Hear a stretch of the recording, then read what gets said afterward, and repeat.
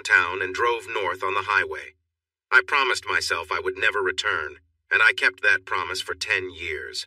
As for my parents and family, I had pretty much overstayed my welcome in that small town, and I didn't get along with my parents, so leaving wasn't difficult at all. If you're curious, let me share what happened over the next decade. 80 miles northwest of my hometown, I stopped for a burrito at a convenience store and took US 83 toward Junction. The trip through the beautiful southern hill country was amazing. Junction was a charming little town sitting by two branches of the Llano River. I saw some girls floating on the river, but I had my own plans. I picked up some Cooper's BBQ and continued west on I-10 toward Fort Stockton-Pecos and my goal. As soon as I entered Reeves County, I started seeing workers' camps before reaching a busy four-way stop near Orla. It took an hour to get through the traffic, even late at night. Orla had workers' camps, a post office, and a truck stop where I rested in my pickup. By dawn, the area was lively and noisy. After paying for a shower and changing clothes, I drove to meet my new boss. We had met at a skills development camp when I thought I could be a college football player, but I stopped growing at 6 feet and 204 pounds, and my time of 4. 6 seconds in the 40-yard dash didn't catch any coach's attention. His son, on the other hand, grew to 6'4" and had a strong arm. He was on a scholarship at a Big 12 school and was being looked at as the future starting quarterback. As for me, I went into the oil field, where I learned a lot. My dad owned a small construction company that did mostly dirt work, so I started there, running machines, fixing them, and moving equipment.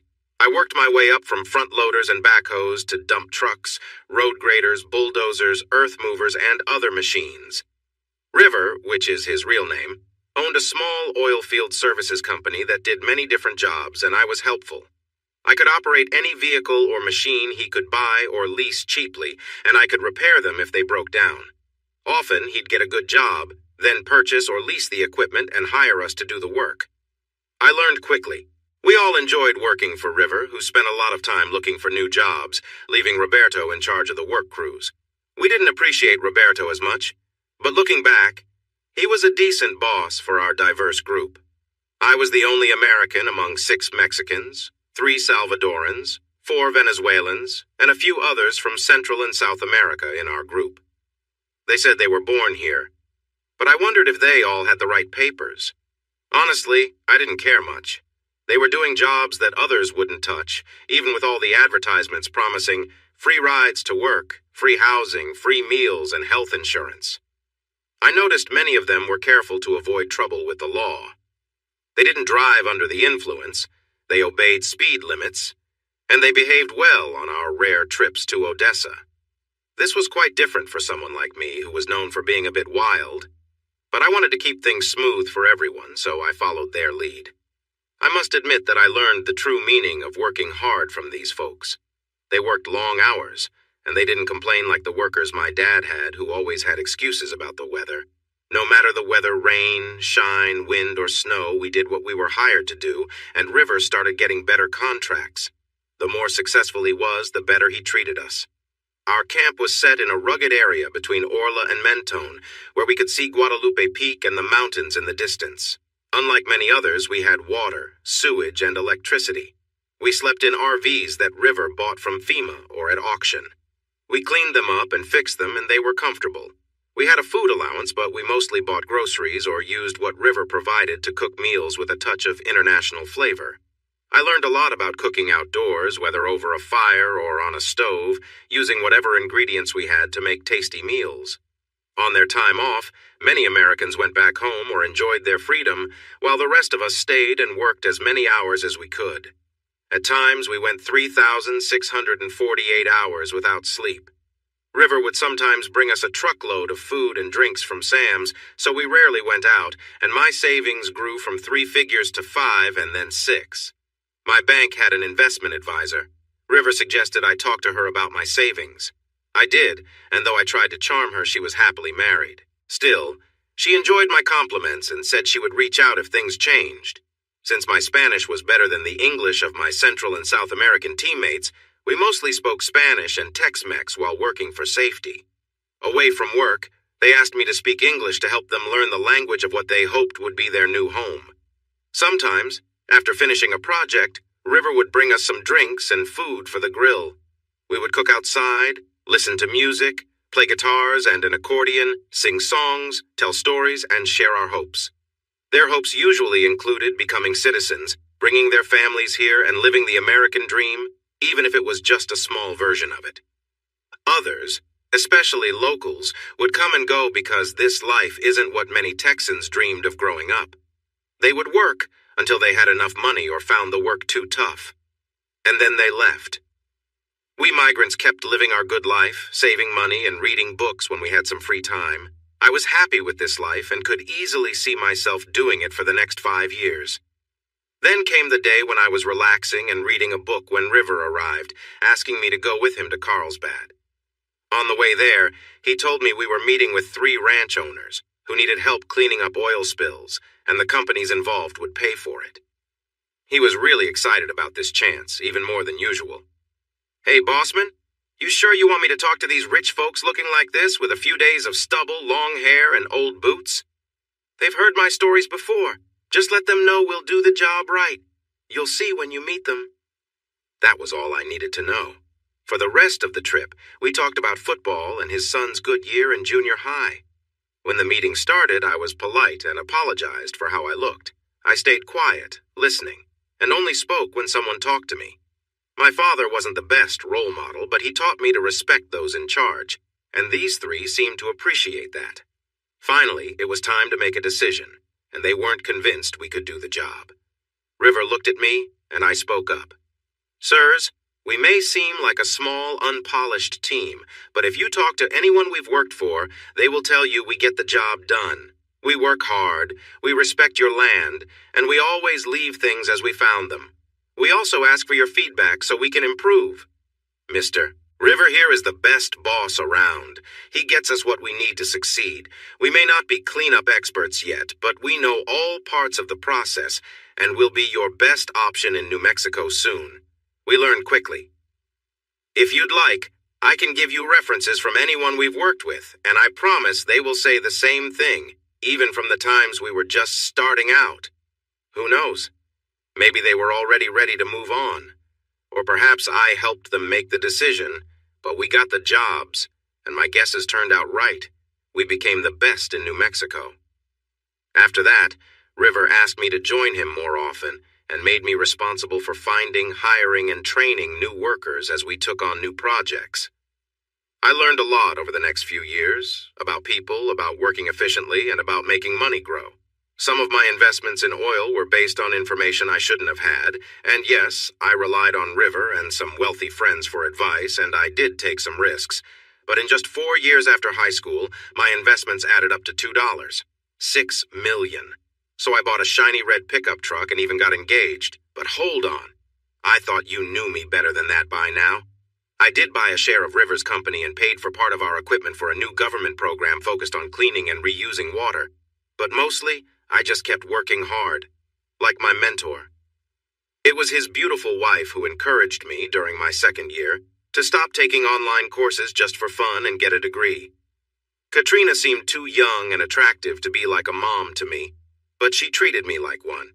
And after their son Abraham graduated from college, she had a serious talk with me. He was only a year older than me, and the main message was something like, "You're too smart to be working for others and letting them earn the big bucks." No, I'm not talking about River. I'm talking about all those wealthy ranchers and businessmen you work for. Ask any of them. They'll all say you need a degree and should do something with your life. I didn't mention that I was doing well enough to make more money than many college graduates because I knew I wouldn't win an argument with her. The truth is, the courses I was taking were meant to broaden my knowledge. I wasn't following the typical path needed for a degree. I took classes in psychology, philosophy, history, government, programming, technical writing, creative writing, and geology, along with specialized courses related to my work in the oil field. It seemed that studying online gave me the freedom to choose my classes as long as I could pay for them and kept my grades up. I even tried a few pre-law classes, learning about laws as many lawyers do to prepare for their careers. Law wasn't as captivating as philosophy, but studying it taught me to listen closely and pay attention to details. The law can be tricky and confusing, often based on unclear meanings instead of what it really says.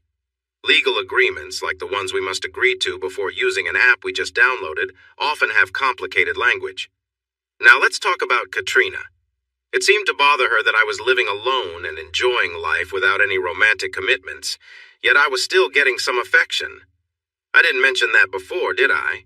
Everyone needs a break, and there wasn't enough work to keep us busy all the time. The people from North America would usually hurry home whenever they could or go to Odessa. My friends like to hang out in a few local bars and dance halls, far from places where the authorities usually checked. That life wasn't for me. Going home didn't appeal to me, and Odessa had too many rowdy people. I found myself in more than a few rough situations before I realized that winning a fight could lead to making peace over a drink, or getting into trouble with their friends too. People can be tough, trying to push you around.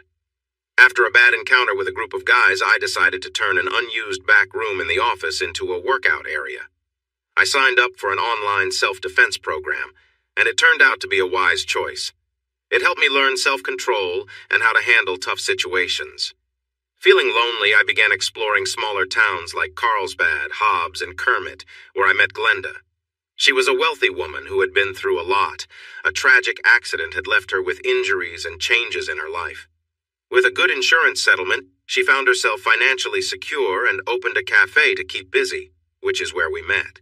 She was 10 years older than me, but still had the charm of her high school days, being petite and lively.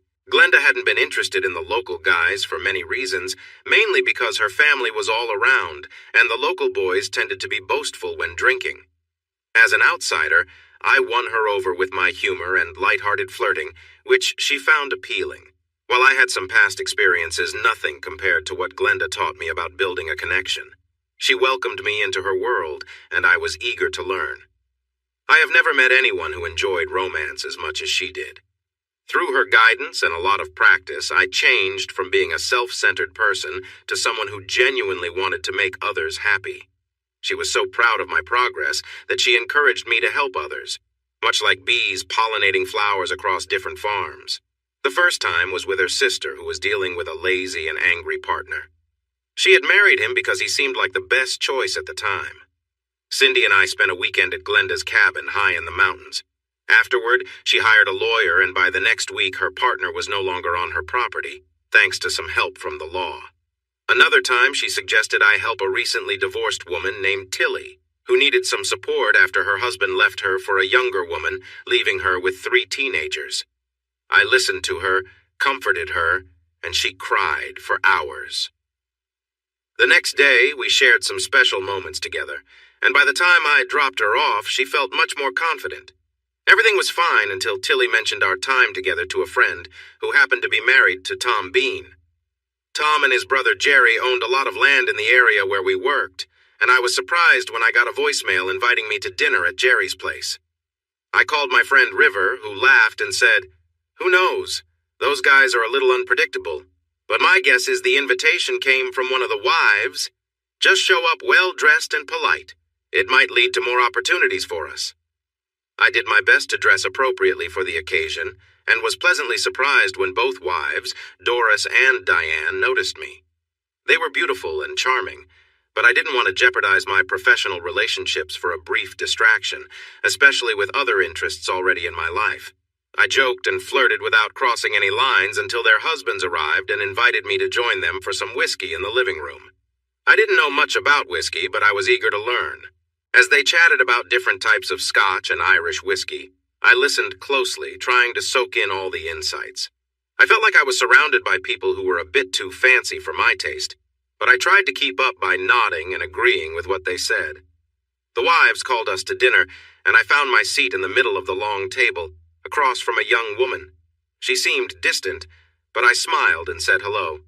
She looked back at me with some dislike. I introduced myself, and she reluctantly shared her name, Shay Lynn. When I asked about her studies, she told me she was a junior at the University of New Mexico and a proud member of Chi Omega. I wasn't sure if we were actually having a conversation or if she was playing with me a bit, but I decided to go along with it. Her auburn hair, pale skin, and green eyes made it interesting enough to stay engaged. even if I wondered how she kept her complexion so fair in the sunny New Mexico. So, tell me about your sorority. How many are in your chapter and what's your chapter name? I had never been to college, but I had met a few sorority girls in my time. I won't go into detail about our talk or how she mentioned her major she was trying to figure it out and was now focusing on interior design. I will say her family found her chatter amusing, and they seemed supportive of my pretend interest in their daughter. I ate my meal, asked questions to keep her talking, and tried to read the room to understand why we were all here. It seemed like her family hoped I might bring her down a notch, but I wasn't sure I could handle that. Still, she was certainly interesting, and I enjoyed our conversation. Instead of having a drink after dinner, I chose coffee while Shaylin finished a large glass of cognac. After her first glass, she became more lively, laughing and teasing as she had another.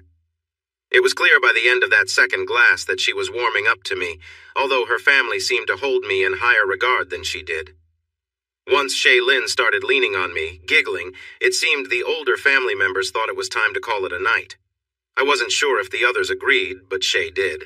She took me to the next room, picked some music, and connected her phone to play.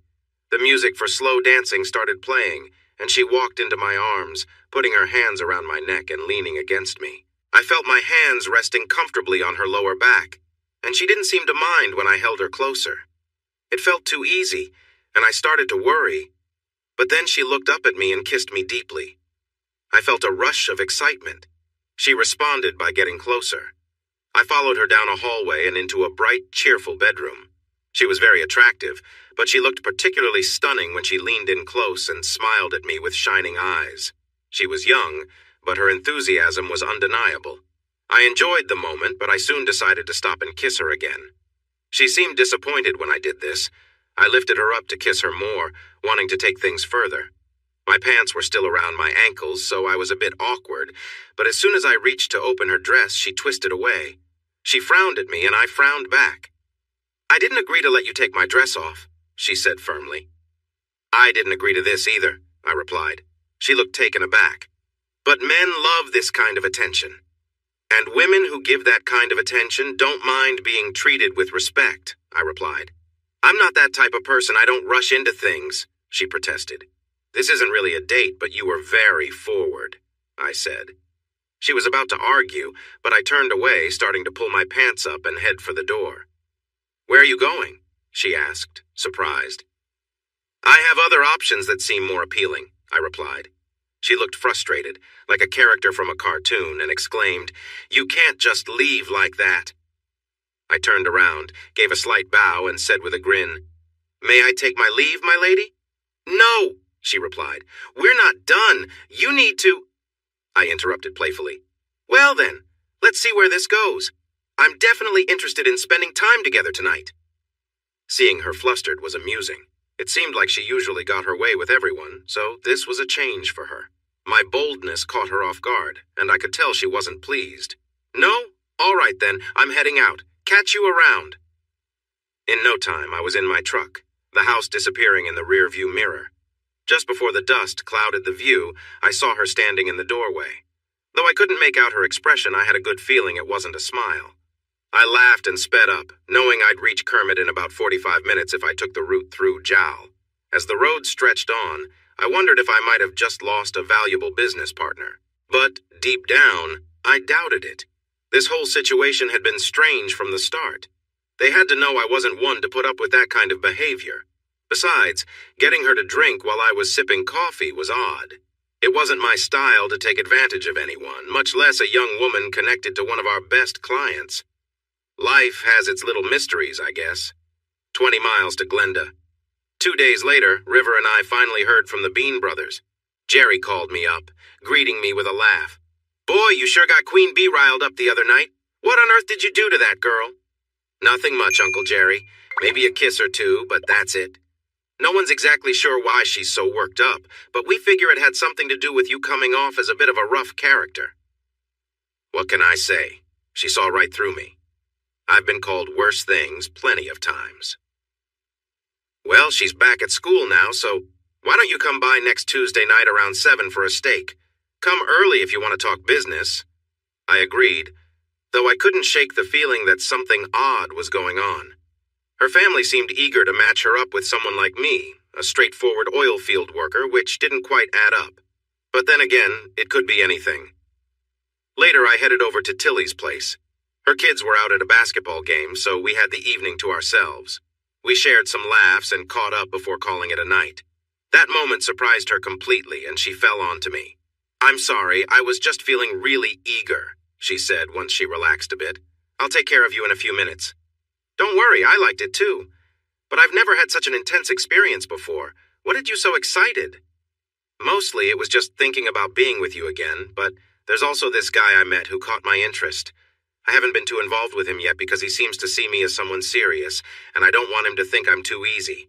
Between teasing him and waiting for you, it made me quite restless." "So, a new guy, huh?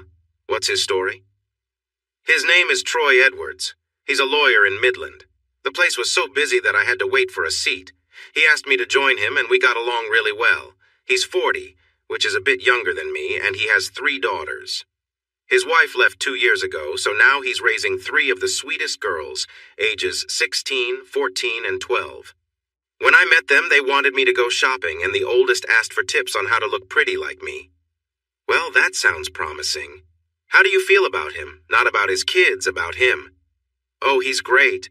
My sons were a bit cautious at first, but after he took us fishing at his ranch and they met his girls, they seemed to really warm up to him. Then stop thinking about me and focus on him. Have a serious talk with him and then enjoy being with him. If he likes you in your clothes, I bet he'll be even more impressed when it's just the 2 of you." I decided not to stay much longer.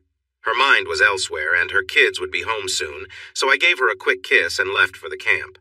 I felt a bit restless since I hadn't had a chance to relax, so I worked on my online courses for a while. The Spanish class was going well, even if it didn't match the everyday Spanish I heard. The English class was tougher because it used a different style than I was used to, but both were needed for graduation, so I kept at it and was doing well in both. Luckily, the Petro Skills course on removing acid gas was short, and I was able to handle it easily. I needed 18 more hours to graduate if I chose the easiest path, and maybe that was the best option. Get a degree in something and continue learning to broaden my horizons.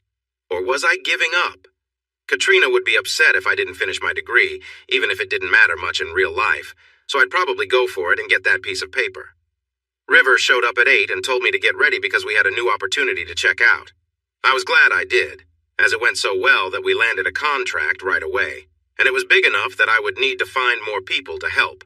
Help was hard to find, but we paid better and provided nicer living and working situations than other places. So most of my recruiting involved taking skilled workers from companies that didn't treat them well. I wrapped up my day at 5 and arrived at Uncle Jerry's at 6:03. Doris greeted me with a warm hug, which I wasn't sure I needed after my talk with Tilly. I might have let my hands rest on her back a little too long, but she seemed fine with it. Yeah, I can be a bit forward, but she also likes to tease. She put her arm around me and complimented my shape before leading me to the back door. Jerry was at the grill and waved me over. Before we parted, Doris gave me a friendly squeeze and winked when I looked back at her. "A lady like you should know better than to tease someone like me," I said softly. "Who's teasing?" she replied with a playful wink and smile, then headed back to the kitchen. She had a great figure, and her confident attitude made her all the more appealing. While Jerry cooked, we chatted about business and enjoyed some beers. There were 5 steaks on the grill, which meant he had a big appetite or was expecting friends. The arrival of Tom and Diane through the back gate answered that question. I shook Tom's hand and received a warm hug from Diane. As Tom walked toward the grill, I couldn't help but talk with Diane a little, reminding her not to tease someone who might take it the wrong way. She was more direct. "I'm not teasing, and neither is Doris. Anytime you're ready, just say the word." I almost invited them both inside right then and there, but managed to just give a nod and a wink as she playfully walked away. When I turned back to the guys, they were watching me and smiling. I grabbed a new beer and joined them. "You two have some wonderful ladies," I said, and they laughed. "That we do, but they are always flirting," Tom replied. I started to say I didn't think they were really flirting, but decided to stay quiet. We wrapped up our discussion before the steaks were finished. Good news was we secured the contract to clean up more oil spills on their Artesia ranch. That was exciting, but it meant I'd need to find and train more workers. Good people willing to learn how to handle tough jobs like spill cleanup were hard to come by. We were known for paying well and taking care of our good employees, but we also had strict rules that everyone needed to follow. This included rules from the landowner, the government, and our company, along with high expectations for hard work and a willingness to learn. There were many lazy people in the oil field, but there were also many hard-working and ambitious individuals. Those hard-working people were the ones we wanted, and so did everyone else. I happened to be skilled at finding such workers, and they often approached me in convenience stores and cafes, asking if I had any jobs available. The issue was that we didn't just need people who could do one job, we needed people who could do or learn to do any job. The oil field is always changing, so we needed workers who could drive trucks, operate machinery, or take on various tasks. I realized I would need better ways to find new workers. Taking a bit of a risk, I asked Jerry and Tom if they knew anyone good looking for work. They exchanged glances and laughed a little. Then Tom said, "Actually, old man Flannery is retiring and he has several good workers. He has done a lot for us at the Artesia Ranch, from building roads and fences to putting up a barn. He doesn't want to stop working, but he and his wife are not well and he's getting older, so it's time." He mentioned this to me yesterday and said he wanted to help his workers who all have families in Artesia. Do you want me to call him and introduce you? Tom made the call, and it went well. Flannery had 13 workers he recommended highly, 3 he would suggest with caution, and 2 he didn't think were a good fit. Even so, having 16 workers would greatly help with the cleanup at the Artesia Ranch, as long as they could meet the job requirements. The dinner was excellent. The steaks, southwestern salad, guacamole, and asparagus were all well prepared. Our conversation was relaxed and enjoyable. Tom and Jerry both had degrees in agriculture and business from New Mexico State, while Doris and Diane graduated from Texas Tech. They were also sorority members, and they met the Bean brothers at a football game during their senior year. The brothers were in a luxury box with another oil heir, while the girls were guests of a wealthy couple they referred to as their aunt and uncle, thanks to their parents' friendship. The brothers noticed the sisters in the buffet line, felt drawn to them, and introduced themselves at the dessert table. It took a few outings to find the right matches, but there was plenty of attraction among everyone. Once they decided, the real courting started, then declarations of love, and finally, engagements. The joint weddings in Albuquerque, a month after graduation, were wonderful. The older Beans gave them some of their wealth as wedding gifts. Tom and Diane received the family home, which had been empty for over 10 years, while Jerry was able to create what he and Doris wanted, funded by their parents. The Edwards, the girls' parents, gave them a month-long vacation to Europe and the Mediterranean, luxury vehicles, and generous trust funds for future grandchildren. They weren't wealthy from oil and gas, but from solar and wind energy, yet both families were rich by any measure. Even though they came from money, all 4 were down to earth. I learned that Shay Lynn was the proud, controlling one. There was little mention of Julie, Doris, and Jerry's daughter, who attended a prestigious college in the Northeast and rarely visited. She was studying medicine, and the Beans hoped she would return to practice, but they worried that the bright lights and opportunities of New York City would be too tempting. I chuckled at this, and someone asked why. Well, if she's as attractive as her mother and smart enough to thrive in an Ivy League school, recruiters will be all over her. I'm here by choice, loving the chances this land offers. You all grew up here and have a strong connection. But let's be honest, shopping in Midland doesn't compare to the shops in New York City, and we shouldn't even talk about the nightlife in Carlsbad versus Manhattan. And how do you know this? Your idea of nightlife seems to be Kermit, and you've never been east of Sterling City, much less to New York, Doris chimed in, noting the comment but not responding further. I watch a lot of shows and videos online. I've seen New York, London, Berlin, Rome, the Greek islands, and even Paris without leaving my comfortable chair at my trailer near Orla. The NYC shopping experience is one of my favorites, and I love the show NYC at Night. There are many interesting people enjoying their nights there. From what we hear from River, you could be joining them instead of spending weekends in Kermit. Diane suggested. Not for long. Those folks live large. Besides, there are great people right here like you two, and at Glenda's place. No need for me to spend money in the city when I can have a good time with wonderful people close to home. I'm just an ordinary guy with simple likes. So, what are your plans, young man? We hear you have around 150 college credits but no degree. Katrina is worried you will keep studying without ever getting a bachelor's degree, Doris asked, showing some of the frustration Katrina had when she brought this up. To satisfy Miss Katrina, I'm working on the last 18 hours I need to graduate. Getting the degree won't really prepare me more for my job than just taking courses to learn about the world, but it will stop her from asking me about it, so I'm going to go for it. I should finish by summer, even though 9 of the hours require me to attend online classes with a teacher and other students. That slows me down a lot, but I've taken other classes that needed attendance before. Right now, I'm getting A's in all of them, but I might get my first B because my young teacher doesn't like being questioned, and I believe I should be able to ask questions for help. So, what degree are you pursuing and what online school is giving it to you? Doris asked with a hint of sarcasm.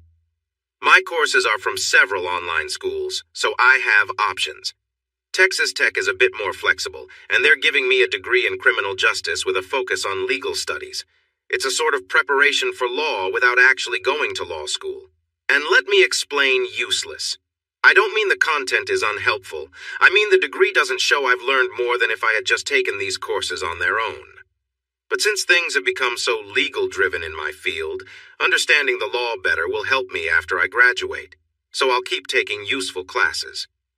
I'm still young, healthy, single, I have plenty of friends, and I enjoy my job.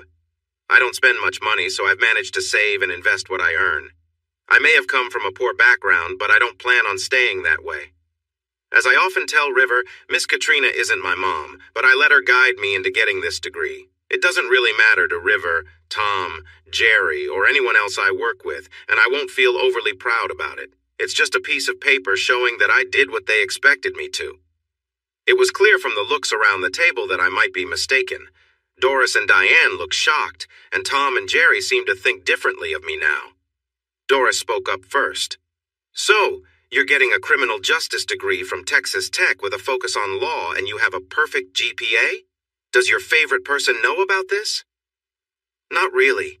She keeps telling me to get a degree, so that's what I'm working on to make her happy.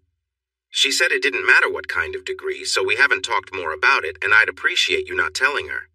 River and I plan to take her shopping in Lubbock and then surprise her at my graduation ceremony. All right, we'll keep it a secret, but only if you get us tickets. We may not be your top people, but we want to be there too, Diane said excitedly. I'd be happy to, I replied, then winked at Tom and Jerry. You two are definitely high on my list, but I don't know your husbands as well as I know River. He knows his wife is charming and would rather she flirt with me than someone else, so he's okay with it. I know your husbands see you both as beautiful, but I'm not sure how they'd react to me flirting with you, much less sharing how I feel. Boy, do you think we don't see that you appreciate a lovely woman, or that our wives don't enjoy a little fun? Sometimes Doris looks at you like you're a tasty treat, and I've noticed you glance her way too. We're not the jealous types, or we wouldn't have married these ladies. Just keep it friendly like you have. Keep them happy, and we'll pretend we don't know, right, Tom? Diane pretended to pout. So we can't take this handsome guy upstairs and show him a thing or two? Tom smiled. I think you're a bit late for that, considering his closeness with Miss Glenda and her friends. Yeah, and don't think your ideas would help our relationships because you just use what you learned from him to spice up our lives like Linda did with Les, Jerry stated. Hey, don't look at me. I don't know Linda and Les, I assured them, feigning shock. They all laughed, and then Diane said, That story is from Las Vegas. Linda, a beautiful blonde, spent some time in a bar with a charming guy while Les was busy winning at gambling. When he found her, she jokingly said she'd spend the night with this guy, who was going to teach her things about life that she didn't know, but she promised to come back to their room the next day. The guy was sitting beside her, smirking, thinking he was tough enough to keep Les from acting on his plans. Big mistake, Diane explained. Yeah, he underestimated Les, who has a tough side and has been in many fights. Plus, he stays strong through hard work, not just at the gym, Tom added with a laugh. He stepped forward, knocked the man off the stool with one hit, and kicked him in the side a few times with his sharp, formal boots. Then, he pulled Linda to the nearest elevator, promising to show her some new things. It turned out Les knew a lot, but he held back because Linda was shy and unsure when they married. He didn't want to treat her poorly, Doris said. Linda mentioned that he was very strict with her and that it made her uncomfortable. She said he pushed her limits and made her feel overwhelmed. After a while, she was pleading for him to stop, but he wasn't willing to listen. She claims he continued long after she asked him to stop, and that she felt sore for days. They are honest about what happened, and Linda often admits her wild side, so we share their story as a warning, Jerry added. I looked confused and asked, "So, how is this a warning story? It seems like every wife would want to tell their husband they want to try someone new just to find out what their partners have been holding back." The two couples laughed, agreeing that was true, and said they had tried it more than once. "Turns out we all have a wild side waiting to be set free," Diane said with a playful smile, "and both of them enjoy letting it out and then calming it down. Well, I don't see how I fit into all this, but if you ever need someone to help check if there's something missing in your knowledge, just ask, and I'll gladly help." Neither of them took me up on my offer, and the rest of the spring passed quickly as we hired and trained new crews. All 16 of Flannery's men were skilled workers, and one of the men he had doubts about turned out to be a young Apache with a sharp mind and leadership qualities. By April, he was leading a crew and was skilled with the drone and the data it collected. River and I had big plans for him, and we made that clear. I introduced him to online learning, and his hesitations vanished when he found out he didn't have to wait for anyone else, as he did in school back home. He had gaps in his education, but he was very smart, didn't waste time on distractions, and was thrilled to learn about a world he had never known. Like me, he wanted to explore everything and was excited by the new ideas and topics he encountered. We became good friends, and Miss Katrina welcomed him like another son. I'm not sure how it became May 12th so quickly, but it did, and we took Katrina on her shopping trip to Lubbock. She was excited to find out that Diane, Doris, Glenda, Cindy, and Tilly, with Troy, were all on a shopping trip together. In her happiness, she spent quite a lot of money on River's credit card.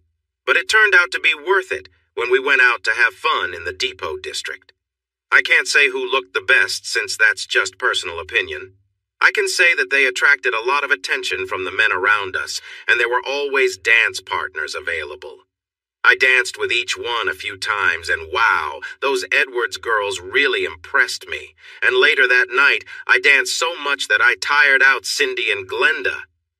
We were all staying at the same hotel, which had a free breakfast buffet. I made my excuses before 11 and went back to my room to get ready for the United Supermarkets arena. They got us organized and shared what to expect, then took us to the waiting area. When it was time, they called us in and got us seated. I noticed a big group near the stage that was cheering my name. They were all standing there, including River and Katrina's son, Abe, and his fiancée. When I waved and smiled at them, Katrina shook her fist at me, but I could see she had tears in her eyes. I made the "I love you" sign, and she held her heart. I think she was more proud than upset. The big guy next to me who played football was also watching them. He asked, "Hey, I hope I don't offend you, but that's the best group of ladies I've ever seen together. How are you all connected?" I laughed and replied, "No offense taken, and I know they wouldn't be mad. I'm just friends with them and their partners. I didn't have much family, but I love them like family. Is your family here?" He pointed to a different section of the gym, where I saw his group was bigger than mine, filled with some lovely ladies. I mentioned how great they looked, and he pointed out his fiancée and mother, saying the others were his sisters, but he said it with a friendly smile. I told him they were all beautiful, and joked that I'd take his sisters off his hands for the night if he wanted. He declined, but promised to introduce me after the ceremony. We chatted a bit during the long wait until they called us up, and it felt really good to be in my outfit, recognized as graduating with high honors, and to hear cheers from my friends. I can't prove it, but I doubt anyone back in my hometown would believe I earned a degree with such honors from Texas Tech University or any other school. Chad's family was louder than mine, but he explained that his sisters were all cheerleaders as we walked outside the arena. I was meeting my friends outside a specific gate. His group gathered near the same spot, and he was eager to introduce everyone. I wasn't sure how we became such good friends in just an hour, but he seemed like a really nice person. I thought I knew what hugs were, but Katrina showed me that they could feel even better. My red shirt and dress got wet while she told me how proud and upset she was that I hadn't shared my news with her, how happy she was for me, and how much she cared about me, all while she cried a little. When Katrina let me go, Cindy hugged me tightly.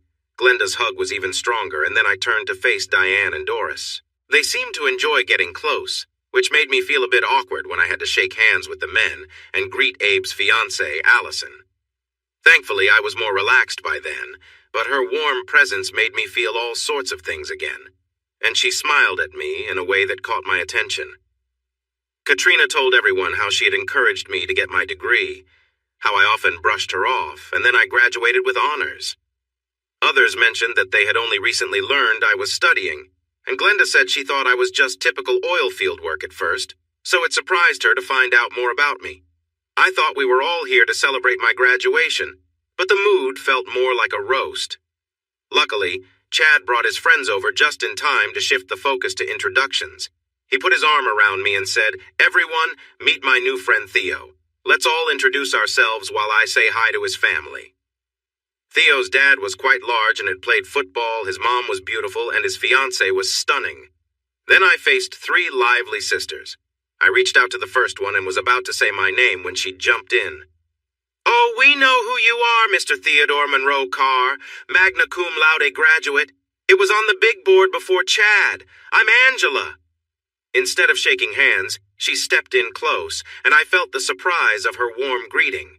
She laughed, saying, "You're easy to surprise," and then introduced me to her sister, Kelly. This energetic sister had a way of making even the situation feel more exciting before passing me on to the last sister, who was equally lively and fun. By the time Shannon let go of me, I was pretty flustered, but I kept my cool. Next up, I met Chad's easygoing grandparents, who jokingly teased their granddaughters before congratulating me on graduating at the top of the class. They asked where I was from, and when I told them Orla and that this was my first time on campus, they were eager to know more about my background. River and Chad's dad were laughing, saying it must have been fate that we'd all booked reservations at the same steakhouse. It was time to head out, so everyone made their way to their cars, mostly SUVs or fancy pickups. I had recently splurged on my own, a GMC HD 2500 Denali with 4-wheel drive, a pickup I never thought I'd own. The truck had a bit of a story. The previous owner had a slow-speed mishap by the lake with his kid. Since it had lost some of its value, he fought with insurance until he eventually took a settlement and bought a brand new one. Meanwhile, the shop fixed up the truck, and since no one wanted a vehicle with a repair history, they planned to auction it off. I snagged it just above the minimum bid, and it felt like a great deal, especially after my mechanic gave it a thumbs up. Today was its big debut. Everyone else had driven to the ceremony, so it looked like I'd be riding solo until the 3 young women in our group offered to join me. By then, I was starting to question Chad's light-hearted warnings about them, as they seemed more friendly and curious than anything else. They did ask a lot of questions and teased a bit, but overall they were charming and genuinely interested. Angela was a 22-year-old senior, Kelly a 20-year-old junior, and Shannon an 18-year-old freshman. They were all Texas Tech cheerleaders, and, I have to admit, they were strikingly beautiful, each with her own unique personality. On the drive to the steakhouse, their cheerful energy filled the truck, and we shared plenty of laughs. Each of them wore party dresses, fitting for the occasion, and they brought a sense of light-hearted excitement to the evening. My attention was mostly on Angela, who I called Angie or Ang. She was sitting in the front passenger seat of my nice pickup truck. In the rearview mirror, I could see the upper bodies of her 2 younger sisters. After taking a closer look, I thought they looked great. However, Angie didn't like me admiring her sisters, so she turned to talk to them. Her left knee touched the edge of the console while her right foot stayed on the floor. I could see a lot of her right leg, but I quickly focused back on driving when something caught my attention. Suddenly, a warning beep went off because I was drifting out of my lane. I quickly steered back and ignored the laughter coming from the back seat. I had almost messed up my fancy truck again, but it was tough not to notice the nice shapes around me. even if I could only take quick glances to stay focused. The GPS told me to turn right and then said, "You have arrived at your destination." Like any polite person, I rushed to open the door for Shannon, then went around to hold the door for Kelly, and finally for Angie. I won't go into detail, but let's just say what I saw was quite a sight. It gave me plenty to think about for a long time afterwards. Glenda and Cindy, who were a bit older, quickly drew me into their circle and sat me between them before anyone else could react. They seemed to enjoy getting a rise out of the Barnes sisters by playfully chatting and touching me in a friendly way, which made the situation feel a bit different than what I was used to with women my age. Then, Katrina surprised everyone by pulling my chair back and sitting on my lap. She affectionately scolded me for not telling her I was working toward graduation, especially since she had often worried about it. I explained that my plan was in criminal justice, focusing on legal studies, not necessarily pre-law as she thought. She asked if I had chosen a law school yet, and I had to clarify that I was still considering my options. I mentioned that in Texas, you can take the bar exam without a traditional law degree, and I might look into that path someday. Katrina offered to pay for law school, but I assured her I had enough funds. I explained that during the 3 years of school, I could earn as much money as I already had from our existing contracts and potential new ones. She took turns teasing me and giving me kisses for a little while, and then River came to get her. The waiter asked for our drink orders. Most people chose beer, wine, or mixed drinks, but I went with sweet tea. I had been drunk once before, and I did not want to feel that way again. I knew our next stop on the graduation party tour was a dance hall. I planned to have a bit to drink there and dance with as many lovely women as I could. Doris and Diane sat in my lap, playfully acting out parts of Katrina's story, including the teasing and gentle kisses. They were a bit more playful than Katrina had been. I glanced at their husbands, but they just shook their heads and smiled. With the married women occupied, the single ones slipped their hands onto my lap and took turns being playful. Angela gave me a disapproving look, Kelly smiled, and Shannon seemed eager to impress me. It looked like she wanted to show me that she could fit in with the older women or wanted me to share what I knew. Shannon was full of energy and excitement. Kelly was more of a classic beauty, taller and thinner than Shannon. By some standards, she was the most beautiful of the three, but somehow she didn't seem as appealing as either of the others. Big Sis appeared to be the most serious and ambitious, more grown-up than the others, and less likely to be interested in someone like me.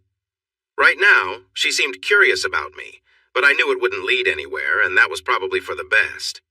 I was from a less fortunate background, while she came from a wealthy family. It seemed like an unlikely pairing, especially since I meant to hang my diploma in my simple home and go back to the job that had helped me escape poverty and gave me hope for a better future. I knew she would not see my modest trailer in Orla as the home of her dreams, even though it had features that my childhood home did not. It had working toilets, a stove where all the burners worked, and better beds. I kept it fairly clean. I swept daily, mopped every other day, vacuumed my room weekly, and did the dishes regularly, unlike my family's home, where cleaning happened only every so often. I did not know much about her family, but since Chad attended a fancy school and his dad was a senior partner in a law firm, I could guess a bit about their background. It didn't really matter. I was looking for something fun, not a serious relationship. Between eating, drinking, and sharing stories that went from funny to embarrassing about the new graduates, we passed the afternoon. Our plans for the dance hall were at 7, so we went back to our rooms to rest, freshen up, and change into nice clothes. My 3-hour break turned into quite a lively time with Glenda and Cindy, who had to leave for Kermit at 6. That left me an hour to recover, clean up, and change. By the time I joined the others downstairs, I wasn't exactly thinking about anything else. Since everyone planned to drink a lot, River had arranged for a van to take us to the wild, wild west and bring us back. I was feeling a little worn out after all the excitement, yet seeing the 3 women and Abe's fiancé in their stylish outfits got my energy back up. When Chad's group arrived, I noticed that I was feeling revitalized. Chad's mom and grandmother were attractive, and his fiancée, like Abe's, was beautiful. Plus, his 3 sisters were striking. You might think that moms and grandmothers dancing with a recent college grad would be reserved, but that wasn't the case. Katrina playfully danced close to me, whispering joking words in my ear while moving in a flirty way. The Edwards sisters were just as fun. I was surprised when Chad's elegant mother led me across the dance floor, and even more so when his grandmother, looking much younger than her age, did the same. The biggest shock came from the two fiancés, who suggested a fun memory if I came to visit them, hinting at what that might be like. I couldn't tell if they were serious or just having fun, but it was surprising to someone like me who believes love should be genuine. Still, it was strange to see these wealthy women flirting with someone like me. In high school, I worked hard for every connection I made, and no one ever told me I looked like a movie star. I thought of myself as pretty ordinary, with sandy blonde hair, a straight nose, a cleft chin, blue-green eyes, and a fit body from years of hard work. My dad had me working from the age of 5, organizing parts and supplies for the mechanics. By 8, I was driving forklifts. At 10, I was in bobcats, and I was operating heavy machinery by 13. I played football, basketball, and ran track in junior high and high school, because otherwise I would have been working until late every day. My father let me have some space because I grew big and strong, and he had younger brothers to help him. I was good at sports, which earned him some respect in our town. It didn't make him like me more or give me a break on weekends, but being strong meant he wouldn't take his anger out on me or anyone else when I was nearby. My skills in sports did create some jealousy from my brothers and other boys at school. I had some attention from girls, but nothing too remarkable. If anyone gave me a trophy, it would probably be for something negative, like most likely to get in trouble. Yeah, I had my flaws, and I did act out sometimes. I wasn't voted for any school honors, but I didn't really care. All I wanted was to finish school and get out of there.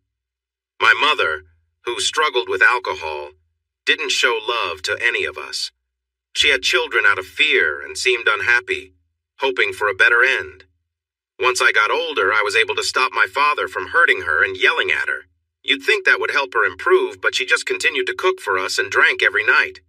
I have no idea what is happening back home, or if she is still alive. For all I know, my father and brothers could be gone too.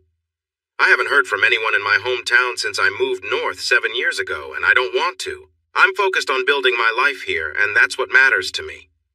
It's strange that all those difficult memories came up tonight, on what should be a joyful occasion, according to Katrina and the other women around. The problem is, when I see wealthy people like the Barnes family, it reminds me of my past, and I can feel down.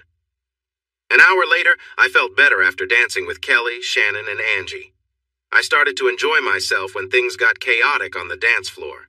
Shannon slapped a man who didn't treat her well, and he slapped her back. Chad and Abe were nearby, which helped because he was with a group of friends. I moved quickly and ended up knocking one of them down. I kicked another one, but as I ducked to avoid a punch, one of them hit the floor hard. It was tough at first, but then Daddy Barnes, River, and the Bean brothers showed up to help out. Chad knew some martial arts, and Abe was skilled in kickboxing, so they were holding their own in the fight. I had gotten hit in the eye and mouth, but I was lucky to avoid more serious injuries. Still, there were many others eager to get involved. Daddy Barnes was a big guy from his time in the NFL. He quickly handled those around him, putting some in holds and tossing others aside. River, Tom, and Jerry were tough fighters who didn't follow any rules. It was chaotic, with some men in pain and others trying to recover from the scuffle. At first, a crowd kept joining the fight, but once the older men showed up, more people watched instead of getting involved. Eventually, it was just us and the police who came in strong. Since we were the ones still standing, we ended up getting arrested, despite our friends protesting. We were lucky that a night judge was available to hear our case and set bail, which our women helped pay. Otherwise, we would have had to stay in jail until the weekend ended. We started the night as friends and ended it as a solid team. I appreciated Daddy Barnes giving me a big hug and telling me I was brave for defending his daughter. That was happening while Katrina and Mama Barnes were tending to my lip and eyebrow, fussing over me for starting the fight and praising me for standing up for Shannon. I worried about getting a criminal record because many places we worked wouldn't hire anyone with one. Thankfully, by noon on Monday, the Barnes law firm had taken care of everything, leading to the dismissal of all charges against us. Witnesses and security footage would have helped us. but I felt reassured that things were handled well. Angela thought it was unwise for me to jump into that situation, while Kelly found the whole event entertaining, especially seeing her dad involved in a bar fight. Mama Barnes was very protective of her daughter, giving sharp looks that seemed to say things would be settled soon. Both fiancés expressed surprise at how fierce their partners had been and held on to them tightly. Despite my friend's warnings, the three mothers seemed more excited than upset, and their partners showed no regret. And Shannon, who started all this trouble? Between moments of crying from the pain and shame of being hit, she held ice to her cheek and looked at me with a fiery intensity. I found those looks very distracting, so I stopped checking on her, worried that her parents might see and send me back to trouble. By Sunday morning, when we returned to the hotel, we agreed to meet for brunch around 11. I was one of the few guys there who looked rested, which backed up what I had noticed at the police station. Angela seemed to think maybe I wasn't as careless as she thought, especially seeing the swollen cheek and black eye that Shannon had. Mom even asked if Shannon would have preferred I step in if it were her in trouble. Kelly found it funny, but she was flirting a lot more than before. Shannon hid her head and cheek under a hoodie so we wouldn't see her injury. She really reacted when I told her how brave she was for standing up to someone so much bigger and how beautiful she was, suggesting that she and her sisters should take self-defense classes. After brunch, we all started saying goodbye, sharing hugs and promises, and then going our separate ways. Angela slipped her phone number into my pocket, Kelly asked me to message her on Instagram or Facebook, and Shannon discreetly put her number in my pocket with a piece of clothing, then sweetly gave me her Instagram handle, mentioning that she was staying in Lubbock to get to know her new roommate. Everything seemed innocent, except for the clothing, which I later discovered in my pickup had a strong scent. A small voice reminded me that she was too young, but a much louder one said she was 18 and was being flirty, so it was fine. I drove straight to Kermit with the item hanging from my rearview mirror as an air freshener. I decided to take the longer route through Hobbs and western New Mexico, instead of sitting at the four-way stop where 181 meets 116 for hours. I got a call from Tom, who offered to treat me to dinner in Hobbs, but I asked to postpone it so I could rest my bruised lip and eye. He agreed, but only if I promised to come over for dinner at their house on Friday. I eagerly accepted when he mentioned his special prime rib recipe being the best in New Mexico and Diane's famous scalloped potatoes. You'd think I would have figured everything out by now, but I didn't suspect anything at all. Once home, with ice packs covering much of my face, I called the number to thank her for the air freshener. She laughed, asked how my face was feeling, and didn't want to hear that it would take days or weeks for both of us to heal. She told me there was no way she could meet her new roommate and her parents looking like this tomorrow, so she was anxious to fix it or cover it up quickly.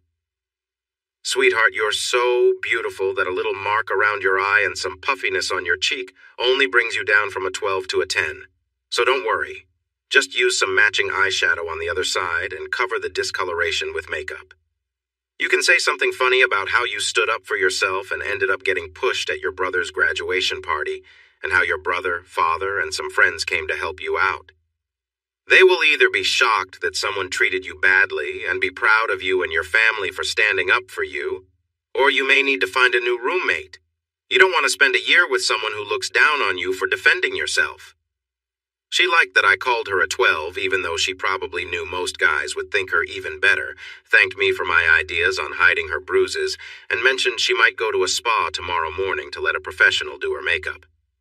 Once that was settled, I asked about cheerleading practice, how she made the team, if she was joining the same sorority as her sisters, and asked other simple questions to get a sense of her personality. Being the youngest in a wealthy family often meant someone could be a bit self-centered, but I wondered if she had any redeeming qualities or if she was just someone who thought too highly of herself. When we talked about her high school activities, I was surprised. Yes, she had been a cheerleader for 4 years and was the head cheerleader in her senior year. She was prom queen, most beautiful, and class favorite all 4 years. None of that shocked me. But she was also class president for 3 years, the student body president in her senior year, had excelled in debate competitions, and had been part of the successful Scotty tennis program, even though she couldn't play in the fall due to cheerleading. Honestly, I felt bad for underestimating her and regretted judging her based on her looks and her background. She paused to set up the spa appointment, then came back to ask me about my childhood, my family, what I was doing now, and my future plans. I gave my usual vague answers to keep my family life private, told her I had been good in basketball, made some achievements in football, and participated in track events. Then she asked the question everyone asks, why I didn't go to college. I told her the simple truth. We didn't have enough money. The scholarship offers I got were from small schools far away or not very good schools in Texas. So I decided to work in the oil fields to earn some cash and think about my next steps. She realized I wasn't being completely honest about my family and my feelings about college. She asked some smart questions to dig a little deeper without showing that she doubted me. She was really curious about my friendships with Katrina and River, and how my closest friends were immigrants from Venezuela, Central America, and Mexico.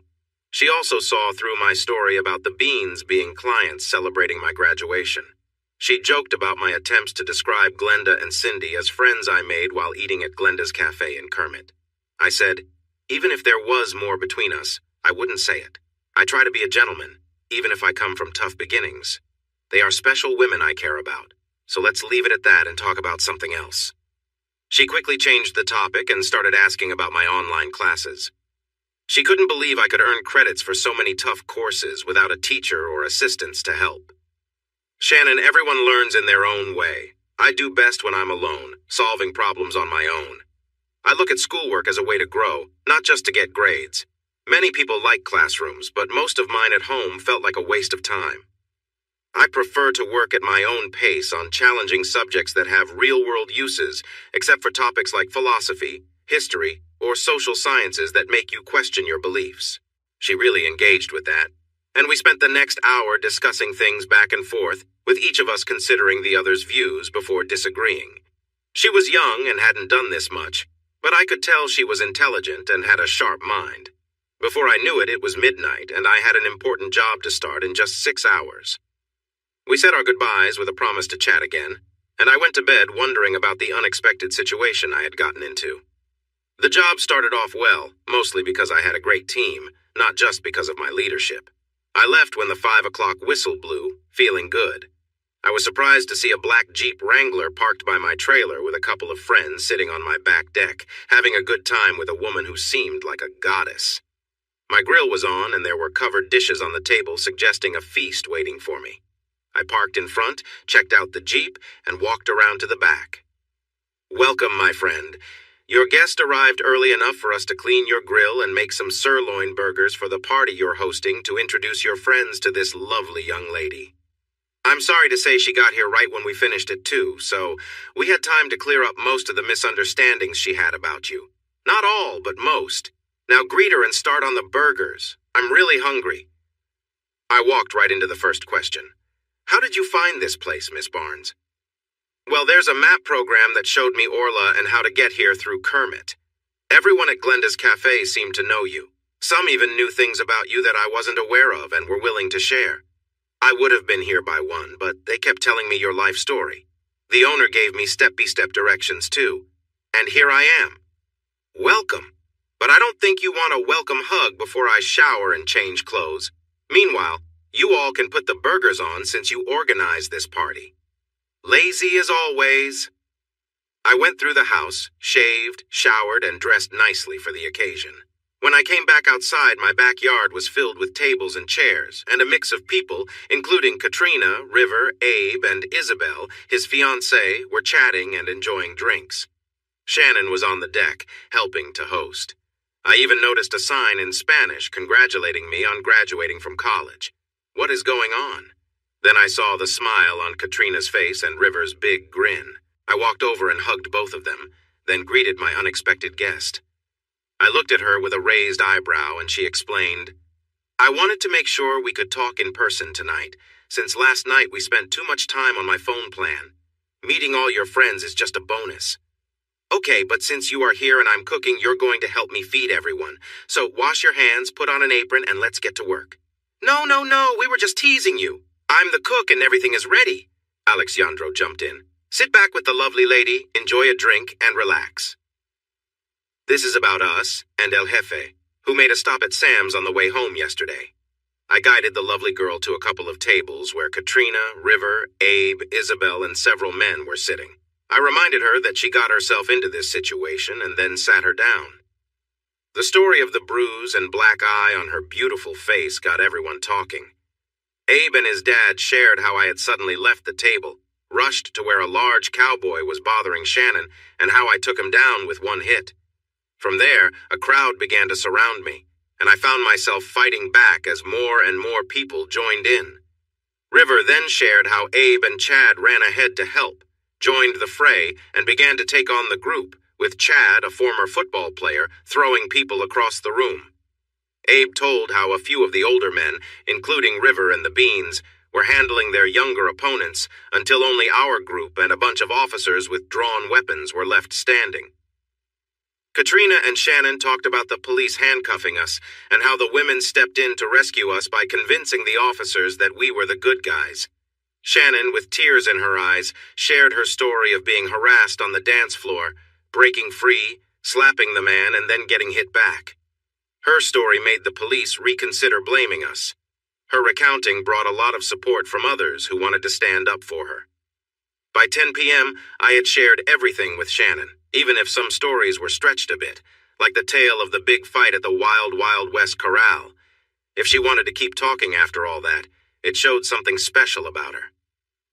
Sam ended the party by reminding us of our work tomorrow, and Katrina joked that perhaps Shannon should stay with them since it was late and she had been drinking. In truth, I believed she had only had 2 beers the whole night, but she politely declined the offer, saying that Glenda had offered her place if it got late, and that was on the way back to Lubbock. That black Wrangler didn't leave until after breakfast 3 days later, and she was reluctant to go. She was young and still learning about relationships, but she was eager to learn. More importantly, there was a natural charm about her.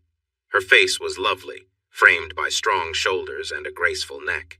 She had a healthy figure with curves that could rival any model, and her legs were long and strong, fitting her height perfectly. She looked beautiful in her short dresses and shorts, but she was truly stunning in her natural state. Picture her lovely figure, with a small waist and soft curves that drew attention. She enjoyed when I gently touched her, and it made her smile and react playfully. Her waist was very slim, and her hips curved out dramatically. I loved to run my hand over those pleasing curves, which always made her laugh and shift in delight. I could describe her legs, but the way all her features came together was captivating.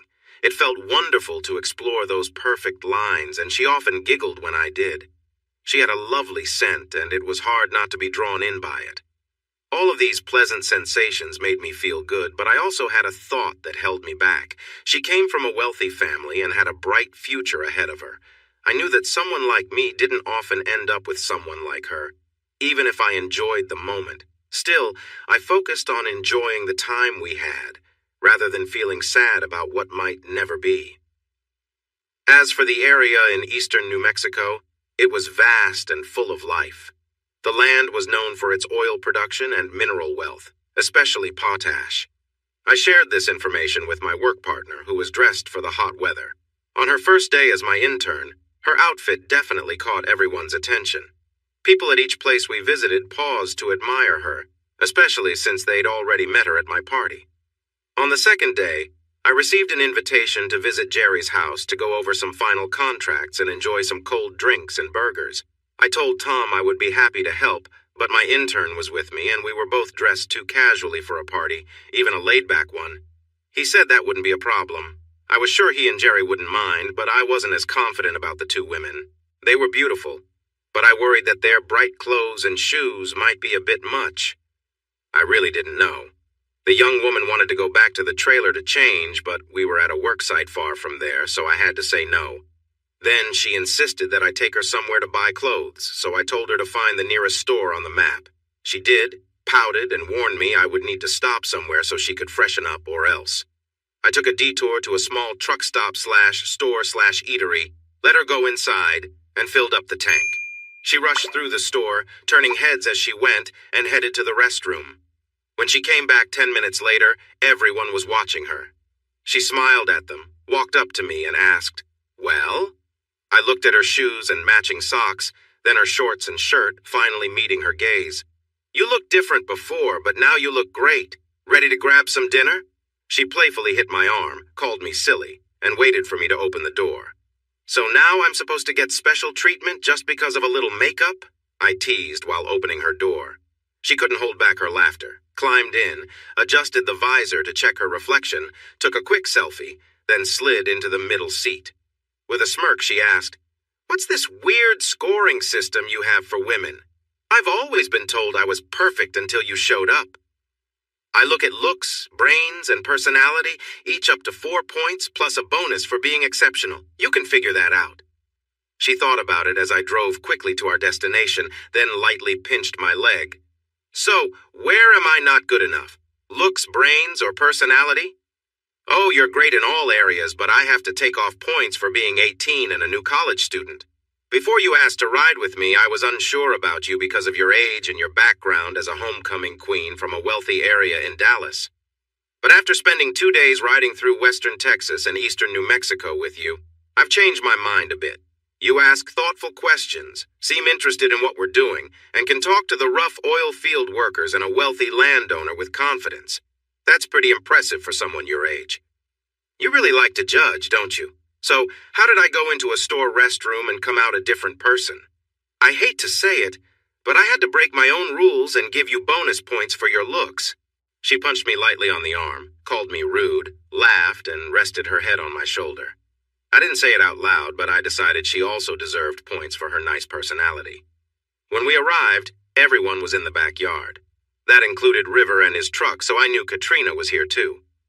As we approached, we were noticed before we could get close. The women wore light sundresses, and the men were in shorts and shirts, so we fit in well enough. Still, when we showed up, conversations stopped and heads turned. Since they had seen my casual outfit before, I figured the stares were more about the girl beside me. She carried herself confidently and took the attention in stride. Once we reached the group, she greeted everyone warmly, complimenting the women and expressing happiness to see the men again. It was easy to see why people liked her. River broke the ice, asking, "So, Theo, when did I start paying you to bring a lovely young lady around instead of working?" "Meet my intern, boss. She's a freshman in a special program at Texas Tech University focusing on petroleum engineering. She wanted to ride along to see the Permian Basin and learn about the important jobs that support the oil field. So far, I'd give her a B. She's smart, asks great questions, and draws good conclusions. The only issue is she tends to slow things down at each site, but I think the workers feel better and more inspired after talking with her, so I might reconsider that. Overall, I'm getting positive feedback on her work." "I can imagine," Tom said with a grin, "but I hope she hasn't caused any more trouble. I'm still feeling tired and achy from the last one." She hugged him again, called them all her brave knights, and thanked them once more. The other women smiled and exchanged glances, appreciating a young girl like her doing her best. Married men often try hard, but they can't help but watch someone like Shannon. And so they did. I tried to ignore their curiosity, as their wives seemed to do too, but there would be a cost.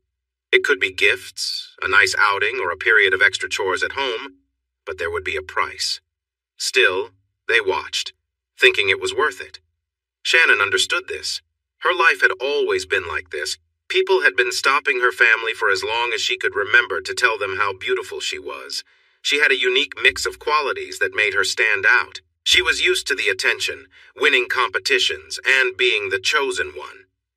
She wanted to live up to those expectations, but as Theo was finding out, Shannon was a deeper person. She was smart, thoughtful, and curious about the world around her. She had a mature understanding of life and cared about people. Theo had unfairly judged her. She saw everyone fairly. That evening, while they sat around the table on the patio enjoying the breeze, the men talked about one thing and the women chatted about another. Doris quietly asked, "So, you and Theo?" "Oh, he's everything I want in a partner, and my family really likes him. But I'm starting a 6-year program for my studies. I'm part of a sorority and will be joining my sisters in cheerleading. Theo has a bright future ahead of him with his work, which he loves. I know I could love him deeply, but I have a lot of growing to do. I can't ask him to wait while I figure things out. Many other girls will likely be interested in him by then, and from what I've seen, he's already quite popular. So, as hard as it is, we will go our separate ways tomorrow. Maybe in 6 years, if he is still single, I will go after him like no one else has. But I know that may just be a hopeful dream. I'll part ways with a heavy heart, spend a week feeling sad, and then move on, hoping he is happy wherever he is. All three mothers got a bit emotional, realizing this young woman had more maturity than many adults, and they could see that she and Theo would make a wonderful couple.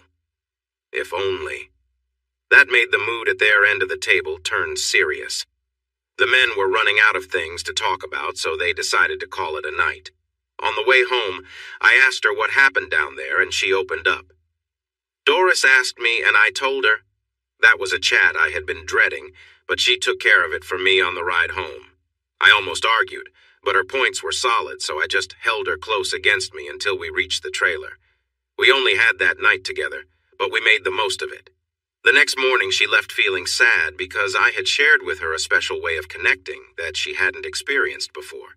It was the best way of being together for her, and she wished to have that feeling every night forever. So did I. I don't know if she cried for a week since we had agreed to keep our distance, only checking in briefly. She let me know she had arrived safely with a bunch of heart emojis. I replied with hugs and kisses, and that was it. I became a dedicated fan of Red Raider football just to catch a glimpse of her during games. Somehow, she often ended up on TV. I even went to some home games, sitting far away so she couldn't see me, but I watched her through binoculars. I knew it was a bit sad, but she was someone I found hard to forget. 2 years went by. I stopped my quiet watching after 6 months and dated a few people, but my heart remained free. Then Julie came back to the ranch, and everyone celebrated her return. Jewel Bean, Maryland, was just as beautiful as her mother and aunt, with a kind heart. She joined a local health organization to help the people in her hometown. She had shiny black hair, warm brown eyes, a charming smile, and she took great care of her health, which showed. She was 5'7" tall, with long legs and an athletic build. She had a lovely figure, and while she didn't match Shannon's unique shape, she was definitely attractive. We got along well from the start, and her parents were thrilled with us. After attending a prestigious East Coast medical school, Julie was excited to be with someone who made her feel alive. She told me many times that she had never felt this way before, and just being near me made her heart race.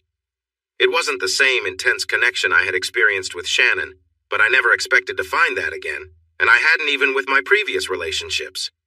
But this was the best I had, aside from 2 women who were older than me and a girl who was younger.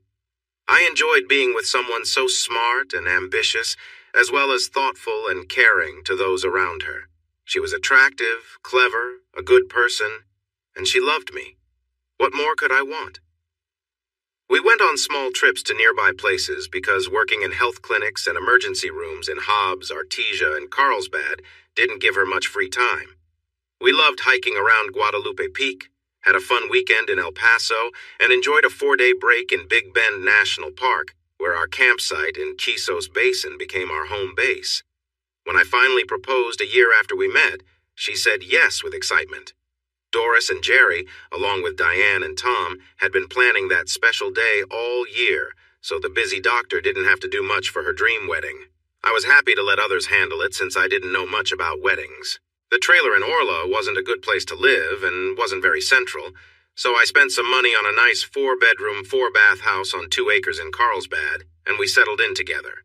The wedding was too big for any local Episcopal church, so her parents improved their yard with new walkways, a gazebo, and a dance area.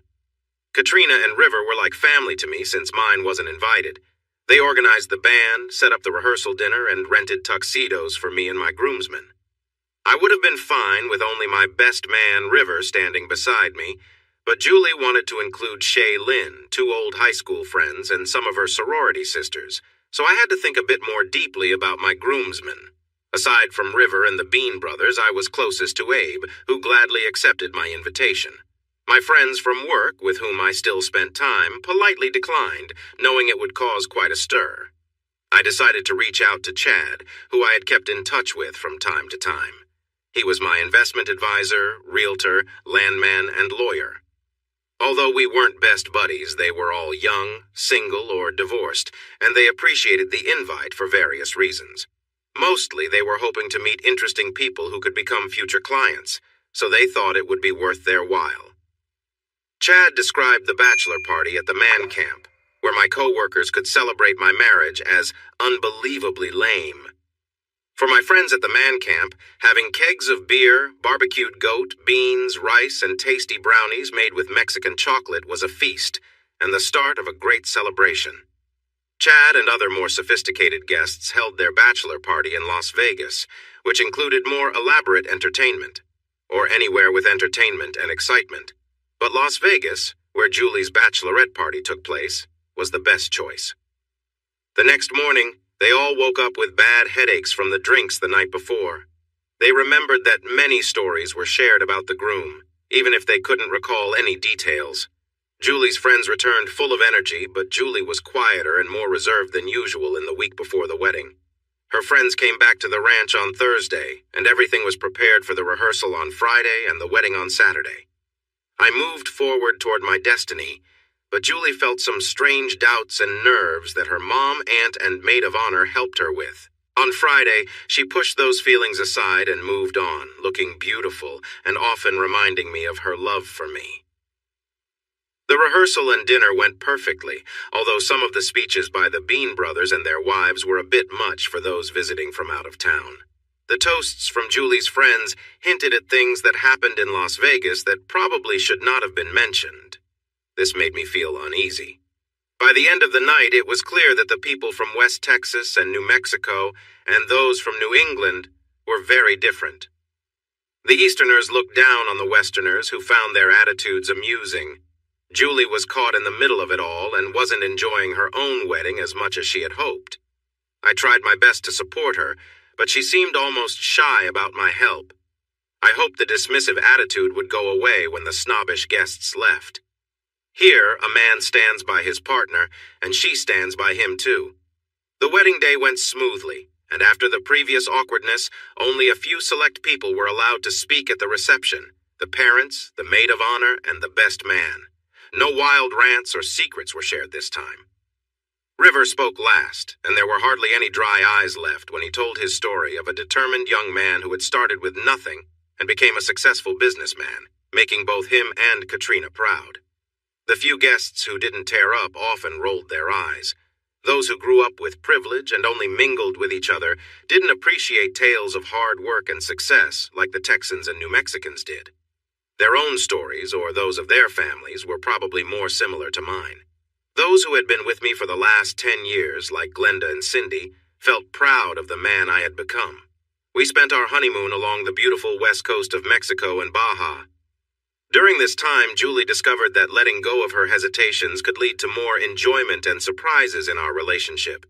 Any worries she had seemed to vanish in the warm sun of the beach or in our cozy moments together. Dr. Carr returned to Carlsbad feeling happy and refreshed.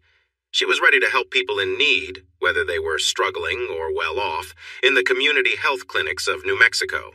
Julie and Theo received plenty of invitations to social events across 3 cities. She felt happy with our life together, even though her job kept her busy and traveling. I felt content too, but there was a part of me that felt a little empty. We had hoped to start a family with a couple of kids soon. Now that we were nearing 30, I wanted to move forward, but Julie wasn't ready yet. She couldn't really explain why, which left me uncertain. One day, I noticed an envelope on her desk. I picked it up and noticed an engraved invitation inside. It was for Julie's 10th high school reunion in 2 weeks. She hadn't mentioned it, so I asked her about it. "I don't think I'll go, Theo," she said. "I don't really know many of those people now, and I'm not sure about going back to high school. I was more of a bookworm and didn't have much of a social life. I'd rather not remember those times." "Forget about the popular kids. How many of them are doctors now?" I replied. "We can choose whether to go or not, but since 2 of your classmates were at our wedding, wouldn't you want to catch up and maybe show how far you've come? You look amazing, and I bet none of them look as good as you." She seemed to cheer up at that and said she'd consider going with her friends. I felt pleased. I don't often change her mind. But then, 2 days later, I received a reunion invitation myself. I had no idea how they got my address. Julie, knowing that I rarely talked about my hometown or school, was thrilled. So, if we're going to my reunion, we're going to your reunion too. I tried to stay calm and explained that the two reunions didn't relate to each other. I reminded her that no one from my high school or family was in our wedding party, but she was set on it. Julie can be convincing. In fact, Dr. Carr is just as skilled at using her charm to get what she wants as her mother, her aunt, or any other clever woman. And she knows how to do it well. Even though I recognized her tactics, I enjoyed our time together. I found great pleasure in being close to her, waking up beside her, feeling connected. There were things that I wanted to try, but some were still off limits for me. One surprise she tempted me with was opting not to renew her birth control pills after this cycle. That was a big decision for both of us, one I never expected to agree to. So, we prepared for 2 reunions, scheduled 5 months apart. After a wonderful honeymoon, our intimacy remained strong for several weeks, but her long hours spent caring for the sick and injured took a toll on her. We settled into a routine of a couple of times a week, when she would unwind and escape through our close moments together. Saturday was our dedicated day for relaxing and enjoying each other. However, that pattern required her to be home most nights, and there were times when emergencies at work kept her away. Those nights were tough for us, and sometimes we didn't connect as needed. With our upcoming reunion approaching, our time together intensified, which felt both rewarding and a little worrying. I wondered why she could push her responsibilities aside when she wanted something, yet struggled to do so at other times. Things calmed down a bit after I agreed to the big decision, but I still enjoyed those special moments we shared. She and her friends organized everything for her reunion, including picking out the outfits for our meet and greet that would happen at noon on reunion day, as well as the evening event and a special luncheon the following day. I needed some new suits anyway, so I was happy to fly us from Midland Spaceport to Dallas for a shopping weekend. I stayed patient and put on a cheerful expression as I assisted her through hours of decision-making on Saturday. Even with her extensive education, she found it challenging to choose. As we arrived at her favorite store, I encouraged her to describe exactly what she needed for each event, detailing her vision for the meet and greet outfit, the perfect dress for the reunion, and the morning look for the Sunday luncheon. In the back of my mind, I thought about how different she was from the girl who had initially hesitated about attending. Now she wanted to stand out at every opportunity, even debating on the ideal swimsuit in case we had time to visit the hotel pool. I promise I'm telling you the truth here. I explained to the salesgirl exactly what the woman is looking to buy and where. The salesgirl brings out a jumpsuit, and it looks fantastic on her. The color, size, and fit are just right. But the woman wants to try on more options. We spend hours doing this, but nothing looks as good as the first one, which matches her description perfectly. After some time, I quietly ask the salesgirl to bring back the first jumpsuit. We both compliment the woman a lot, and even a lady walking by praises how great it looks on her, while her husband seems very impressed too. So the woman decides to keep that one aside and look for a nice dress. Suddenly, Mandy, our salesgirl, appears with a lovely little black dress that looks like it was made just for her. It shines a little, matching her beautiful black hair. The dress has delicate straps and falls perfectly to show off her legs. Her neck and shoulders look elegant, and the dress fits her nicely. She looks amazing. In fact, she has never looked better in clothes. I feel a bit envious as a few men notice her as well. Mandy hands her some stylish black heels that accentuate her legs, and I can't help but admire her beauty. The woman makes several turns in front of the full-length mirror, posing confidently. When she asks for our thoughts, before we can respond, her admirers begin to cheer and compliment her with phrases like, "You look fantastic." She smiles and says, "Put that one aside and let me check out a few more to compare." I'm feeling nervous, but Mandy simply replies, "Of course. I have many more pieces I think will look great on you." Look great on her? She's 5'7" and wears a size 4. Everything here is likely to look good on her. I wonder if we really need to try them all on. We get close to that, but I mention we should find something nice for an upcoming luncheon, and the store is closing soon. I also say I will buy the navy blue jumpsuit, the little black dress, and the purple mini, regardless of her choice. She smiles and agrees, saying those are her favorites too. Then she adds that she wants to find something lighter for the next morning. I think Mandy's shift might be changing, but she is just as dedicated as I, and I plan to give her a big tip if we can finish shopping before the store closes. Luckily, the pretty white floral sundress she brings out next is exactly what we wanted, and we managed to leave an hour before closing time. I gave Mandy 3 $100 bills as a thank you, and in return, she handed me her card with her phone number written on the back. "Call me if I can help again," she said. I put it in my pocket. I'm not trying to cheat, but I do like redheads, and who knows what might happen later. Besides, I might need someone to help Julie with her shopping again, and Mandy knows her stuff. I had about an hour to shop, but it didn't take that long.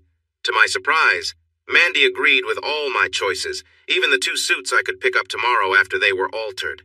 She was so happy that we went to a bar and grill near the hotel. We had a good meal, enjoyed some drinks, danced, and shared some intimate moments. Mandy is really getting the hang of things, and she's becoming more playful. For some reason, a position she used to avoid seems to be her new favorite, which I don't mind at all. I enjoy holding her close while she moves with confidence. The next day, we had a late breakfast and then went shopping for a bikini that was quite daring. I picked up my suits, and soon we were at the airport for our flight home. That bikini my lovely wife is changing in unexpected ways. It's exciting, but also a little surprising. The reunion for the Preparatory Academy of Albuquerque class of 2012 inches started at noon on Saturday in Ballroom A at the Marriott Hotel. We had registered in advance, so we received badges with our pictures. Julie picked a recent photo, not an old school one, but senior pictures were displayed around the room. After I saw hers, I understood her hesitation. She was very anxious, so I gave her some encouragement and held her hand as we walked around until her 2 friends arrived with their husbands. They greeted each other with hugs and left me holding her purse and yearbook. That left me with them. But they were busy making drinks and chatting with others. This allowed me some time to look through Julie's yearbook. It wasn't impressive, honestly. Our yearbook back in Cowtown High was better, but I found some interesting details. Julie, who was quite the achiever, seemed to have had a brief romance with the captain of the football team, which appeared to end awkwardly just before prom. She didn't appear in any prom photos, so that made me think she didn't attend. I also noticed there were several erased messages, and it seemed that some boys who wrote in her yearbook referred to her with an unusual nickname. Given what I already knew about cousin Shay Lynn, I felt uneasy. I noticed the big man as soon as he entered. Captain Tom Rawlings was still the same height he looked like in the yearbook photos, but he seemed bulkier now. His companion was hard to recognize. She looked less like a cheerleader and more like a football player. I figured it out when others rushed over, calling them by name. I searched for my much cuter wife and found her hiding behind a display board, looking a bit nervous. I walked over, took her arm, and asked her about the pair who just arrived. She giggled, squeezed my arm, and led me in another direction. We looked at a few displays and then found a small group of CPAs, nurses, teachers, engineers, and scientists nearby. They were genuinely happy to see Julie, now Dr. Julie Bean Carr, and they welcomed me warmly. Conversation started up, credentials were shared, and they admired Julie's impressive medical training and her commitment to helping those in need. My work as a businessman wasn't as interesting to them, but they were curious about our efforts to restore the old oil fields, so I earned some respect for that. We enjoyed our time away from the crowd, who were busy chatting and sharing familiar stories from their weekends at local bars. They seemed fit and confident, while we had more serious discussions, and everyone was content. But they couldn't just let us be. I caught the annoyed expression on the leading CPA's face, and the worried look on his wife's face just before I heard a loud voice and noticed his strong presence. Well, what are you all doing down here? Don't you want to catch up with your old friends?" His voice echoed, and it made Julie tense up as I turned to face them. "Actually, we're enjoying our time with our old friends," the CPA, Arnold, replied strongly. "We're having a good time, and we prefer to keep it that way. Athletes and cheerleaders over there, nerds and geeks down here." Captain Tom seemed annoyed, but chuckled as he responded. "Come on now, some of you used to hang with the popular crowd, you know, like old JB there." Julie blushed at the mention and laughter. I stepped closer to the heavy-set guy, frowned, and asked, Did they not have a program for students with learning difficulties when you were in school here? He straightened up, stammered, and replied, "Who are you, and what does that mean, boy?" "I'm Theo, Dr. Julie Bean Carr's husband. My question was simple. Did PAA have support for students like that when you attended? It seems you have trouble with initials, which could be a sign of it." "What?" he blurted, then laughed. "Oh, you mean BJJB? Nah, that was just our nickname for her in high school." More laughter followed from his friends. I stepped even closer despite his size and quietly warned, "Well, you're not in high school anymore, and if you mix that up again, it won't end well for you." I'm pretty sure this wasn't the first time he was challenged, but it was the first time in front of his friends, and he straightened up again. When he did, two of his larger friends stood next to him, as if size mattered. I looked at them and chuckled. "You three will get one chance each, so don't mess it up. After that, it's going to get rough here, and I won't let Dr. Carr or Nurse Cantu help you." They hesitated, looking shocked at being called out like this, so I offered them another choice. "You have two options, and 10 seconds to decide. Go back to your side and enjoy your drinks, or take your shot and deal with the consequences. What's it going to be? Time is ticking." Jelly Roll's partner pulled on his arm. "Come on, let's leave these folks behind and have some fun." A nervous laugh rippled through their group, and they walked away, still laughing at the nerds and science fair winners. With my heart racing, I turned back to my lovely wife and the other winners from PAA. "So where were we?" Julie stared at me with wide eyes, and the others looked from admiration to shock. Arnold and a strong-looking man introduced as Sergeant Bill Adams from the New Mexico State Police, who was married to Amy Alderman, class salutatorian after Julie, assured me they were with me but thought I wouldn't need help. I chuckled. Only if I needed help getting my boot back out from his stomach. That group didn't look like they could handle much, certainly not any kind of real confrontation. They'd probably be exhausted after a minute. Now let's talk about something more enjoyable. Karen, you were telling us about how you get seniors interested in government and economics. We spent the next half hour enjoying the rest of the meet and greet. Julie seemed especially lively, staying close as we talked to others, even as we chatted with people across the room. I wondered what the evening would hold after the reunion. As Julie said her goodbyes, Sergeant Adams pulled me aside. "Just so you know, tonight there might be some folks who get a little rowdy after a few drinks, so I'm bringing in extra security, 2 off-duty troopers in addition to the 2 locals who are already here. They'll keep things calm. Could you help cover the costs for the troopers?" "Of course, just let me know what I owe.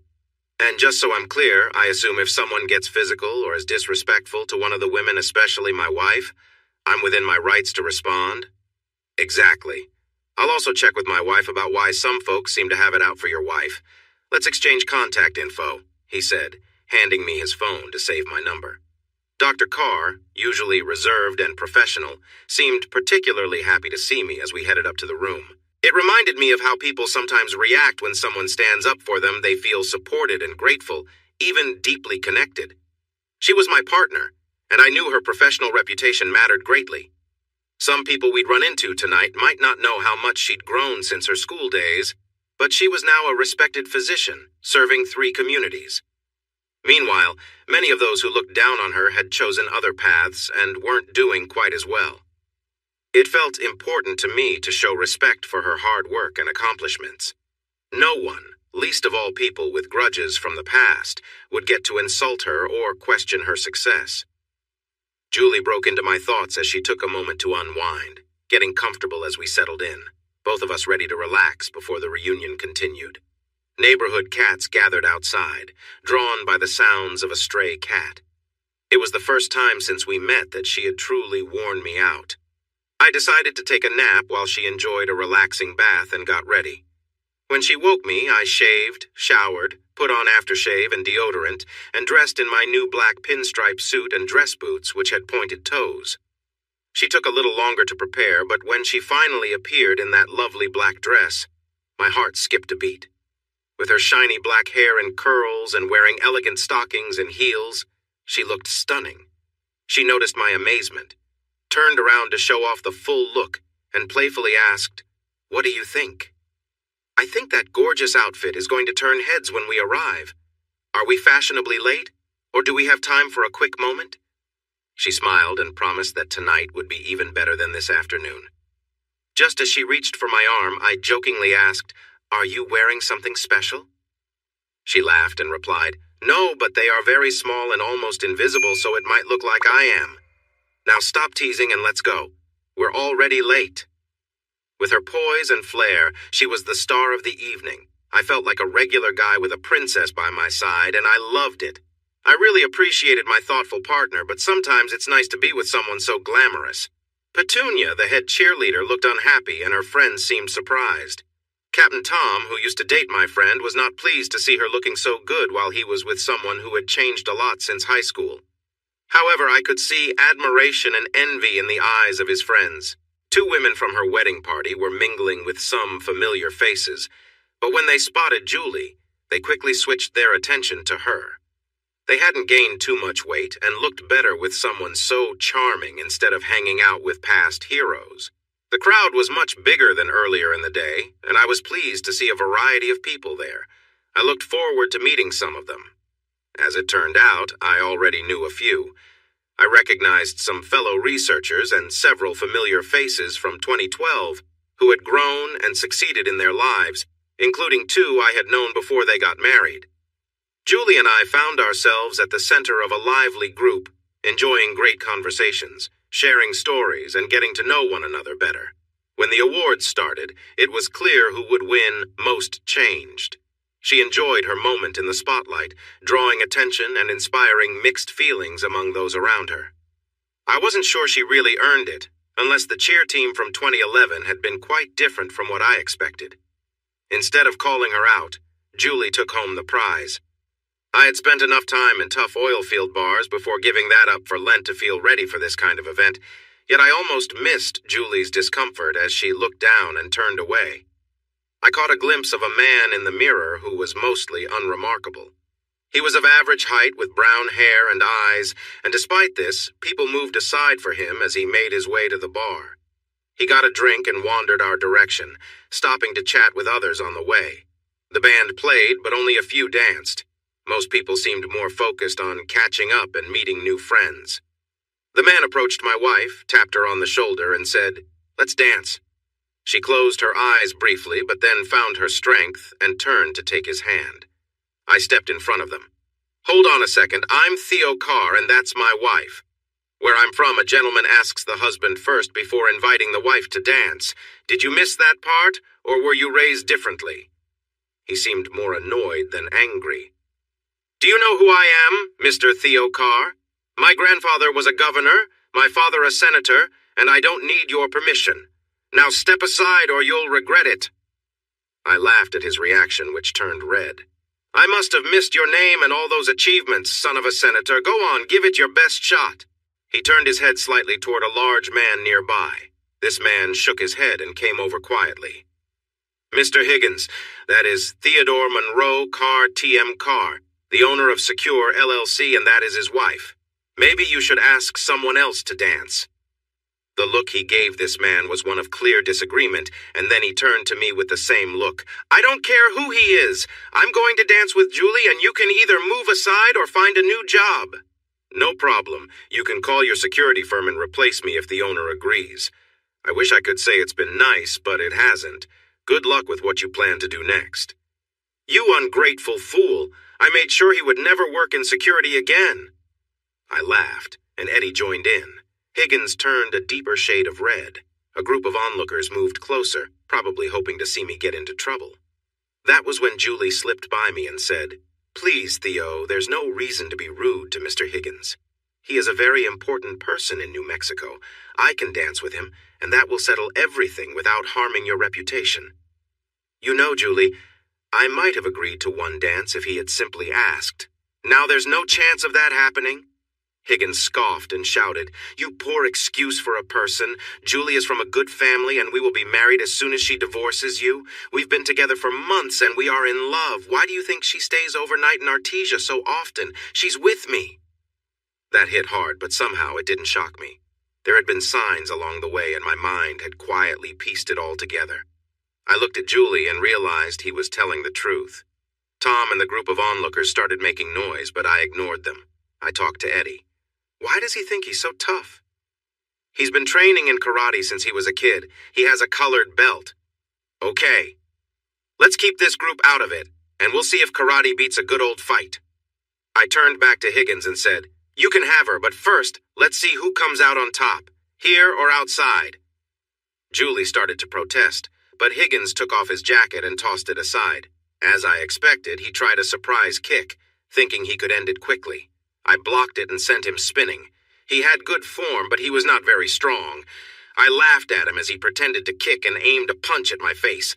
I dodged, grabbed his arm, and bent it back. He yelled in pain, and I pushed him back, letting go of his arm. I laughed again, and soon others joined in. It seemed Higgins wasn't very well liked. Now he was really angry. He jumped around, shouting and throwing punches, trying to intimidate me. I danced just out of reach, teasing him until he tried to trip me. Not happening. I moved in while he was off balance, hitting him in the stomach, then in the side as he bent over. When he stood up straight, I pushed my thumb against his throat. He grabbed his neck, choking and gasping, clearly scared. I pretended to go for another hit, then let him catch his breath. As he turned to leave, I raised him off the ground with my big boots. My toe may have accidentally hit him, and he let out a sharp scream and lost his lunch right then. The fight ended with him curled up on the floor, looking miserable. Without wasting time, I spun around, shouted a Texas rebel yell, and charged at the others, who quickly scattered as if they'd heard a loud noise. I chuckled at their reaction and then faced my unfaithful wife, who was staring at her new partner with shock. I can leave your things at your parents' house or in this room. You can choose to stay with him, go to your parents, or do whatever you want, but stay out of my life. Text me when you've decided, but don't call. I don't want to hear any excuses. Please, Theo. Let me explain. Explain? No way. You did what you did, and I don't care why. You're out of my life starting now, and you'll get the divorce papers on Tuesday. Now, what do you want me to do with your belongings? Leave them here or take them to Jerry's? Reality was sinking in for her. She tried again. Please, just let me talk to you. I made a mistake, but we can fix this.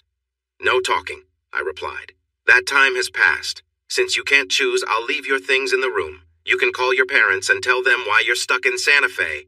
They'll probably be happy to come get you. I took a couple of steps and made a call. Chad, sorry to bother you on your Saturday night, but I need you to do a couple of things on Monday, okay? You sound upset. What's going on? He asked.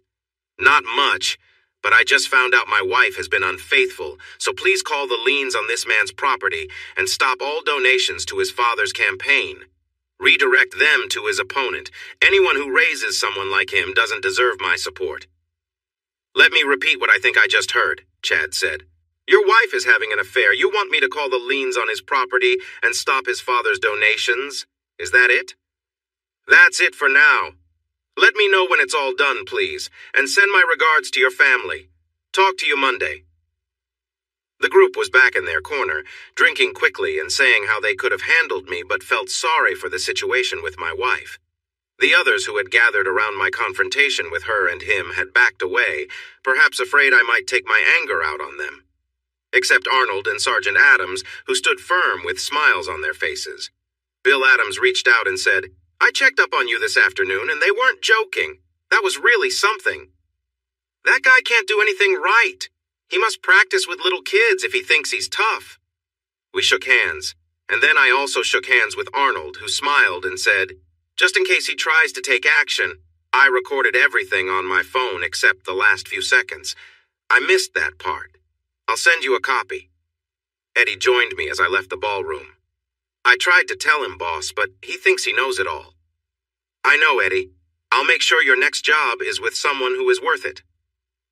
Eddie helped me pack and carry my bags to my truck.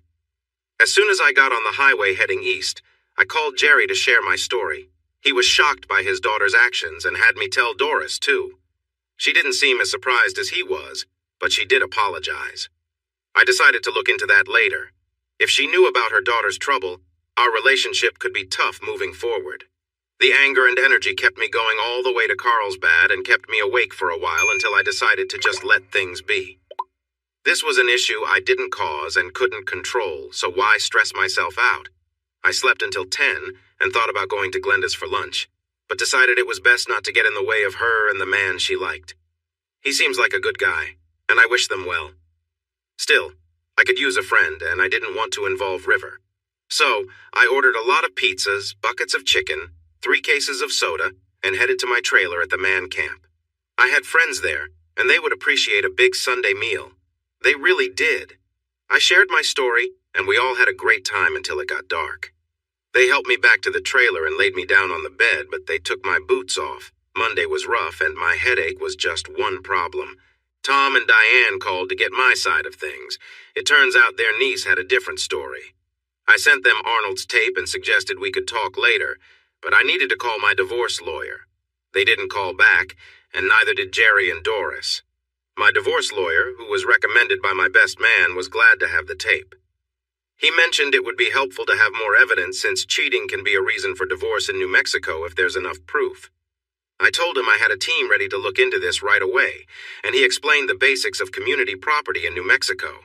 I wasn't sure how everything would turn out, but she had wanted to keep her bank accounts, investment funds, and retirement plans separate.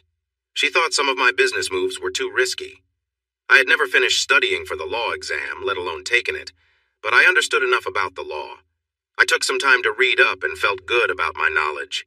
She had really hurt her case by keeping things apart and being unfaithful for 6 months. Tuesday was tough because Dr. Bean got the divorce papers, and both she and my mom reacted strongly. Jerry felt awkward and did not say much, but he asked me to think about changing the reason for the divorce to irreconcilable differences if Julie agreed to everything. I said I would think about it, but I laughed as soon as I hung up. By the end of week 2, the investigation was done. I asked them to send the findings to my lawyer since I didn't want to know more about it. Senator Higgins called me and said he had cut ties with his son. He wanted me to think again about not calling in the liens and stopping my donations to his re-election campaign. I said I would think it over, which lasted about 5 seconds. Forget both of them. After some beer and a long talk with my friends, I agreed to meet with Katrina, who I knew would ask me to reconsider. She did, but only a little. When I offered to send her a copy of the tape and the investigation report, she gave in. She only asked me to consider using irreconcilable differences so her reputation wouldn't suffer too much. I reminded her that she was responsible for her situation, but I would think about it, and I did. I didn't dislike her, just what she had done. Changing a few words didn't seem like a big deal if I could get her agreement. I called my lawyer to discuss it.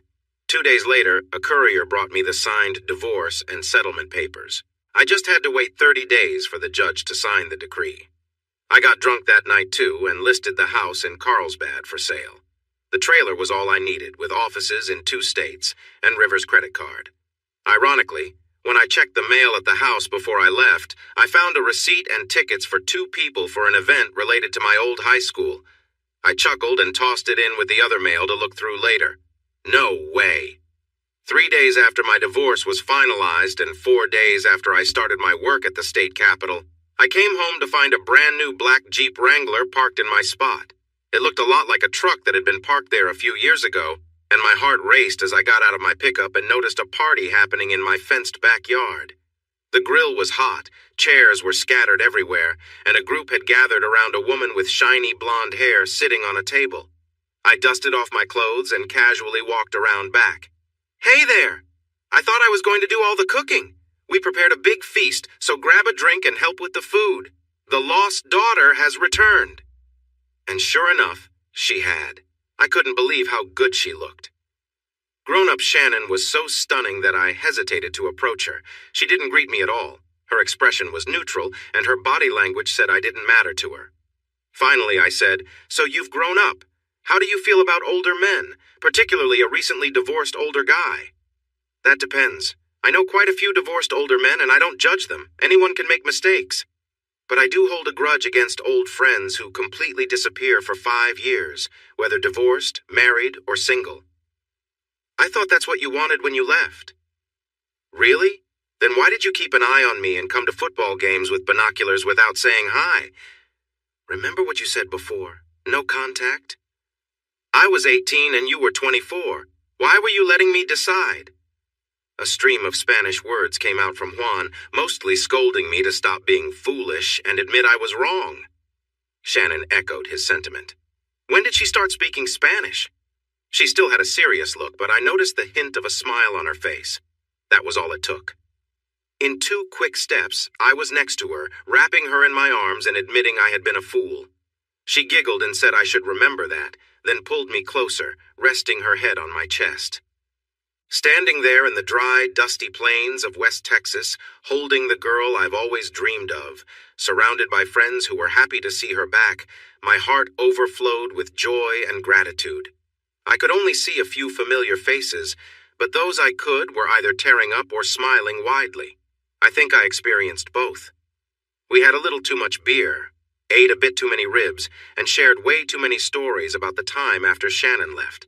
They talked about my dating adventures the winter after she was gone, my confusion before marrying Julie, and my hurt and frustration when I discovered Julie's betrayal. For a group of hard-working migrant laborers, they had a keen understanding of my thoughts, almost as sharp as their dedication to the job. Shannon shared some updates, too. After a semester, she decided to switch from petroleum engineering to a 5-year certification program in environmental sciences. She only needed to complete her internship to graduate by August. As a legacy, she had pledged Chi Omega, attended all the required events, and made plenty of new friends at Texas Tech. Along the way, she had also learned how to steer clear of some of the rowdier fraternity members. During her time at university, she'd been a cheerleader all 4 years and had been named All-Campus Beauty 3 times when her sorority nominated her. College had been everything she'd hoped for, teaching her a lot about people and what to look for in friends. She was set to graduate with honors, so long as her internship supervisor, a guy named River, gave her a good review. 2 weeks in, she felt optimistic. One of the best parts of our barbecue and time spent together was that I gained a new roommate, Shannon, who was a senior intern with Pattaya Ventures, LLC. When we finally went inside to clean up and rest, I noticed that she had taken over part of the closet in the spare bedroom and a section of mine. It was interesting seeing all her colorful sneakers and shoes lined up on racks, along with the dresses and clothes that filled the space. "Pretty sure of yourself, huh?" I asked, raising an eyebrow. "Of course. I know you can't resist my charm," she replied playfully. With a laugh, she grabbed her things and headed to freshen up, while I took a moment to relax and prepare for the next day. She was truly the most beautiful person I'd ever seen, especially given the circumstances. I dried her off and she dried me. Then I playfully chased her to the bed. She jumped and twisted in midair, landing with her head at one end and her feet near the headboard. It was clear she was eager for us to get closer. She was delightful in every way. I enjoyed every moment together, feeling a connection like never before. I was fully lost in the experience and ignored everything else around us. After we shared some joyful moments, I rolled onto my side, picked her up gently, and set her down with a playful suggestion for her to turn around. The excitement in the air was palpable, and we found ourselves caught up in a joyful rhythm together. I can't explain how we ended up feeling so close that all we wanted was to cuddle and rest together after sharing such a happy time. When I woke up the next morning, I noticed she was no longer beside me. I felt a bit sad about that, but I loved hearing her cheerful voice singing "The Happiest Girl in the Whole USA." She welcomed the day with kindness, and even suggested we make lunches for each other. There was something so charming about her in her casual outfit, and I realized we needed to have a serious discussion soon. I felt myself falling back into deeper feelings, and I needed to know if this was more than just a short fling. I said, "Shannon, we need to talk." She responded happily, "Sure, you're in charge, so we can chat on the way to Santa Fe today. But first, let's get ready since we're running a bit late." She was right. We needed to start our journey to ensure we made it on time. She chose a tan suit instead of the black pinstripe and paired it with brown boots and a stylish hat. I got dressed as she asked and walked over to the area where she was waiting, hoping for her approval. "Get your things packed up and put my bag in the back seat. I'll be ready in 5 minutes," she said. Her beige dress fit nicely and ended at her knees, and she wore 2-inch heels. It was a smart, casual look, and I was dressed in a light suit. Together, we looked good. The compliments from the workers heading to the fields confirmed how great she looked. We were on our way to New Mexico when I remembered we needed to talk. I wasn't sure how to start the conversation. Finally, I said, "Shannon, This situation feels a lot like your last internship with me. You showed up without notice, we hung out, and then we shared some really special moments together. I need to know if this is just a quick fling like last time, or if there's something more. I don't want to watch you drive away again." She laughed and shook her head. "Well, let's see how this time is different from 5 years ago. I was 18 back then, starting college with all its temptations. Now I'm 23, and just a few hours away from finishing my internship. Do you see the difference? Last time, did I bring a big suitcase and take over half your space? Was that internship approved by my school like this one? Are you catching on yet? How about this? Did you think it was just a coincidence that I showed up right after your divorce was final? I mean, you've been hearing about me from my brother and, well, I've been keeping an eye on you too. Surprised? And here's the truth. I fell in love with you during those 3 days, and I hoped you would be free once I finished school. I felt sad when I found out about your engagement, and it hurt for weeks when you got married. But your friend Brad found some concerning information about your fiancé and began to worry. When he discovered the name Jack Higgins in one of the reports, he checked further. He was planning to share his findings with you when he had everything confirmed, but he suspected something was wrong. I know you, and I know you wouldn't tolerate any dishonesty, so I let myself feel hopeful. When things went south at the reunion, I felt bad for you, but I also felt good about my chances. I made plans and was ready when the divorce was finalized. I might have gotten some help from your friends who shared insights about you. River and Katrina may have shared more details, and River might have spoken to the dean to make sure my internship was with Pitaya Ventures. I can't say yes or no to that because I might have made some promises, and I keep my promises. But Theodore Monroe, I want you to know that I love you, and I plan to sleep and wake up next to you forever. Hopefully as Mrs. Theodore Monroe Carr. Any questions? Not really. I think you explained things well. I'll give you a bit more information another time, but we are an hour away and still need to discuss our responses to the questions from the Assistant Land Commissioner and the State Director of Oil, Gas, and Minerals. She turned, grabbed her shoulder bag, took out her laptop, and shared River's answers with me, along with suggestions to do it my way. His answers were just suggestions and not required. I laughed and told her she had earned the right to present the answers, and I would add my thoughts. She started to argue, but then sighed, agreed, and went back to reviewing River's responses and her notes. Since I was paying, they chose a fancy restaurant with a private room. I anticipated Greg's reaction to seeing my colleague. He was known for his charm around women. Amy surprised me, though. She's smart and talented, and she dislikes any hint that she used her looks to get ahead because she truly didn't.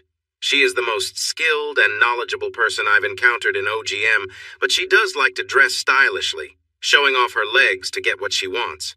The dress she wore suggested she knew she was meeting me and wanted to keep me focused. I thought she might be jealous of Shannon, but instead she quickly recognized a friend in her and a useful partnership formed that would last.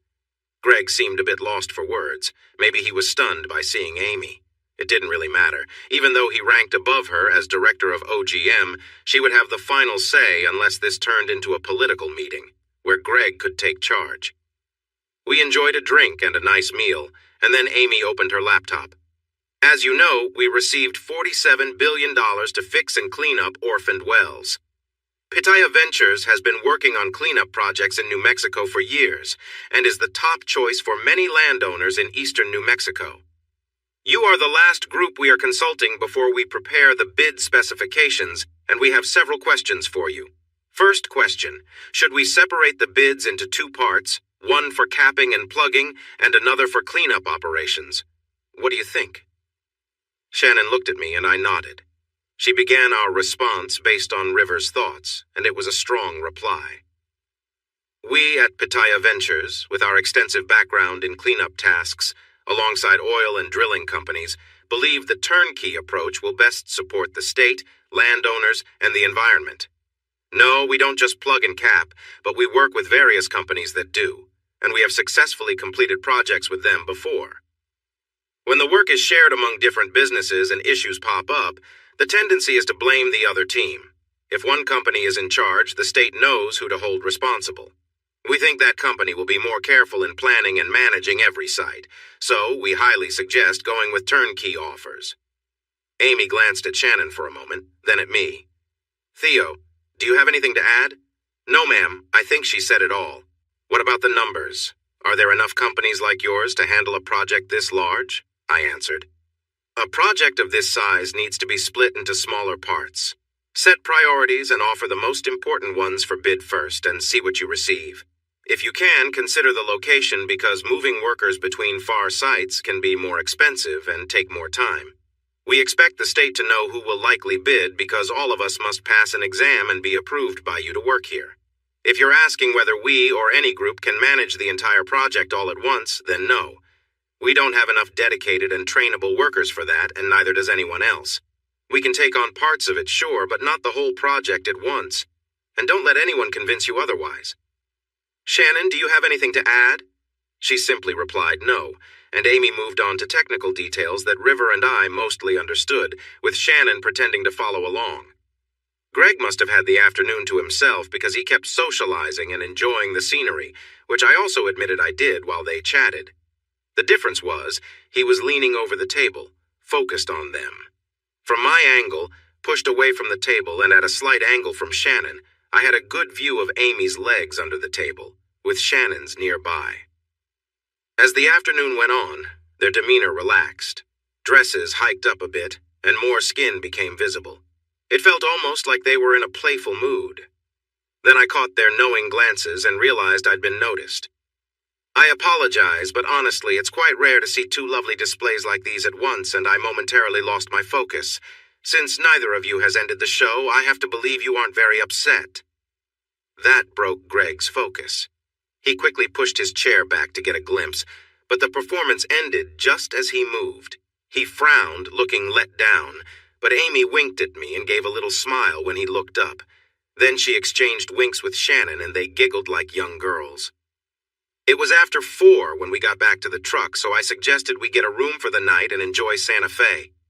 Shannon said she felt bad, but these were the only clothes she had with her. What? No emergency bag? Come on, girl. That's the first thing you learn in this business. Always take your emergency bag when you head out. She looked young and a bit shy, so I suggested we stop at a store I knew and put one together. She thought that was a great idea, and an hour later I agreed. Unlike Julie, she walked into an area, looked around, picked a few items to try on, chose the ones that looked best, and moved on. Of course, it helped that she looked great in everything she tried on, whether it was pants, shorts, dresses, or even sleepwear. She and the sales lady quickly packed everything into her new bag after her card was approved.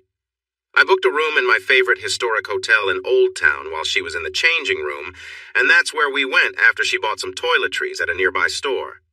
I learned never to take her to a swimming pool full of baseball teams in town for a tournament. She almost caused a stir and then joked that it was to balance things out for my admiration of Amy's style. I insisted she wear jeans for our walk to a New Mexican food cafe that has been around for over 100 years. It was probably better than a dress, and definitely better than shorts.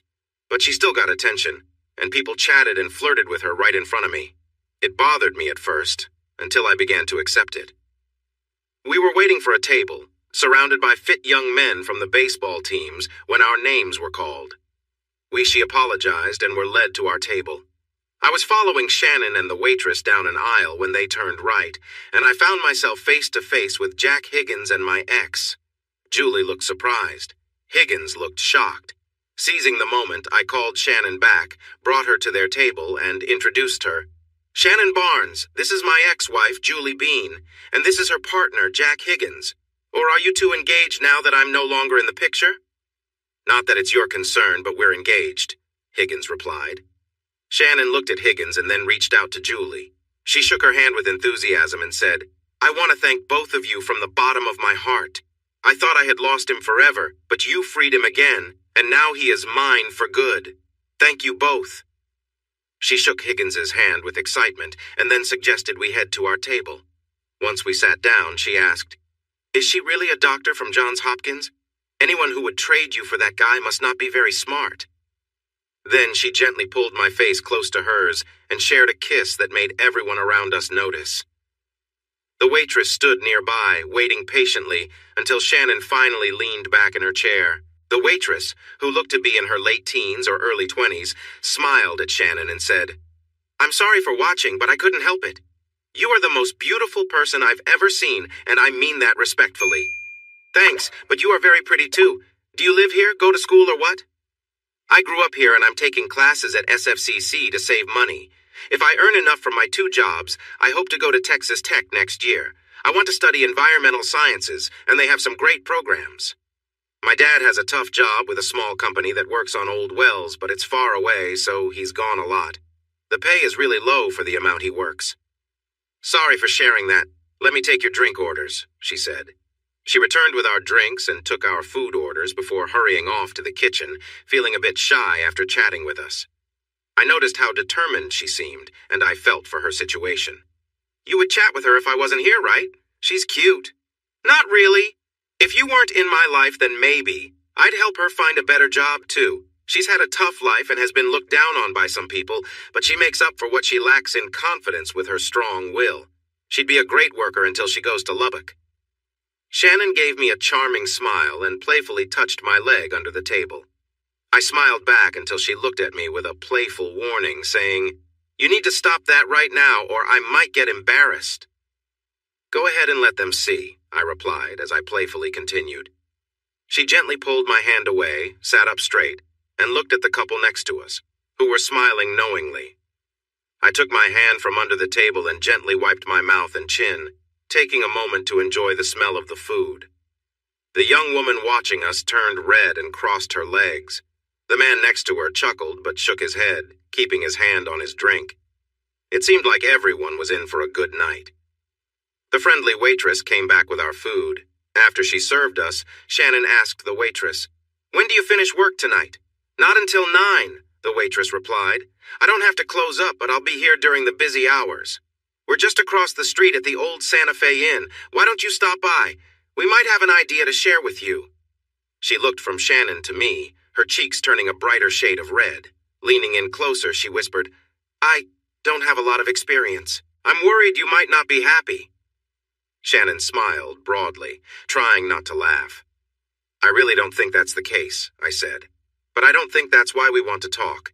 We represent a company working in the oil fields nearby, and we're hiring more people because we expect new contracts soon. Also," I added, "Shannon graduates in August with a degree in environmental sciences. If you join us, she can help you understand the regulations and requirements." Shannon joined in the conversation, looking lively again. "I know a lot about scholarships and grants for students, especially for those from low-income families. We can chat if you're interested." I handed her my business card, pointing out that I was the Theo noted at the bottom. She gave me a shy smile, thanked me, and hurried away.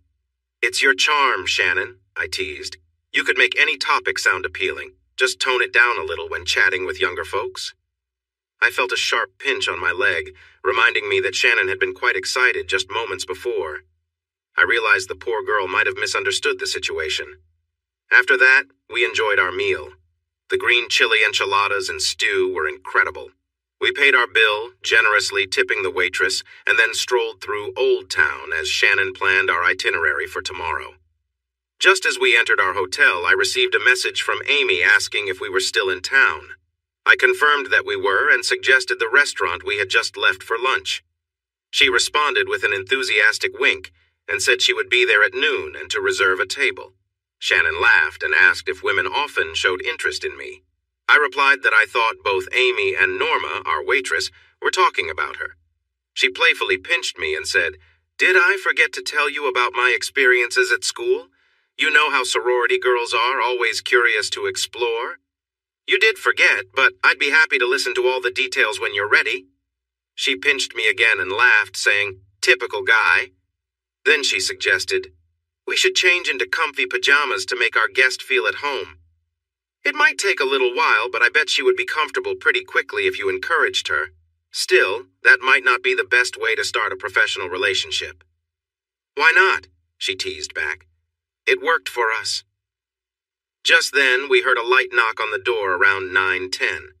I let Shannon open the door and welcome her in with a hug. Shannon had a way of making anyone feel at ease with her warm voice and friendly embrace.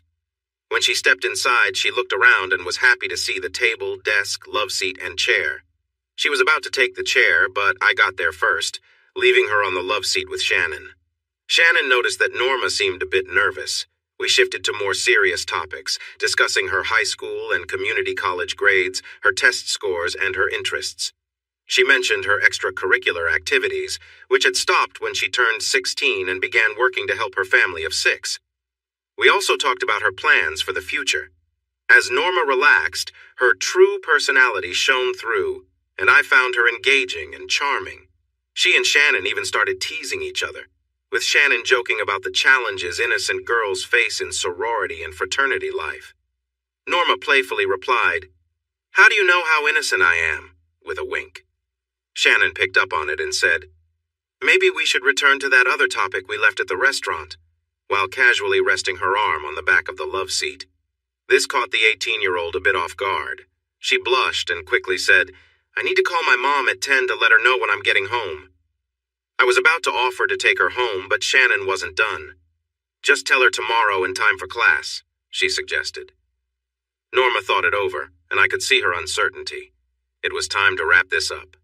"Call your mom, read my name and business information from my card, and let her know my girlfriend and I are bringing you home after discussing a business opportunity."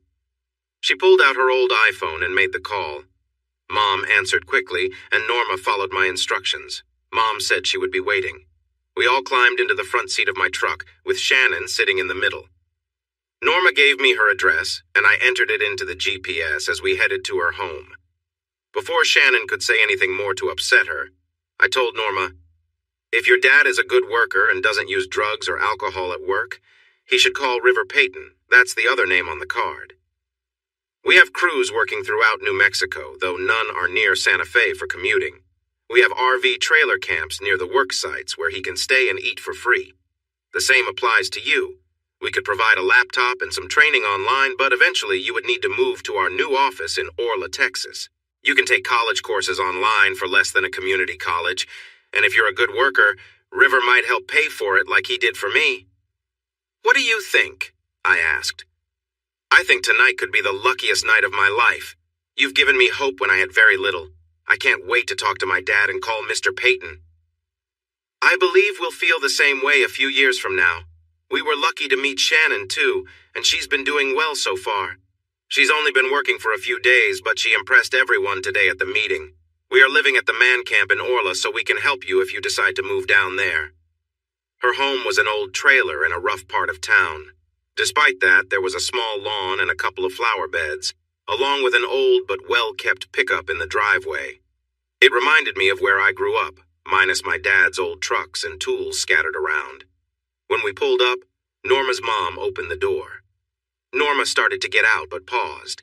She looked at Shannon and then me and said, "I know you were just joking about the other thing, but for someone like me, being close to both of you would be a dream. Shannon is so beautiful, and you are so kind. I don't think I could have said no." "We were joking, but I want you to know, Norma, that I would be happy to spend time with you if things were different. You're smart and beautiful, and I hope you always remember that. Now go inside, talk to your dad, think about your options, and call River when you've made up your mind. We hope to see you again, but if we don't, it has been wonderful meeting you." Shannon added, "I'm sorry for teasing you so much. I'm used to college life where teasing is common. I agree with everything Theo said, and I hope to see you again." I wasn't sure how she managed it, considering how lively she was on the way back to the hotel and how little sleep we got. But perhaps it was the thought of shopping that got her moving early. She insisted that I take a shower and get dressed so we could eat at the buffet and check out the stores that opened at 8. I dragged myself along with her, but the painting of the Guadalupe Mountains didn't inspire me like it did her. I took out my credit card, but she said she was paying for her painting. I was okay with that. I was still feeling tired when we got to the Southwestern clothing store, but watching Shannon model clothes was nice, even though I was exhausted. She was excited about buying some Western and Native American-style skirts or dresses and boots to go with them. She found a colorful knee-length dress that she loved, but I thought it wasted her beautiful legs. I agreed to buy it if her next choice showed a little more skin. She smiled, ran off, and then came back with chocolate suede boots and a skirt with leather fringe. The blouse she picked had a Western style with matching colors and a neckline. The skirt looked modest until you noticed the fringe at the bottom. I told her to sit down, and while I thought it could wait until September, I knew it would be worth the space in her closet until it cooled down. Her next choice was an indigo jean skirt with a flashy gold zipper and stitching that caught the eye. She paired it with a tight see-through tee and a white boyfriend shirt with gold trim. She looked really good in it, and I worried about going out to a bar while she was wearing it. Her last pick was a navy jumpsuit with a long zipper that drew attention to her figure in a subtle way. She could have kept shopping, and I would have likely bought it all for her, but we had a lunch date at noon and it was already 11. She casually told me to put on jeans and a company logo shirt, then took over the bathroom. A great thing about having natural beauty is that it doesn't take long to get ready. I was surprised when she came out in the jean skirt, tee, boyfriend shirt, and colorful cowboy boots that she had tried on earlier, but I didn't know she bought. You do know we're meeting the director of OGM, right? The one we want to impress for the bid sheets? I do, and you need to trust me. Greg won't be there, and she's interested in both of us for reasons beyond the bid sheets. Now grab your hat and let's cross the street. If she asks, we'll say we only brought one set of business clothes, so this is what we have. She'll be pleased. Amy hurried in right after we were seated in a cozy corner with our favorite waitress, who was working the lunch shift today. Norma's uniform was meant to be cute and bright, but she made it even better, and Amy noticed when Norma sat her down. Amy also saw my fitted jeans and logo shirt when I stood to greet her. I almost stumbled over my chair when Shannon stood. In a heartbeat, I realized Shannon knew what she was doing. Amy was a stunning, blue-eyed brunette, married with 2 lovely kids, but she surprised me. I wondered how many others in the capital knew about that. The table Shannon picked was square, placing Amy between us, and she seemed unsure about which side she preferred. Shannon apologized for our casual outfits and gave Amy a light excuse. Amy reassured us, saying it was fine since we did not know she wanted another meeting. The talk flowed from one subject to another until after we finished eating. When Norma came to clear the table, I asked, "What did your dad think, Norma?"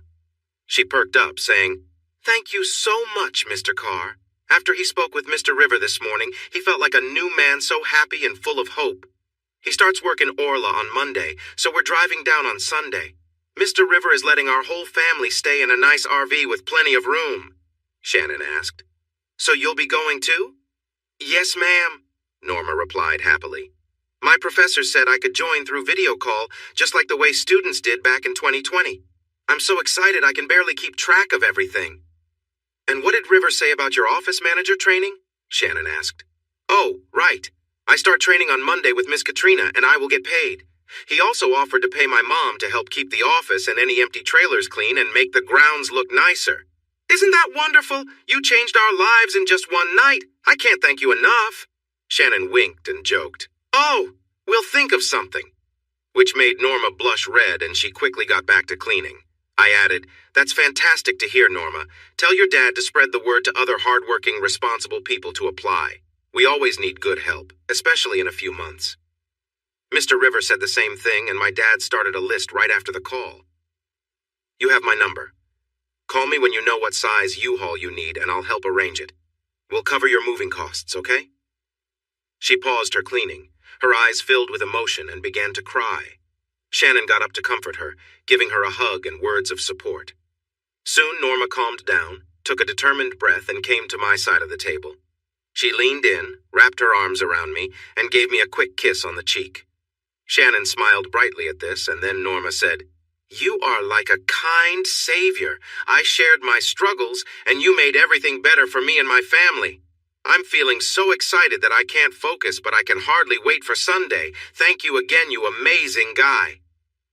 She went back to her work, cleaned up the table, and left. Amy had been quiet during the show, but now she spoke up. "That's a summary of what I found out about you and River Peyton when I checked with landowners and officials. You take good care of your employees with fair pay, housing, food, and insurance, and look after their families too, which is why you have such great workers. It's a smart way to do business. I won't say much about the bidding materials you'll get soon, But you should start getting more people and tools ready. I have a feeling you'll need them. I paid while she talked with Shannon, and we walked her out to her car. She paused at her car door. I doubt my little disguise fooled you, especially Shannon. I need to be careful for obvious reasons, but if either of you ever wants to have some fun, just give me a call. She climbed in. I closed her door and she drove away. Well, I guess I did great, Shannon exclaimed happily. You did, and it annoys me, I replied sharply. Since I met you, I've worried about keeping you safe from men, but now I'm worried about women too. It seems like everyone is attracted to you. She laughed. I can only speak from high school and college, but yes, that's mostly true.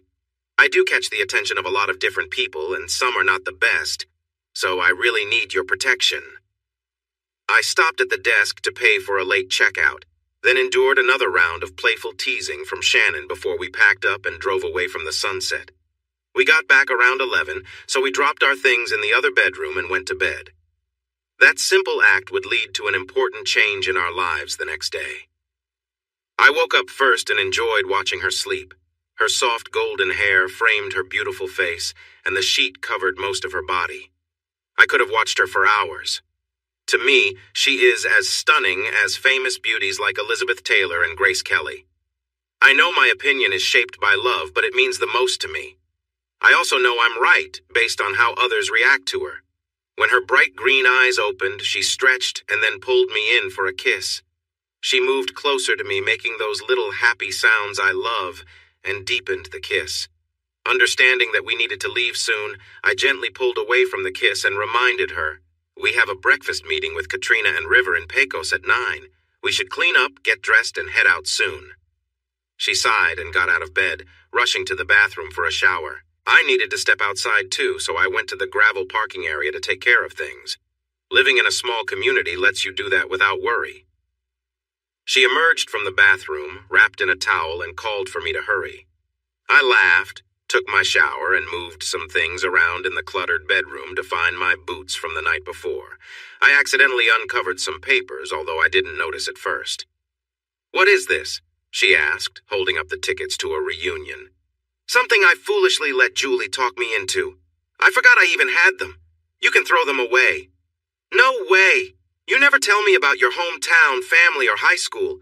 Unless you're ashamed to come with me instead of Julie, we're going... Oh, sweetheart, it's a long drive from here, and I left for a reason. Julie convinced me to buy the tickets, but I never planned to go. There's a song called You're Always 17 in Your Hometown by Cross Canadian Ragweed. I can play it for you on the way to Pecos. Anyway, when I was 17, I caused a lot of trouble, and my family was just as eager to see me go. I was surprised to even get the invitation. I didn't think anyone still cared where I was.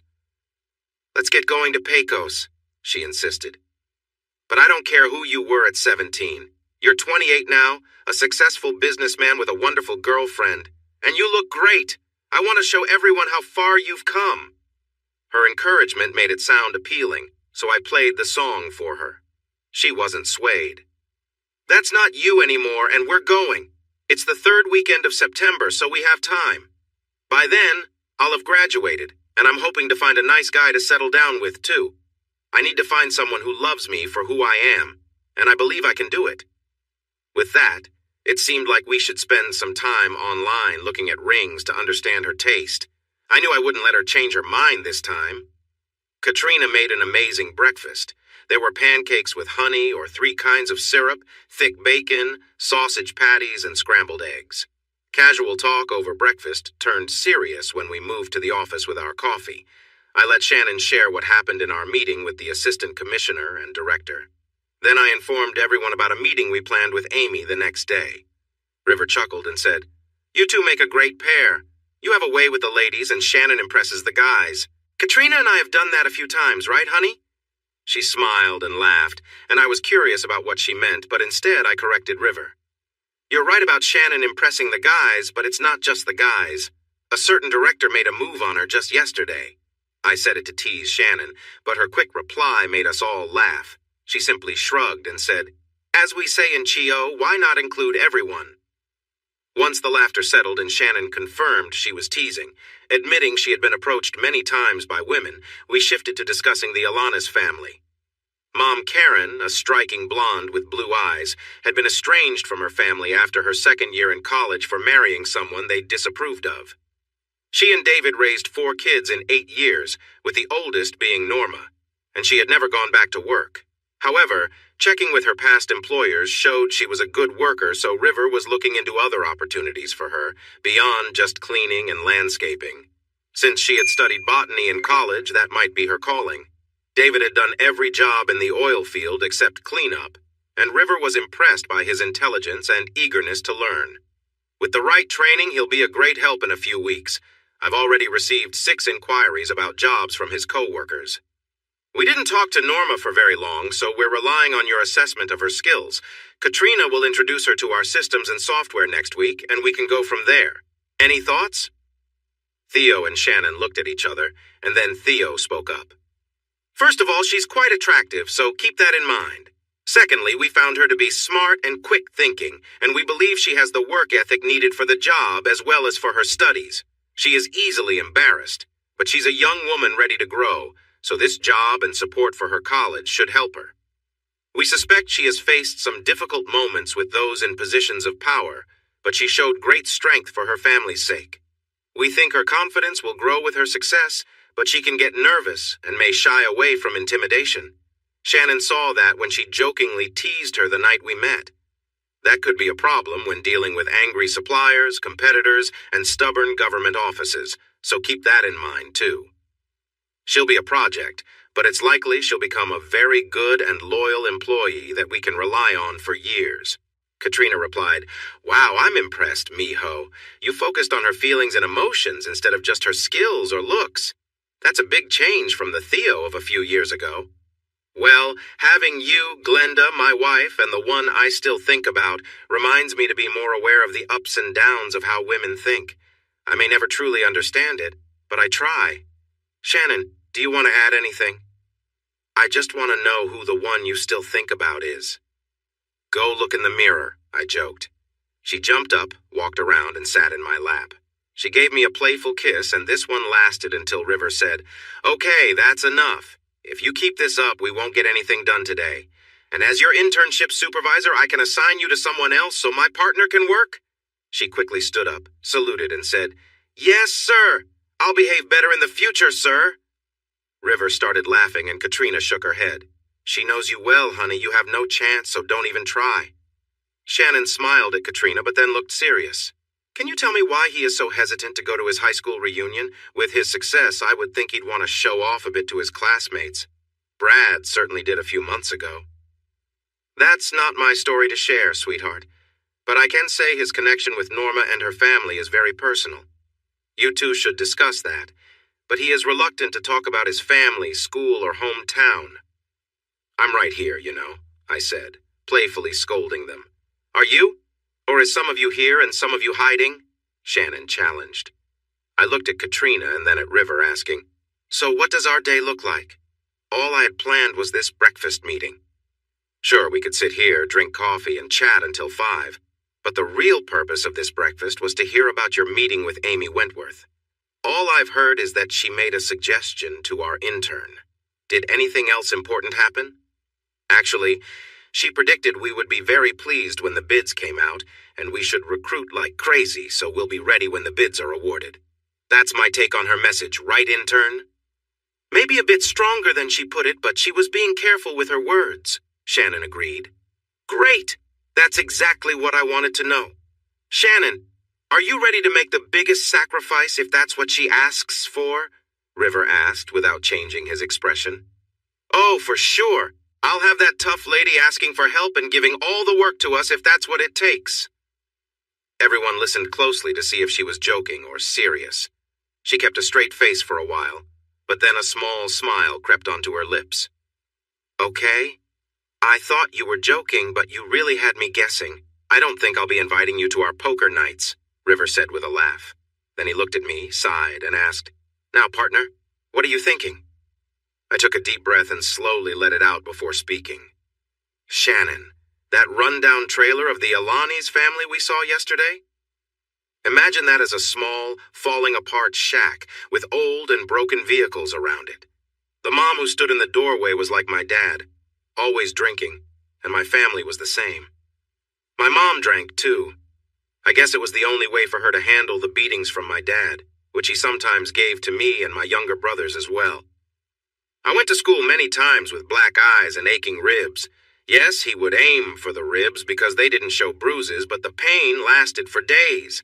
I visited the clinic and saw the school nurse too often for injuries like that. But no one who was supposed to protect kids like me ever stepped in. The sheriff? You've got to be kidding. He's part of the family that runs everything in Cow County and doesn't care about kids like me. When I finally found the courage to tell someone about my dad when I was 12, he just said to stop being a kid and do what I was told so that my dad wouldn't have to teach me a lesson. The beatings did stop when I turned 14. I bought a gun from a gang member, waited until my dad was drunk, and then I really stood up for myself. When I was done, I put the gun in his mouth and told him he'd never hurt me, my mom, or anyone else again. I told him to pray for mercy because he wouldn't find it from me. He cried and begged when I clicked the trigger on an empty chamber. After I got off him, I kept the gun with me and promised him that if he ever harmed my mom or brothers again, I would make sure he paid for it. That changed our relationship for the rest of high school, but I worried he might someday buy a gun himself and come after me in my sleep. I will say he did come to appreciate my success in sports, even if he first thought I was wasting my time and should focus on working instead. I touched the gun and told him I'd work weekends and all summer, but I was busy with practice and sports every school night. I told him to mind his own business if he didn't like it, so I focused on playing. I was good at it, and I received a lot of recognition for my school and town, which helped him get some jobs. He even got some praise for my success, and thought it reflected on him or that he had something to do with it. In a way, maybe he did. The school staff paid special attention to the Smithermans and the rich kids, but by the time I was 17, they knew not to mess with me. I brought my tough attitude to the football field, basketball court, track, and classrooms, but nobody failed me or sent me to detention. I was known as that smart car kid among the teachers, but I was also second-team All-State in football, All-District in basketball, and won medals in 2 events at the state track meet as a senior. Shannon knows some of this, but she's still pushing me about it, and you two have never heard the whole story, so here it is. Why don't I want to go to the reunion and see my old classmates? Honestly, I was an angry kid in high school, and I don't have any friends from back then. Yes, I dated a few girls, but they wouldn't care to see me now. I was good at sports, but my teammates were more upset with me than thankful, and the Smithermans are still upset that I was the best player and not one of their sons. So, what's the point? It's certainly not about going back to renew friendships or see my family. Even the younger brothers I looked out for probably hold a grudge against me for leaving them behind. So forget me all. How about I take all of you fishing at Red Bluff Lake instead? After I finished, it was quiet until Katrina spoke. Theo, I've been following your hometown and school online. Do you know a guy named Will Callahan? He's a bit older. I heard he married one of the rich girls, but it didn't go well. That's true, but more importantly, he and some friends wrote songs about the problems in Cowtown and helped bring down some of the corrupt folks. A number of the Smithermans and their supporters ended up in prison, and some locals known for fighting corruption have taken office. Some of them might be your classmates or teammates. I'm not saying this fixes everything for you, but at least some good has happened, and many of the bad people have been removed. That's interesting, but as you said, it doesn't really change my situation. I'm still seen as the punk car kid, the angry teen, and that won't change. Frustrated with my attitude, River said, "Come on, yes it will. You show up with this amazing girl on your arm and we'll be there to support you. We will share your success in business, your college degree, and your bright future. Be kind to everyone and show them you are not the same person you were at 17. You might be surprised by how well they welcome you. I'm not sure what to expect from your family, but remember, you can't choose your family. If they still aren't great, you might help them with a nicer place to live and a little support. It won't cost too much, and it could create some goodwill. If not, you'll earn some kindness in the eyes of those watching over us." I took a deep breath, let it out slowly, and asked, "So if I go through with this, all of you are coming with me on the 3rd weekend of September? because I definitely don't want to do it alone. They all agreed, and then River joked about how tough I was at the reunion in Santa Fe, but not so brave now. I didn't respond, but many thoughts ran through my head. On Sunday, the Alanis family arrived to find wonderful food cooking and more help unloading than they needed. The kids were excited about their new home. Mama shed some tears, Dad looked a bit overwhelmed, and Norma shared hugs and thanked everyone who helped them move and prepared for their arrival celebration. El Jefe, La Señora Jefe, El Segundo, and La Chica Linda received most of the praise, but we made sure to extend appreciation to everyone who worked hard. Yes, we bought the kid goats and groceries, and we asked everyone to help welcome the newcomers just as they had been welcomed. But it was the men and women who cooked, set up the celebration area, and moved their belongings who truly deserved the thanks. They received appreciation, but Norma also expressed her gratitude to Shannon and me, and she gave special thanks to Mr. River and Mrs. Katrina. That girl was sweet, and she really could give a good hug. Shannon, River, and Katrina all agreed. The celebration was a lot of fun. It was a chance to get to know Karen and David and enjoy their lively kids. However, it ended at 10 p.m. because everyone needed to work or practice early the next day. The trainers shared positive reports, and it seemed we had found a great fit with Norma, Karen, and David. Seeing the bidding sheets for the orphaned wells look almost like our own was a nice surprise, too. Shannon and I celebrated with a high five, and then I gave her a cheerful hug and a spin. Our intern impressed everyone all summer, even managing to fix things between Jerry, Doris, and me. They had not really been upset after I changed the reason for the conflict, and we kept a good working relationship throughout. We had even gotten new jobs from other ranchers after my adventures at the reunion. Although we didn't gain any new contracts, Jerry and Tom didn't seem upset with us. After spending a full day with Shannon, the women came around. Doris apologized for her daughter's behavior and told me how much Julie regretted what she had done. A few days later, we received an offer for 30 more sections. I think the intern will likely get another A and keep her straight A record, but it's too early to tell for sure. Shannon's graduation in mid-August was a welcome break from the intense heat of the desert. We arrived in Lubbock a few days early to shop and relax. The ceremony was much smaller than the spring graduation Brad and I attended, but no one had a cheering crowd like Shannon. She received the loudest cheer when she graduated with the highest honors. Her family had a reservation at the same steakhouse and dance hall we had visited that memorable night. The food was just as good as I remembered, the band was fantastic, and we didn't get teased as much as we thought we would about the fight Shannon started. Being with her parents, grandparents, sweet sisters, and their boyfriends for the first time in over 5 years was a special experience. Brad and I had kept a good business relationship through those years, all while staying friends after our short time together on the gym floor waiting for our own graduation. Being with him and his wife made our connection feel even stronger. Glenda and Cindy weren't there, but sent generous gifts of French perfume and other lovely items. Everyone enjoyed reconnecting with Katrina and River's surprising job offer amazed Shannon and her father. Brad smiled, knowing what was coming. We had won as many state bids as we could manage, and they were profitable. But we needed more people quickly. Shannon and I would lead the recruiting and training of new employees for various jobs, both in the field and in support, and her brother knew how persuasive she could be. It was a lot of money for someone starting their first job, but she was the perfect person for it, and River was always willing to pay well for good work. We talked, we danced, and we took turns celebrating the new graduate. She smiled and enjoyed her moment in the sun, thrilled about the job offer she had just accepted. She had danced with her dad, grandfather, River, Brad, and me. After a quick chat with the band, she, her mom, grandmother, and sisters performed some classic rock songs from the 60s and 70s, along with Mom's favorite tunes from the 80s and 90s, and the sisters' current favorites. Other women and a few men joined in, but soon everyone either gathered around or found spots to watch. After each song, the big crowd cheered loudly for them. Angela and Kelly looked even better than when I had last seen them. Mom was stunning, and Grandmother Cecilia, at age 70, moved with more energy than I had expected.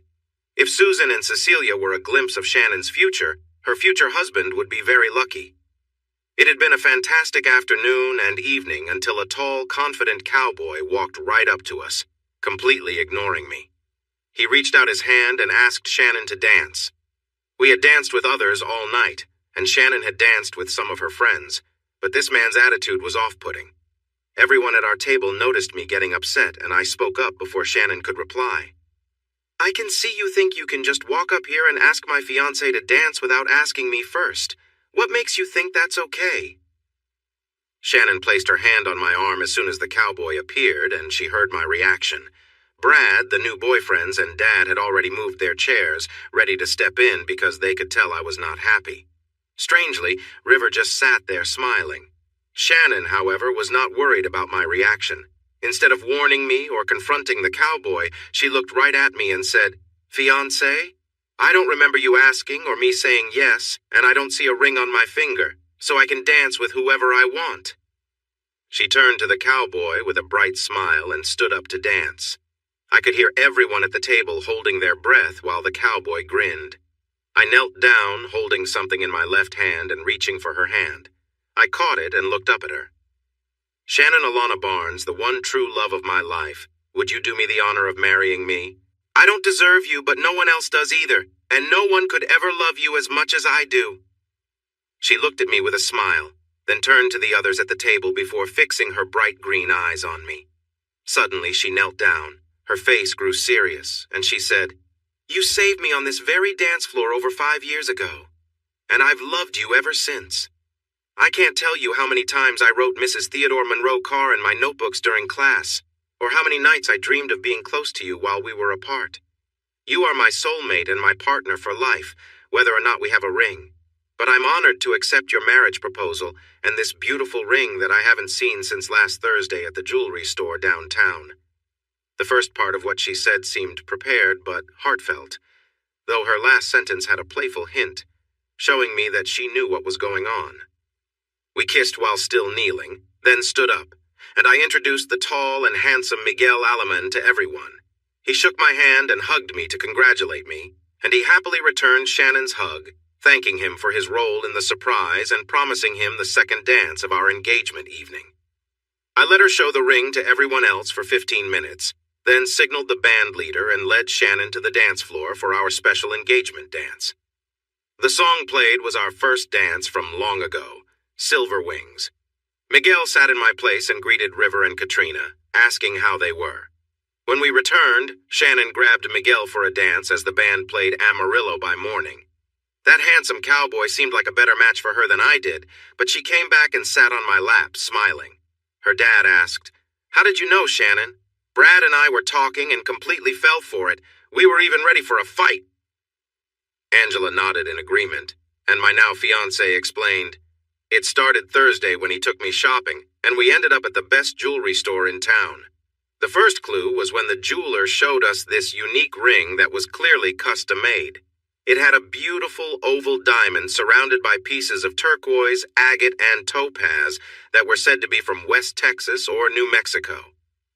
I loved the ring, but I knew something like that would be very expensive, so I asked to see a few others. Instead of seeming happy that I was looking at different styles, Theo looked let down. Later, while I was checking out necklaces, he and the salesman went into the back. After we left, he asked me which ring I liked the most, no matter the price. I told him it was that unique ring I saw first, but I also liked a much cheaper oval diamond that we checked out last. He just smiled and said both were nice. Nothing else was mentioned. I had completely forgotten about the rings while enjoying my graduation party when a confident guy walked over and acted rudely toward Theo. Normally Theo would have reacted strongly, but as I held his arm, he didn't seem charged up. We all knew he could be tough, but something felt different. His tough words didn't match his usual confident stance, which made me think something was wrong. Then it hit me that he called me his fiancé. At that same moment, I noticed that Miguel was relaxed and seemed unbothered. That's when everything clicked in my mind and the light bulb went on. I played along, but I already knew. His proposal wasn't typical.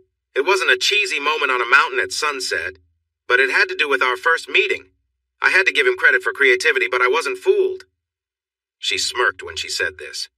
But you still said yes, so it wasn't a total fail, right? I asked.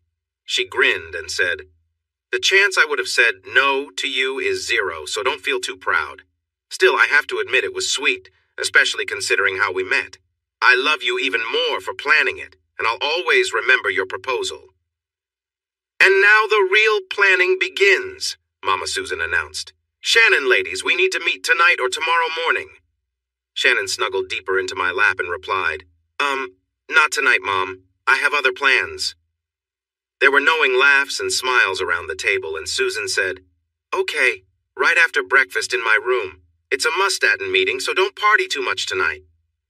Yes, Shannon had her plans, and we might have enjoyed ourselves a little too much. It wasn't my fault. I thought we were done a few times, but she looked at her ring, and suddenly, we were back at it. We made it to breakfast, and she joined the meeting on time, leaving the guys to tease me and share stories about weddings. Their advice to me was simple: voice my thoughts early, make sure to state my must-haves, and then step back unless my input was needed. They warned me to be cautious of traps if I did speak up. It sounded easy enough, especially since I didn't have any major demands, but I underestimated my girl. They came out of the meeting with a solid plan. The ceremony would be at Highland Park, UMC, at 7 p.m. on Saturday, October 22nd, with lilacs and lace. 4 bridesmaids and 5 groomsmen, plus the maids of honor and best man, along with the other members of the bride's party. The rehearsal dinner was set for Y.O. Ranch Steakhouse, and the reception would be at the historic Adolphus Hotel, with a second celebration at the Man Camp in Orla when we returned from our honeymoon. I didn't know much about the other places, but they caught my eye, and I turned to River. Having a wedding reception in the yard behind the RV or in the dirt area between the rows of RVs didn't seem very romantic or useful. Katrina and Shannon had a plan for that. They suggested a covered space with tables and benches, plus spots for barbecue pits and grills. There would also be games like horseshoes, cornhole, and archery, which Shannon loved. They included a mini gym and a grassy area where kids and adults could play football or soccer. River planned to set up another row of RVs called park trailers to accommodate families south of the second row, but I wasn't aware of any plans for a recreation area in between. He seemed to know about it, so I figured that was one less thing for me to worry about. When I nervously asked about the plans for the hen party and the bachelor party, Shannon shook her head. "We're not kids anymore, and most of our wedding party will be married. I don't think anyone wants to ride party buses or watch entertainers." I kissed her and said, "Thanks. I can't imagine going to see entertainers with your brother, dad, and granddad, or even River. I'd just be worried about someone doing something silly and their partners finding out."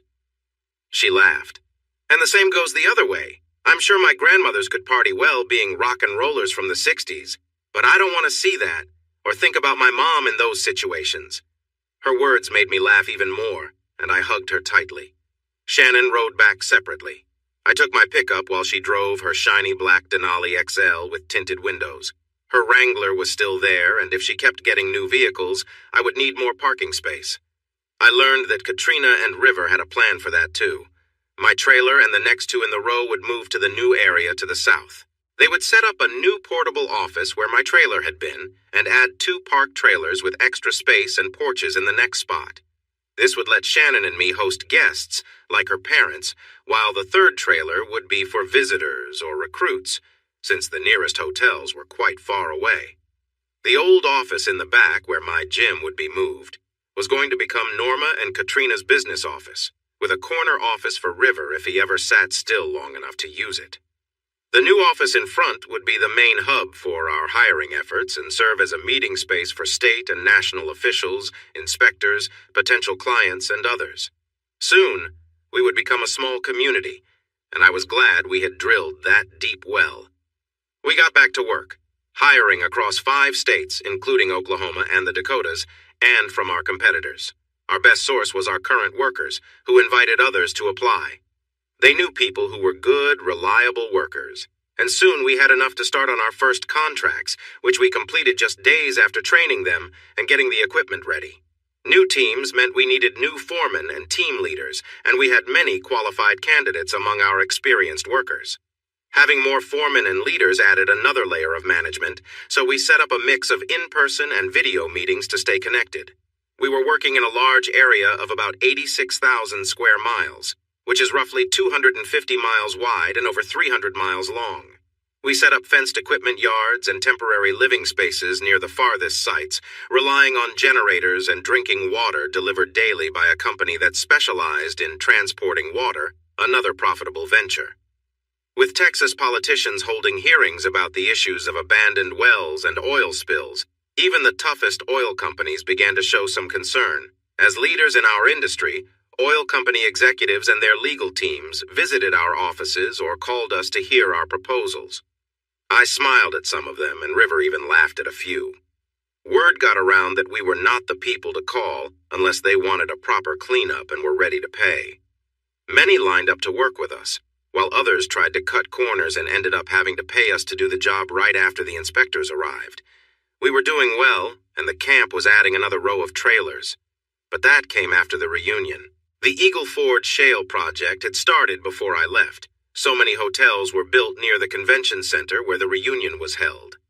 Since the project had moved farther east, there was plenty of space for reunion attendees, and we even received special rates, which included free breakfast and a happy hour with tacos and quesadillas.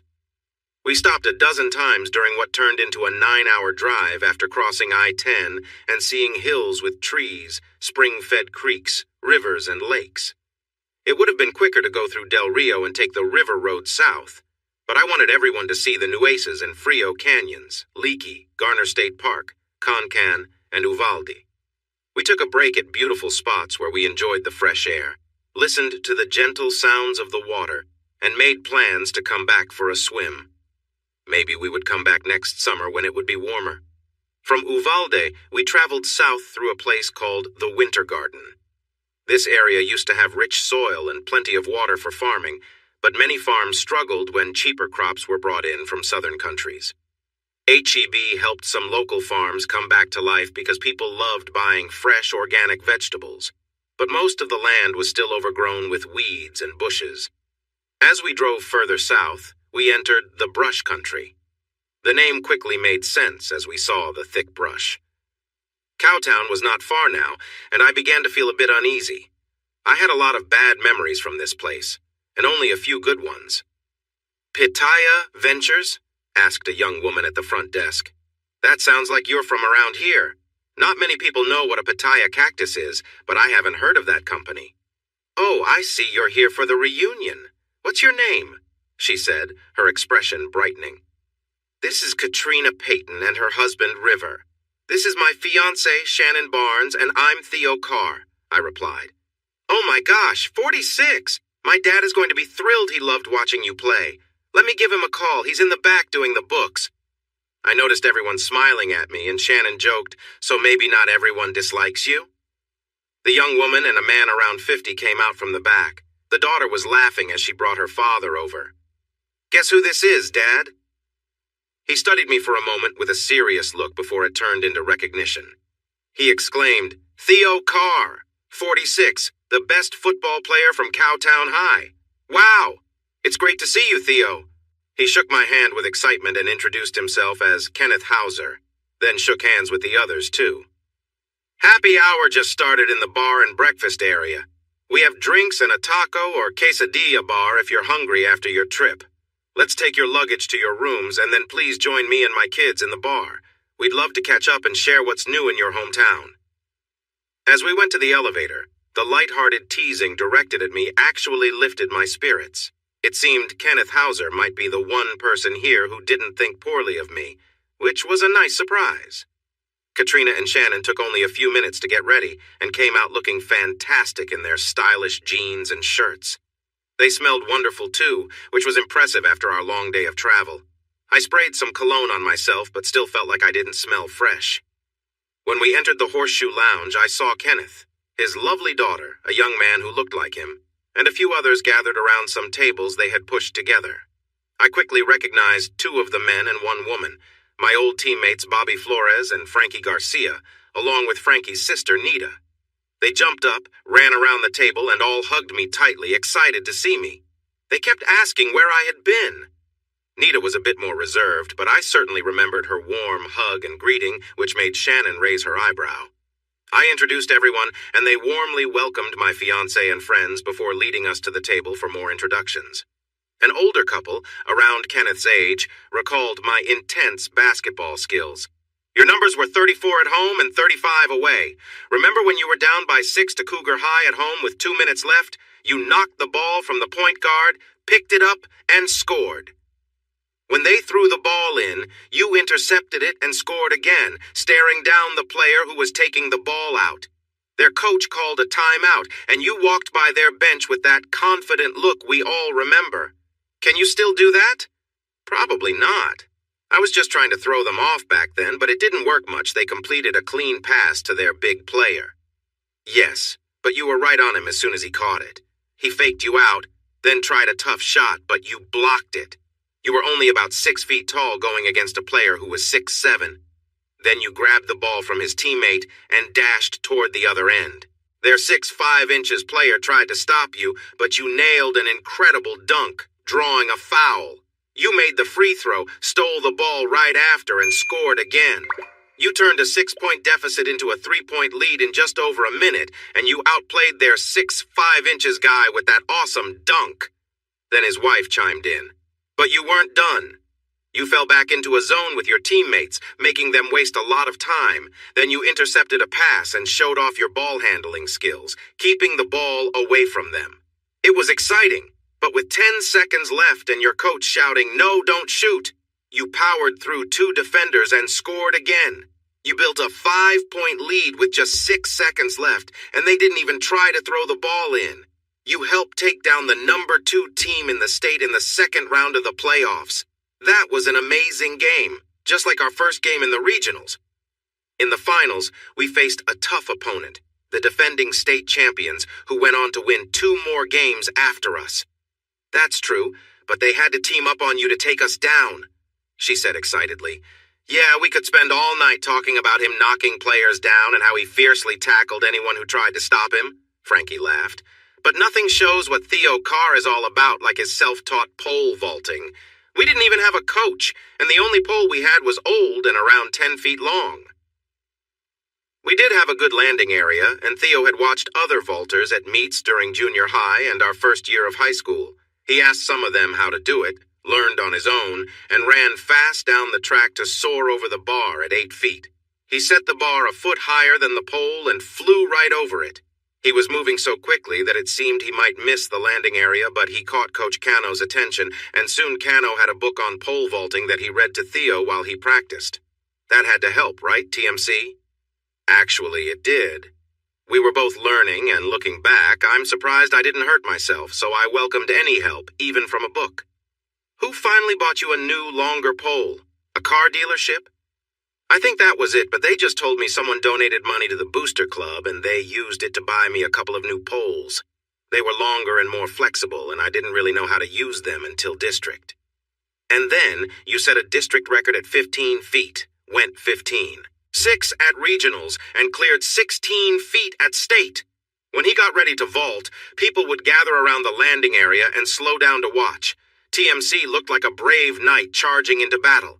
He might miss his steps, he might fall back, or he might hit it just right, soaring over the bar and landing perfectly. It was amazing to watch, River asked. If you cleared 16 feet at state, didn't you win? Frankie and I chuckled.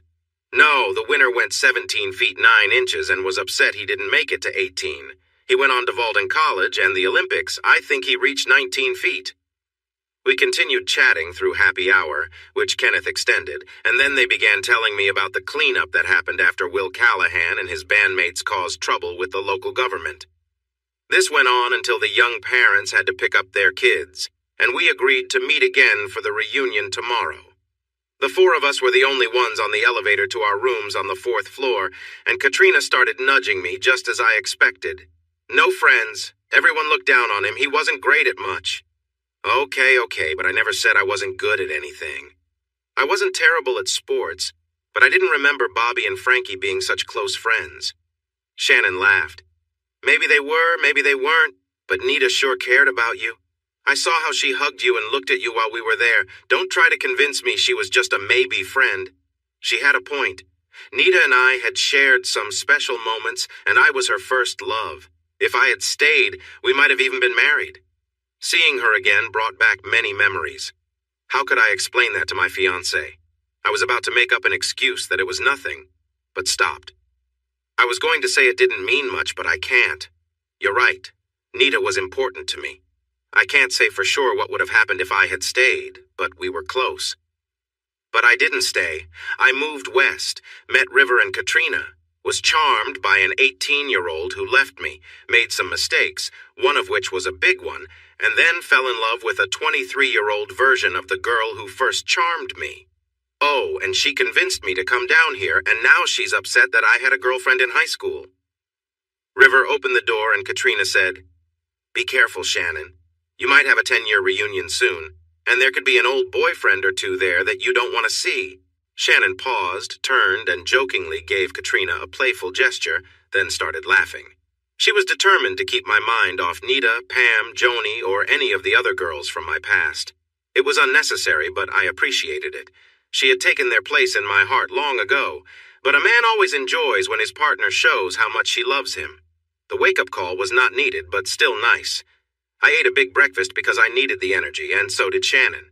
She actually looked like she'd had a long night, but then she had done most of the work. I dressed for the luncheon in my best jeans, boots, and a polo shirt. I felt good fit and confident. Shannon wore pretty sandals and a lovely sundress that showed off her shoulders and legs. River's reaction when he saw her was, "Wow!" and Katrina laughed, saying, "Looks like you're ready to impress." I added, "Yeah, Cowtown hasn't seen anyone like her before," and she smiled brightly. As expected, the turnout for the event was modest. Many classmates had to work that Saturday, others couldn't afford babysitters, and quite a few thought the meet and greet was silly since the reunion meal and dance were happening a few hours later. The Smitherman family was there, dressed nicely, but Shannon and Katrina stood out the most. Katrina looked lovely in a white sundress and sandals. We didn't eat much, but my three friends were chatting with everyone. I noticed the rich and powerful seemed less stuck-up since Will Callahan got his lawyers involved with their families, many of whom were now facing consequences for their actions. We weren't friends and likely never would be, but they annoyed me much less than before. There were a few moments that I expected, but not too many. One was when two difficult teachers scoffed at me. They looked down on me when I said I worked in the oil field now. Katrina and Shannon couldn't let that go. Katrina said, "Actually, he's being modest. Theo and my husband work together in a company that has about $100 million in contracts this year, so he was honest but too humble." In her best high society tone, Shannon added, "Theo has a degree from Texas Tech in pre-law, but he likes business better than practicing law, unlike my grandfather, father, and brother in Dallas. By the way, we're getting married the third weekend of October." "What do your children and grandchildren do?" Many people overheard, and there was a lot of laughter after they put the teachers in their place. The other moment came when one of the Smithermans, who used to be a deputy sheriff, joked with some locals. "Oh no, here comes one of the car kids, watch your wallets." I couldn't resist. "Well, hello there, deputy. Have you been misusing your power lately? Oh, right, you got fired, didn't you? Who are you bothering now?" I secretly hoped he would react, but he just walked away. I was surprised he was out on parole when many others were still in trouble, especially since he was among the worst. Once he left, his group scattered. River slapped me on the shoulder and silently said, "You're always 17 in your hometown," then gave me a friendly pat. Katrina simply said, "Just be better, Theo." I raised an eyebrow and asked, "Like how you treated the teachers?" She rolled her eyes and smiled. Shannon looked at me curiously. "So he's one of them?" I nodded, explaining he was a bad one, but not someone I had to deal with, and she gave me a hug. We left a little early and went for a ride.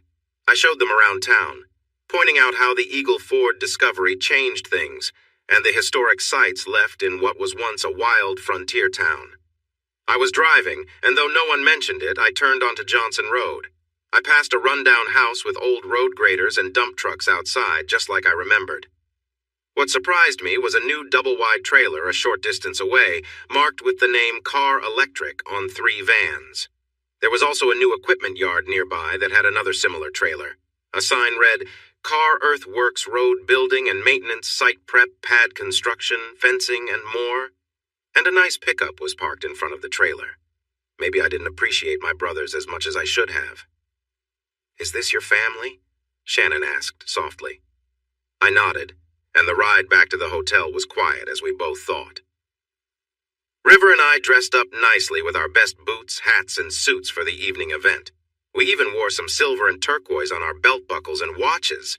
As for our partners, Shannon wore a beautiful champagne-colored cocktail dress and matching high heels. Her golden hair flowed in lovely curls, and she carried a clutch that matched her dress. She looked stunning and classy. Katrina's dress was a little more modest, but still striking. It hugged her figure nicely, and River couldn't take his eyes off her, just like many others that night. We checked in, got our name tags, and looked for a place to sit. Thankfully, Bobby and Frankie had reserved a big table near the bandstand. They waved us over, and I got to catch up with old friends while Shannon impressed everyone with her charm and presence. The Hausers were there, so River and Katrina sat with them while we joined the Flores and Garcias, along with many other familiar faces. Drinks and conversations flowed easily, though Shannon and I took our time sipping. She seemed to know that it was best for me to stay composed with certain people around. I caught up on everyone's lives, and Shannon learned more about my past through shared stories. I had warned her I wasn't perfect, but tonight, no one seemed to hold that against me. In fact, they seemed to admire me as someone who goes against the crowd. At 8, the former class president and vice president welcomed everyone. They reminded us to keep our contact information updated on the website and mentioned a change in entertainment. With a cheeky grin, the president announced, "The DJ had to cancel, but luckily a local band stepped in to perform." Everyone at our table buzzed with excitement, except for Shannon and me. I was fine with whatever was happening. And then the host announced, "Let's give a big round of applause to the little band from just southeast of town on Billy Goat Hill. Here are two of Cowtown High's finest, Will and Woody, along with some amazing singers and musicians. I present to you the Grammy-winning Billy Goat Hill Pundits." I had spent 10 years lost in the deserts of West Texas and New Mexico. I knew who they were and had heard some of their songs, but not really. Shannon, however, cheered wildly like everyone else. We danced, but much of the music was meant for listening. It made my nose stuffy and my eyes watery several times as they sang songs about the town and people I disliked. Lila and Lena were especially moving with their songs that touched on difficult topics, and it was clear that their music affected Shannon deeply too. Honestly, it felt healing. I wasn't alone in feeling mistreated by those in power who had made life hard for me and others. These artists had the courage to write and share their songs about it. It was impressive. Meeting them during a break was exciting, and when Will said, "Hey, I remember you. You were on that team that made it 2 rounds in the playoffs for the first time. I wrote a song inspired by you. We'll play it in the next set." I felt a rush of surprise. Shannon looked amazed. "That song is about you? Wow, I love that song. We talked about it in class."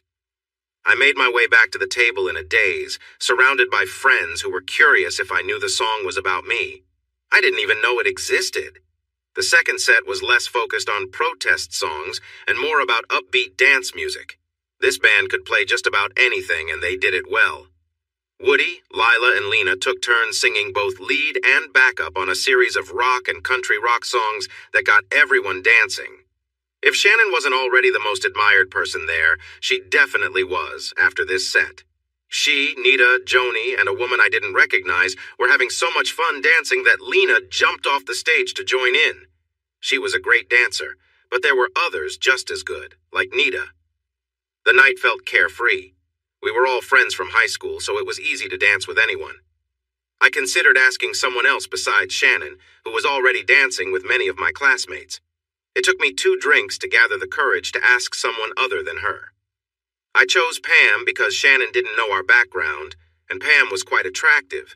She was taller, thinner, and not very curvy, but she had long legs and a nice figure, which I found appealing in high school. Pam was married and confident, so she easily caught my attention while we danced. Her husband watched, and it seemed to help her relax even more. I knew her husband from school. He was from a nearby high school, and he hadn't changed much. After the dance, I chatted with Joe, Pam's husband, before Joni picked me up to take me back to my seat. With the slow song playing, the light shining on Joni's long, straight hair reminded me of beautiful nights on Billy Goat Hill. She looked at me and asked, "Are you remembering those times too? The music and the fun we had?" "I've forgotten much about our old town since I left, but the sight of you back then sticks in my mind," I replied. She smiled and said, "Me too, but let's keep this between us. Deal?" "Deal."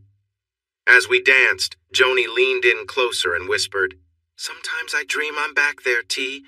You were amazing, and I'm sure you are even better now. You were wonderful too. You made high school a lot more enjoyable for me. I was silly back then, but Nita made my last term really fun for you, and speaking of her, she will come looking for you soon." I glanced around and saw Shannon having a good time with Bobby. Just as Joni said, Nita took my hand as soon as I left my previous partner. I was a bit surprised when the familiar music started playing. We had danced to it many times before, and she appeared excited. We moved together smoothly on the dance floor, enjoying ourselves while keeping a comfortable distance since my fiancé was watching. Nita was very careful while dancing. We ended with a nice finish, and I led her back to our table. My fiancé was waiting for me, and she took my hand as soon as I was free. The BGH pundits were performing an emotional song written by Will, as Woody announced before they began. Shannon leaned against me, encouraging me to show off a bit on the turns, keeping me close. The next song was another heartfelt one, sung by Lena. By the time that song was over, I was feeling a rush of emotions, and Shannon had a small smile as if she was pleased with how I felt in that moment. It seemed like just a look or a touch could easily affect me. There was a brief pause before Will took the microphone from Woody. He said, "It took me 5 years after graduation, a failed marriage, and a tough lesson for me to stand up against those who once held power. This song is about someone from the wrong side of town who stood up at just 17. I can't say every word is completely accurate, but it reflects the legend that built around this young man by the time he graduated and then disappeared. Listen closely, 46, and let me know during intermission how much of it you think is true." Will's deep voice filled the room, telling the story with strength. He mentioned a tough night when I had to defend myself and how unfair the grading system was. He also talked about how some people were treated differently based on who they were. The song called out a corrupt sheriff, mentioned standing up to 2 rough deputies, and even dared those trying to intimidate me into silence for speaking out against abuse to come forward. The title, "Angry Young Man," came from the song's chorus. The chorus changed a bit after each verse, but it always praised my bravery and strength, highlighting how my passion showed on the sports fields and how opponents avoided me. It also touched on my openness in relationships, a topic Nita and I had faced some teasing about. I was grateful that this was my first time hearing the song, as it brought tears to my eyes and made it hard to keep my angry front in check when the spotlight turned to me at the end. With Shannon next to me, holding on tightly and crying on my shoulder, it was tough, but I managed to stand strong during the song and the audience's cheers. To show any weakness would have changed the song and the story behind it. I nodded at Will to show my thanks, and he tipped his hat back at me. It was quite an unforgettable moment for anyone from Carr. During breaks, the BGH pundits played classic country and rock music so everyone could dance with their partners or fans. Will, Lila, Woody, and Lena came straight to Shannon and me. Will asked, "What do you think?" I shrugged. "I can't argue with what you sung. It doesn't bring back my best memories, but it's true." Lila said, "You wouldn't believe how emotional Will was while writing this. He was tough for 2 days, and then he felt so proud.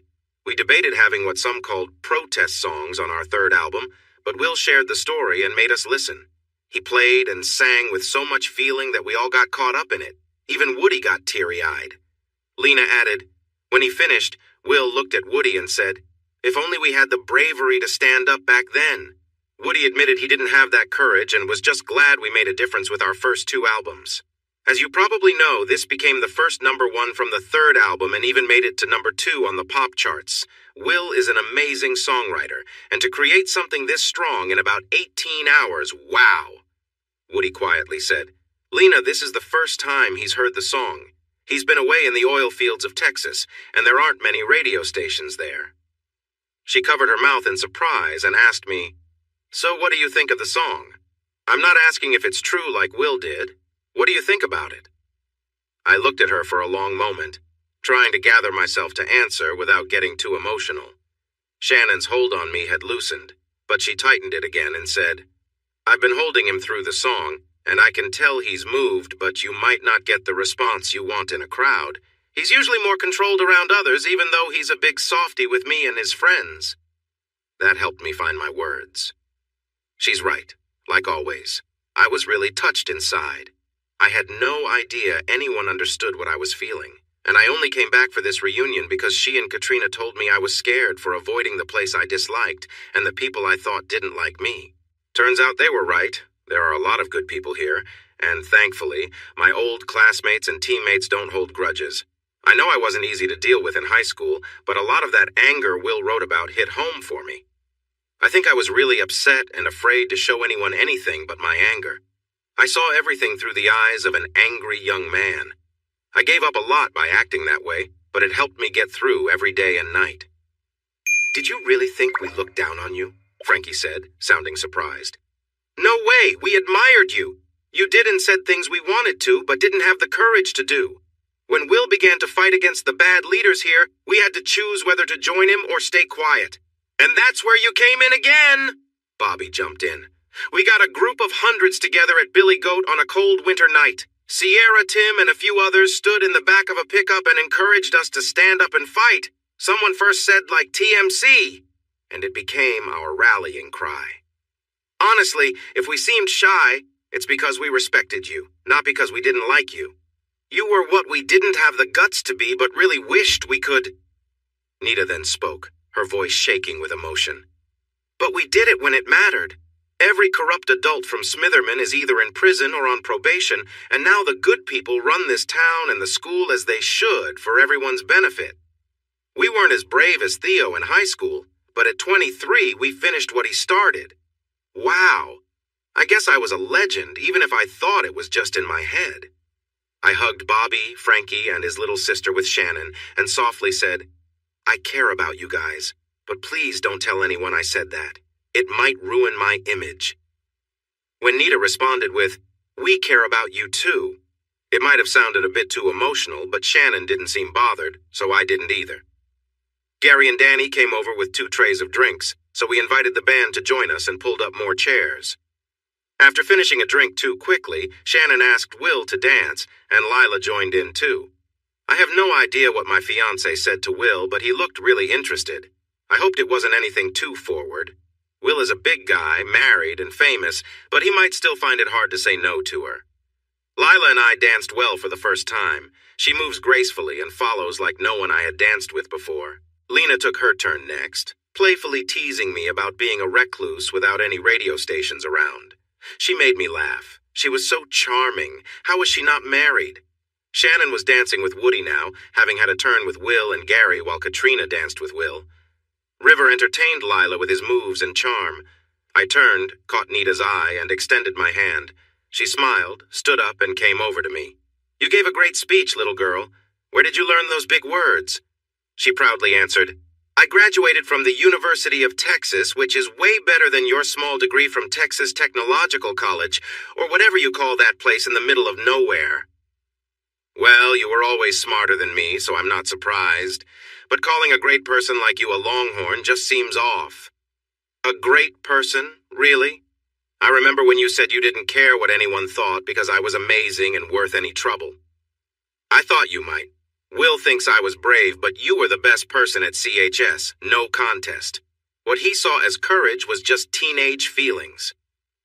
Don't kid around. I had to be brave too. My wealthy Mexican parents didn't support me dating a car boy. She smiled and added, I'll never forget walking into prom with you. I thought that old principal would faint. My favorite moment was seeing those old ladies in shock. They couldn't handle it. Let's not forget the wealthy students either. They were shocked too. It wasn't just the old folks. Yeah, but those students were worried I might actually date the best person at school after prom. And you did. You used me for 2 months and then vanished. What happened, Theo? Do you want the funny excuse or the truth? The truth, please. I cried all summer. I was afraid that if I saw you again, I'd want to stay and just give in. You had another year left, and it was tempting to just stay with you. It was hard to leave, but I didn't want to see you upset or tell you I couldn't stay. Plus, there was that trouble we got into with those guys. Will and Woody think I was brave, but I wasn't that brave. You were my weakness, and I took the easy way out. She sighed. I'm mostly over you now, but this helps a bit. Maybe one day it won't just be mostly, and I can move on. Thanks for being honest. I spent all these years blaming myself. I'm truly sorry for that, Nita. You were amazing, and I was a mess. It was never because of you, it was me needing to leave Cowtown. My biggest regret is not explaining it all before I left. She sighed again. No, you were right. I would have cried and asked you to stay, and if you did, you'd have resented me for it. You were never meant to follow anyone's lead. Just know you hold a very special place in my heart, and you always will. The music stopped a while ago, and your lovely fiancé and most of the people here are watching us, she said. So smile, give me a quick kiss on the cheek, and I'll head back to the table while you go talk to the girl you love. We followed her suggestion and stepped apart. When I reached Shannon, she asked, Did you sort things out, or do I need a new fiancé? I replied, Sorted, took her into my arms, leaned in, and gave her a reassuring kiss. It made her, Katrina, and River feel better. We danced to almost every song in the third set, taking breaks now and then to enjoy some drinks and chat with friends. We stayed until the place closed, talked to the band a bit while they packed up, and then returned to the hotel. That night, we shared a sweet moment together, and when I woke up the next morning, I felt even more in love with my sweet Shannon. River messaged us about breakfast at 8, and we were ready by 8:15. I was always amazed by how Shannon could go from sleepy to looking like a model in just 15 minutes. I took my beautiful fiancé off the elevator and led her to the coffee pot. Then I turned to find River and Katrina. Strangely, they were sitting at a big table with the owner and his family, along with 2 young families with small children. There were 2 empty chairs at the end facing the families. I brought Shannon to the saved seats, put my coffee down, and introduced myself. Good morning, I'm Theo. Then I stopped. Shannon was staring surprised between the 2 young fathers. One of them took a sip of coffee, smiled politely, and said, We weren't sure if you'd come by before you left, so we came for breakfast. Kenneth said he'd put it on your bill. We don't take the family out too often. It's a bit pricey.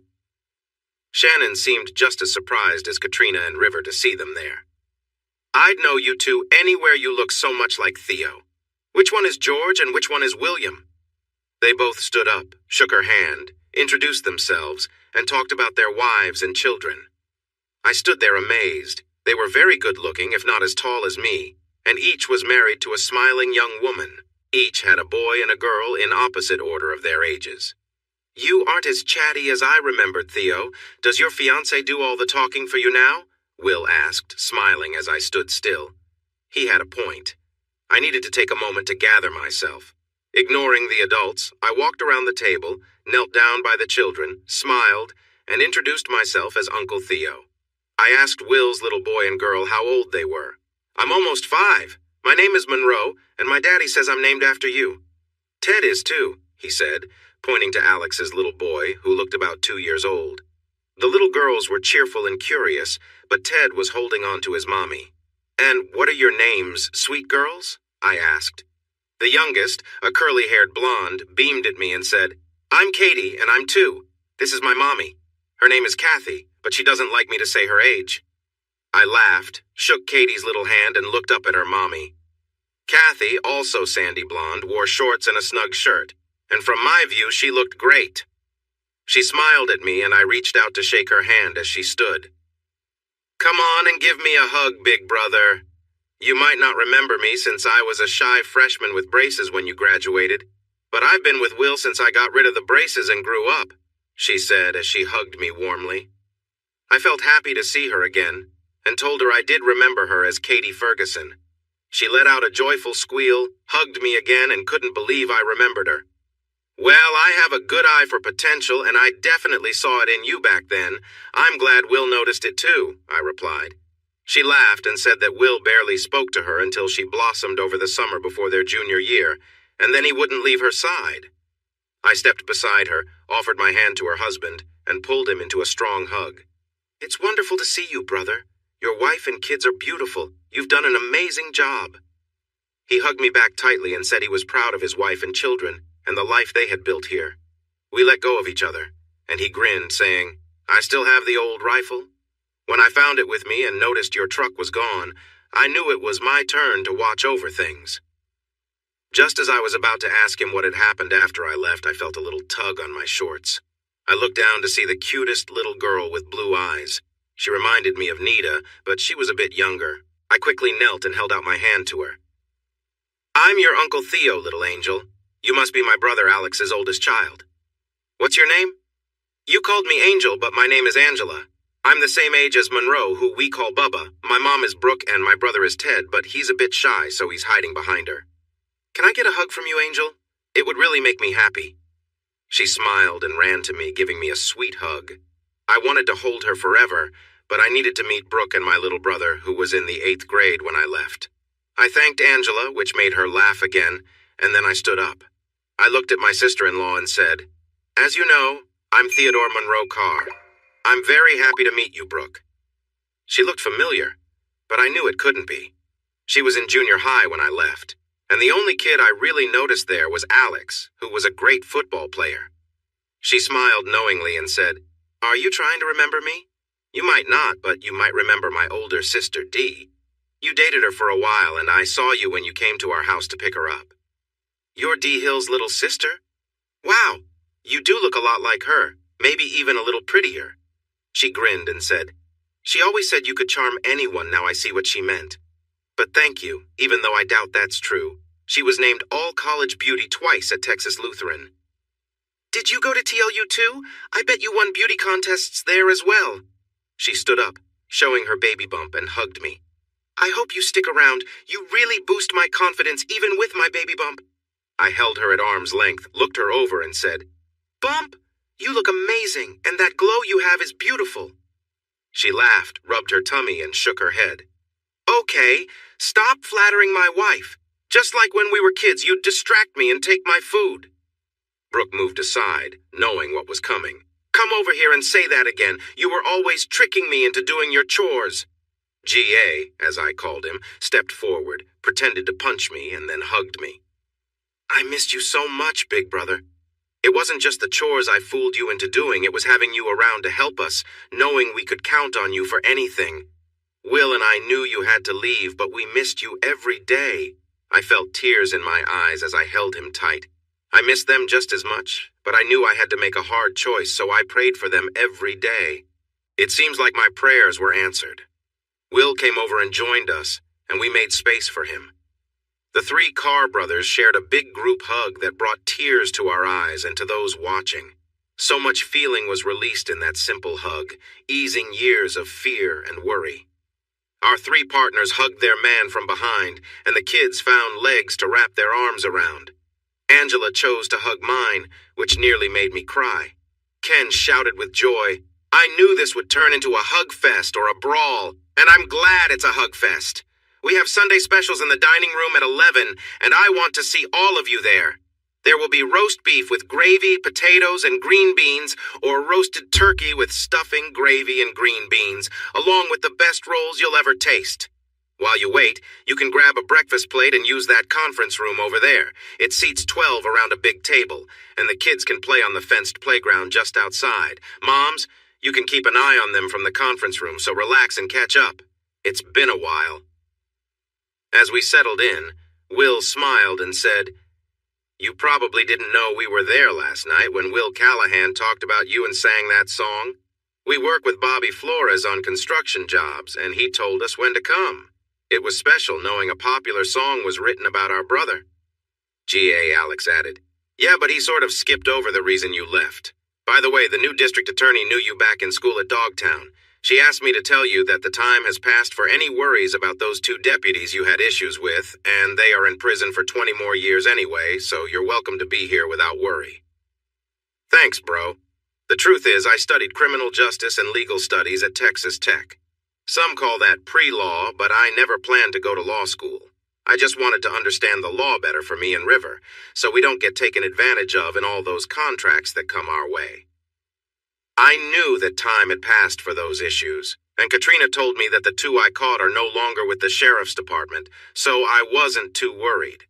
I thought everyone here would remember me as the angry kid I was back in school, and that held me back. But really, I didn't want to think about how you two might have been doing after I left. Now seeing you with wonderful families that love you makes me regret not coming home sooner. Honestly, as much as we missed you, you helped us grow up fast, and we did.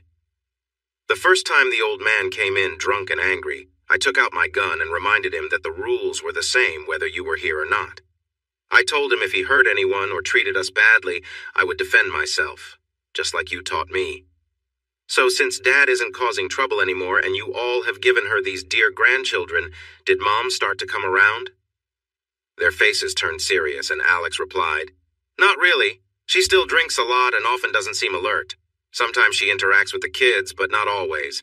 Honestly, if Dad hadn't cleaned himself up and started helping her, I think she would be in a really bad place."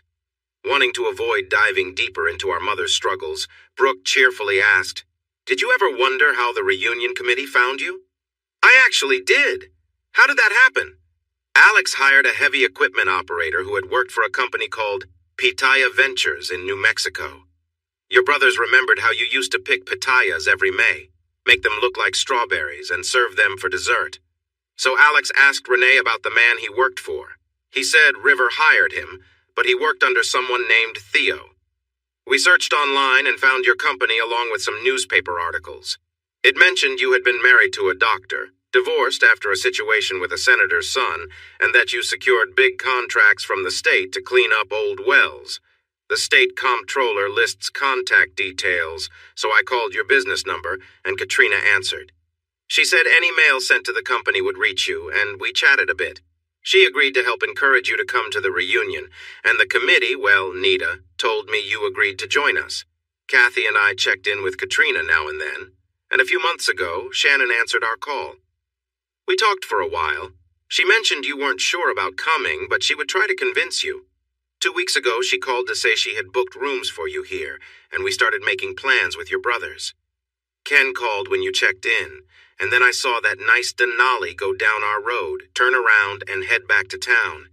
Ken said that was you, so I informed your brothers. We knew your stay was through Tuesday and hoped you would visit today, but after seeing you last night, your brothers ran out of patience. So here we are.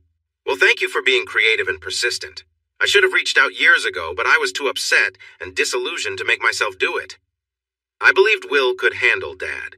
He was stronger than I was when I faced Dad the first time, and Dad wasn't the same man he used to be. From the vehicles we saw when we rode by, you and Alex have a company for digging and earth moving, and Will and Kathy have an electrical company. How did all this start? I asked. We both worked for Dad and had to learn how to fix our old machines, Alex said. I got good at operating the equipment. When work was slow, Will took a job with Mr. Jimenez, the electrician. Will always had a talent for electricity. He took some construction courses in high school, then he took online classes. Just after he turned 18, he got his first certificates.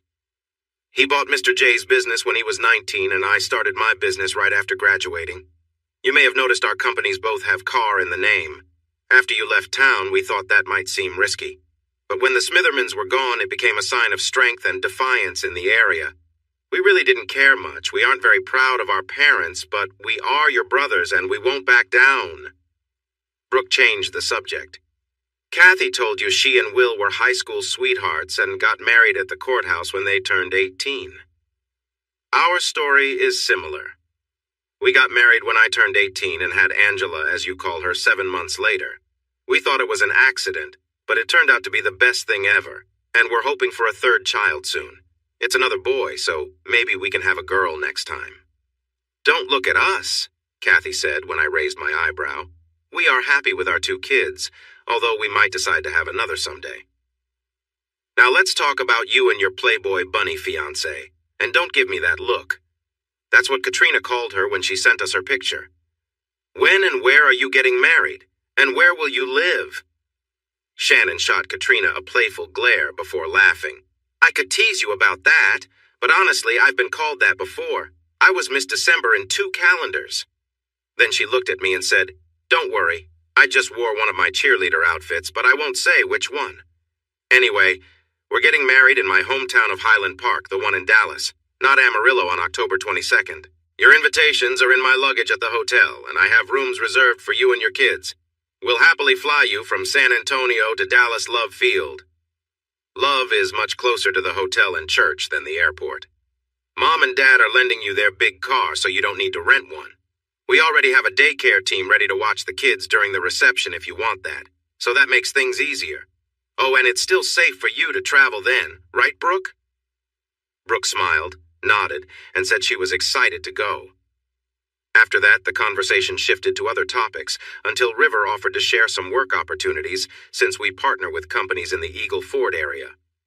Will shook his head and said, "Not unless you can send some help our way first. It seems like you big companies out in the Permian are paying too much for workers."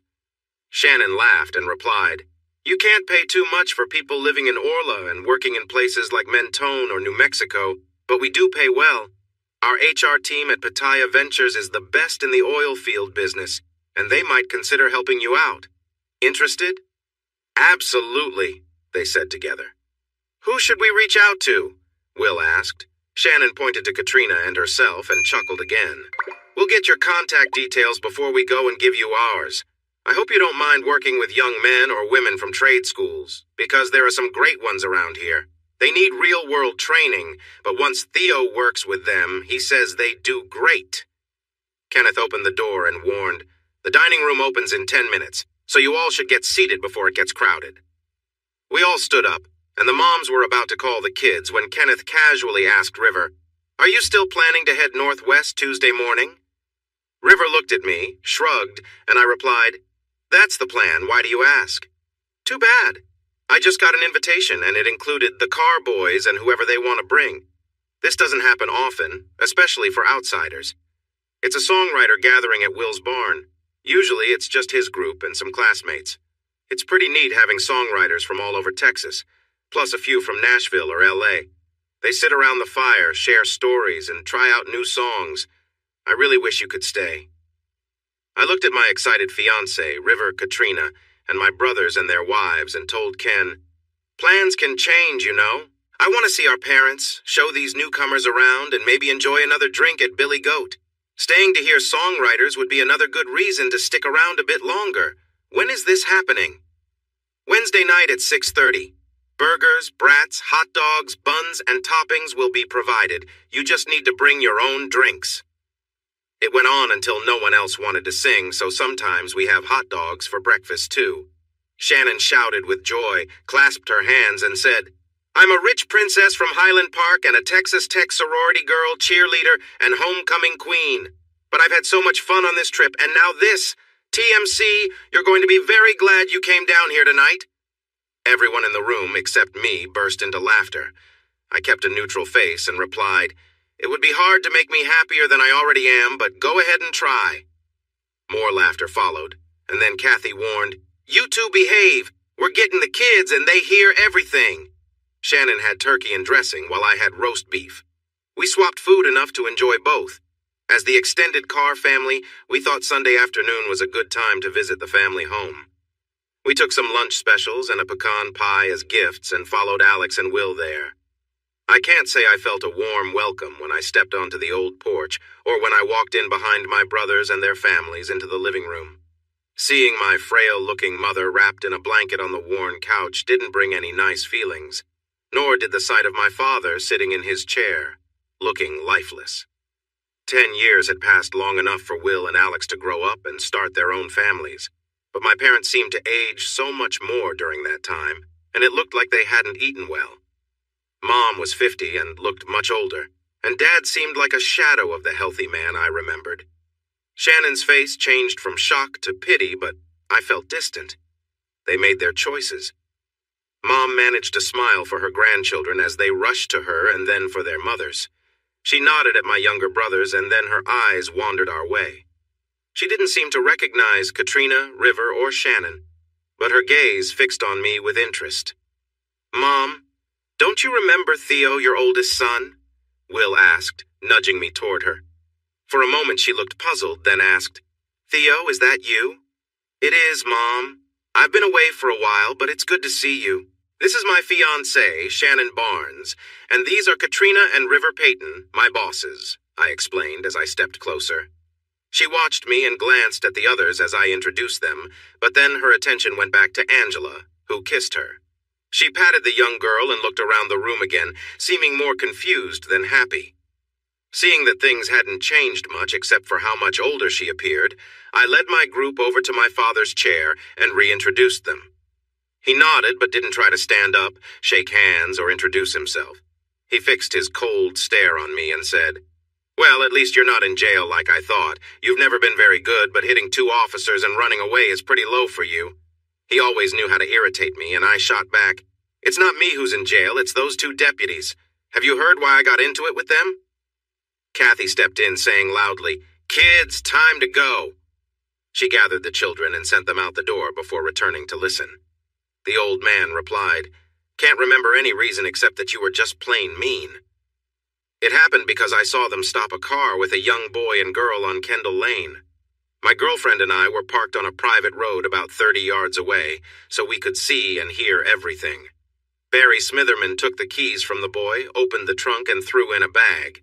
He then pulled it out and loudly said he found a bag of marijuana and a bottle of vodka in there. He and Clausen ordered them out of the car, made them lean on it, and searched them thoroughly. The girl, Mindy Ramirez, was already crying she was 15, and Rob Garcia was 16. It was their first date, and Rob had just gotten his license. Smitherman's first words were, "Well, we caught you 2 this time. We'll have to take you to town, put you in jail, and maybe by Monday the judge will set your bail. It will be high since this is enough to make it look like you're selling and you could be facing 510 years in prison." I was with Nita Garcia that evening and Robbie was her younger brother. She was really upset, but I stopped her from running over there by saying we couldn't help if they saw us. If they did, they'd take the kids away, charge them with all sorts of things, and the unfair judge would make sure they ended up in jail, even though they were innocent. Smitherman stood behind Robbie, and Clausen was behind Mindy, putting his hands on her shoulders. "There's a way to avoid jail this weekend and not spend years for this," he said. "Want to know what it is?" Mindy was crying so hard she couldn't respond, but Robbie asked what they needed to do, between his sobs. "Just do what we say. We'll show you how things work, and then you can go." Mindy, who had never been in such a situation, started crying even more, and Robbie shook his head, pleading for them to stop. Clausen yelled at Mindy, telling her to be quiet or something bad would happen. When she didn't stop crying, he pushed her head against the door. Smitherman threatened Robbie, ordering him to take off his clothes or else. I noticed the safety on his gun was on, so I quickly moved behind him and hit him hard in the side. He fell down, and the gun flew away. I ran around the car to face Clausen, who was looking for his gun on the ground where his pants had fallen. I did fight back, and I will admit it, but most of the harm to Smitherman came from Nita kicking him, while Robbie and Mindy kicked Clausen as he rolled around. That is why I stood up to those 2 deputies, and I wish I could have done it every time they hurt innocent kids. The old man scoffed and said it wasn't my concern and that I should have stayed out of it. He called the kids bad names. I closed my eyes, shook my head, and said, "You're terrible. You don't have any decency." Then I walked out the door and everyone followed. "Our house," Kathy said firmly. River drove the car around while I walked in anger with Shannon beside me, letting me express my frustration. We passed Will's gate, then Alex's, and walked a little further in the hot red sand. I finally stopped and let out a string of curses, then sighed and apologized to Shannon. "I understand, Theo, I really do," she said. "I knew you felt strongly about them, but I wasn't ready for that. I wanted to tell off your old man for what he said about you and the kids you helped. My only issue is having to walk in this hot sand. My sandals will never be the same." The look of disgust on her face was too funny, and it helped me calm down. I picked her up and carried her piggyback all the way to Will and Kathy's house, while she giggled and laughed like a child. The Carr boys and their families had a meeting and came up with a plan after doing some research online. I had thought about getting my parents a new home to live in, but it was clear they needed more help than that. We decided on a new assisted living facility on the edge of town, overlooking the river. It might take a court order, but neither of my parents could really take care of themselves, and it was obvious they were not eating well, despite the food my brothers and their wives brought them. I agreed to cover the costs for 1 year at the facility as long as my brothers took care of any other medical bills and extra expenses. They quickly agreed since they all had Alex's insurance. We planned to handle the paperwork at the place tomorrow, and the women would help persuade them to make the move. If they hesitated, we could start getting a court order by asking for a wellness visit from Human Services. Though they may not have been the best parents, they needed to find a different way to handle their lives as they approached their 50s.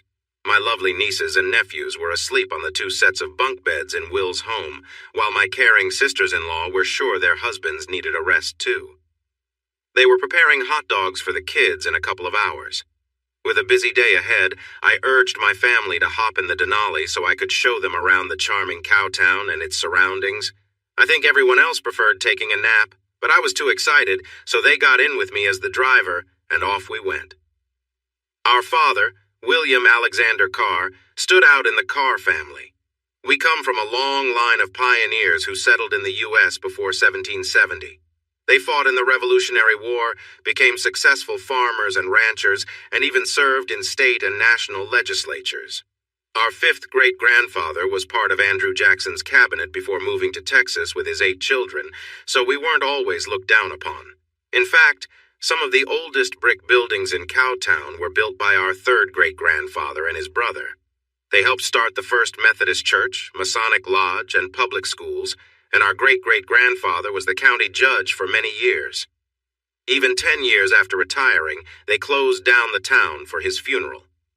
Sadly, my great-grandfather passed away young, leaving my grandfather to be raised by his mother and a stepfather who wasn't very kind. This stepfather's attitude affected my grandfather and his family. As a Smitherman once mockingly said, "Your family keeps getting weaker, Carr, and you're the weakest." He regretted those words after waking up with bruises, which led to my first time in jail when I was 13. His nose may still bleed, but it's much straighter now after surgeries. As I talked about my family history, I parked in front of the Carr Mercantile, then the United Methodist Church, the Masonic Hall, and the old grammar school that is now a museum. The Carrs played major roles in building all of these places. Yet here in Cowtown, I felt that the family legacy had come down to my father, William Alexander. Katrina quickly reminded me, no, it doesn't just end with him. It continues through William Monroe and his children, George Alexander and his and you and whatever kids you may have. As you said, your dad is different, but you and your brothers are carrying on the good work of your great-great-grandfather. As much as I admire your brothers now, I think by the time they are in their 30s, they will hold important roles here. Katrina and River pulled me out of my gloomy mood. They wanted to see Billy Goat Hill, Vincent's Crossing, and other spots they had heard about in the pundit songs and in my stories from when I've had too much to drink. It's a bit sad that I only shared stories about home when I was drinking, which isn't very often, except maybe after I filed for divorce. Looking back, I realize my feelings for Julie and our relationship were never as strong as what I share with the person at my side. Just like me, she had to order the Denali with a front bench seat so we could sit together while traveling. During the day, Billy Goat Hill and Nanny Goat, which was across the road, were not all that remarkable. I promised to take them back tonight to see the town lights and the beautiful stars. They may not be as bright as those in West Texas, which has less humidity and light noise, but they were still a lovely sight compared to the busier parts of Texas. Vincent's Crossing was gated and locked. The county road was now privately maintained. The tall fences I noticed to the south seemed to indicate that the landowners wanted to keep the public away from their land and the historic bridge. I shook my head in disappointment. The families who once owned this land welcomed us and allowed swimming and cooking around fire pits as long as we cleaned up afterward. The oil and gas money from the Eagle Ford shale has helped upgrade many parts of the county and community, especially roads and streets. The new football and track stadium, with its shiny bleachers and turf field, lacked the charm of the old wooden structure where we used to play, even if I could have done without the tough grass burrs back then. We rode out to an old dam that landowners had built for irrigation many years ago. This area, known as Winter Garden, used to grow a lot of vegetables and melons for Texas in the early to mid-1900s. A rich family from San Antonio bought the old farms and let the dam wash away, so there was no more dam, no lake, and no way to enjoy the water. They disliked people using boats, fishing, and swimming in their river, so they removed the dam that made those activities possible. People often wonder why I have a grudge against the privileged wealthy. Of course, the local government accepted bribes and offered little resistance. The state seemed even less concerned, even though the river was state property. It would be interesting to see what would happen if they tried that now, with different leaders in Cow County.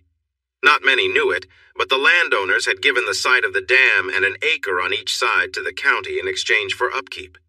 I wonder what would happen if the county got funds to fix the dam. We returned to the hotel just before nightfall, after a long and emotional day. Honestly, I felt completely tired, and my fiancé had dozed off on my shoulder during the ride home. It was quiet in the back seat, but I could hear some soft talk from the radio I had turned on for the trip. After I parked, but before I woke her, River quietly said, "After the warm welcome you received when we first got here at the reunion and from your brothers, we couldn't figure out why you were so hesitant to come back. Now we understand. You have many happy memories from here, but also some sad ones, along with a tough relationship with your parents. If the family that ran this place like their own kingdom was still in charge, we are sure it would be unbearable. But now you have good friends. You made a mark on this town and your high school. Your brothers and their families are doing well, and you are succeeding in your career. Plus, you have this wonderful young woman with you, and nothing here can harm you. Take care of what you need to do tomorrow, enjoy the music and good company on Wednesday night, and we'll head home on Thursday. Your feelings about your hometown need some time, but one thing is important before we leave. Your brothers need to support you when you get married. Do what you need to make that happen." My fiancé was just as tired as I was. We showered together gently and then slept through the night. Breakfast was tasty and the conversation even better, which helped me visit Will and Kathy without the anxiety I expected. We loaded 2 vehicles, left the kids with their favorite babysitter, and toured the assisted living center that offered advanced care. I was impressed, as were my brothers. River and Katrina asked questions about caring for elderly people with mental health issues and received answers we wouldn't have thought to ask. I gave them a deposit, and they offered me a nice discount if I paid for the year up front, just as I had hoped. Alex and Will were taking care of the medical and psychological evaluations needed, while the girls came up with a plan to encourage our parents to give it a try. As it turned out, the idea of free meals and living in a new home with new furniture was just enough to get Dad to agree to check it out. Mom seemed a bit out of it, so she got into the car with them. The 3 Carr brothers and River went through the house. They decided there was not much to take unless it meant something special to our parents. We ended up choosing a few framed pictures, 3 photo albums, and their medicine. We planned to buy them new clothes and shoes once we figured out their sizes, since what they had was old and worn. The doctor said they were dehydrated and not getting enough food, but otherwise, they were in decent health. The results from the mental health check were not great, but the staff psychologist believed a psychiatrist could help with medicine and therapy. This was the first moment I felt that someone at the facility might not be completely honest with me, but she seemed genuine. They had toured the place, snacked in the cafeteria, and spent time in their new rooms. Mom didn't want to go home, while Dad wanted to eat before heading back. Unfortunately, their new house would not be ready until tomorrow, so we took them out for dinner and got a couple of meals packed up for today and for the morning. Once we got home, Mom looked very sad, and Dad slumped in his chair staring at the TV. Maybe 3 meals, new clothes, medical care, and a new home would really help. Maybe the psychiatrist would see that Dad had some issues to address instead of just being grumpy. The girls went to the mall in Laredo to shop for clothes for both, while we looked online at Alex's to see if we could sell some of the old graders and dump trucks he had around that still worked. The rest we could sell for parts. River took a few minutes to check out items for the upcoming Ritchie Brothers auction. We needed different equipment and pickups for the new crews we would soon be hiring, and he found several items to bid on. Alex and Will were not familiar with online auctions, so River taught them how it works. The women returned around 9 p.m. with more and better clothes than our parents had ever owned, plus a few things they wanted for themselves. The kids were fed and in bed, and we were relaxing on Alex's deck with some drinks. But we were all tired, so we went back to the hotel, and Will and Kathy went home. On Tuesday, over coffee, I reached out to a few of my groomsmen to see if anyone would mind helping out as ushers for my brothers. The first two I called were excited to help, but wanted to make sure they were invited to the bachelor party and the rehearsal dinner. I promised they would be invited to the rehearsal dinner, but I forgot to mention there wouldn't be a bachelor party, even one as quiet as the last one. When I saw them, I asked my brothers to be groomsmen, and they agreed, thinking we would get them nice suits, since they didn't have any. I said we would and told them to send us their sizes. Next, we went to get our parents. They didn't seem upset about leaving their home for the last time. When we arrived, Mom went through her closet and dresser, checking her new clothes. She looked happy and hummed while they prepared a nice bath for her and laid out a new outfit. Dad grabbed a few snacks, looked at his clothes, and agreed to take a shower and change, even though he complained about waiting to eat lunch. Alex had told him he needed to, and it worked. In some ways, Dad acted more like a child. It seemed clear we had to do this, no matter the cost. By 11, our parents were settled in, and the friendly nurse and medical technician helping them get comfortable in their new home were busy showing them around. Rosa, the nurse, informed us it was almost lunchtime and we could leave, assuring us she and Clara would take good care of them. After a quick chat in the parking lot, the Carr brothers and their wives decided we should go to Sista's, the best Tex-Mex restaurant in town, for lunch. There had been a lot of worry since we decided to move our parents, but that was gone now. As River said, "You didn't really have a choice, and I think this will turn out to be the best thing for both of them." That made everyone feel better, and lunch was not just tasty. It felt like a celebration. Every few minutes, someone would stop by to say hello, which added to the joyful atmosphere. I left Sista's feeling good about how the morning had gone, grateful for the company of Alex, Brooke, Will, and Kathy, and even some people I hadn't seen in a decade who came over to greet us. Of course, any table with Katrina, Shannon, Kathy, and Brooke would get attention wherever we went, but the mostly male crowd was nice to the guys, too. Shannon mentioned that she recognized some company logos on the shirts, but not all of them. I didn't either, so we asked Alex. He explained that a lot of the early work was done by smaller drilling and production companies before bigger ones like EOG and Chesapeake moved in, and they still had land leased. Will added that EOG had never stopped drilling, trying longer and longer drilling lines in the dense shale. None of the laterals were 3 miles long like in the Permian Basin, River said, but they were getting longer and closer together as they explored the limits of the EFS. Alex jokingly mentioned that Chesapeake bought the mineral rights to the Carr family land and was producing quite well from 400 acres. While Chesapeake didn't have the big leases that EOG and some early players like Escondido had, they were very resourceful. In some cases, like ours, they had drilled curved laterals with a mix of different pipes that made the more cautious drilling companies laugh, until they started seeing good results like the other shale wells. River mentioned that Chesapeake was large in the gas fields near El Paso, but their new efforts to drill for both gas and oil was something different, and they were selling their wet wells because they decided to return to what they do best. However, there was a good chance they would explore the Buddha Formation under the EFS because it was known to produce gas. The challenge is that much of it is sour gas, which can be dangerous, so production rules are stricter. For now, the gas in the Buddha will stay reserved for later, just like most of the oil reserves in the U.S. Refinery limits prevent greater production, and only one new refinery has been built in Texas, the state that produces most of the U.S. oil, even though demand has grown.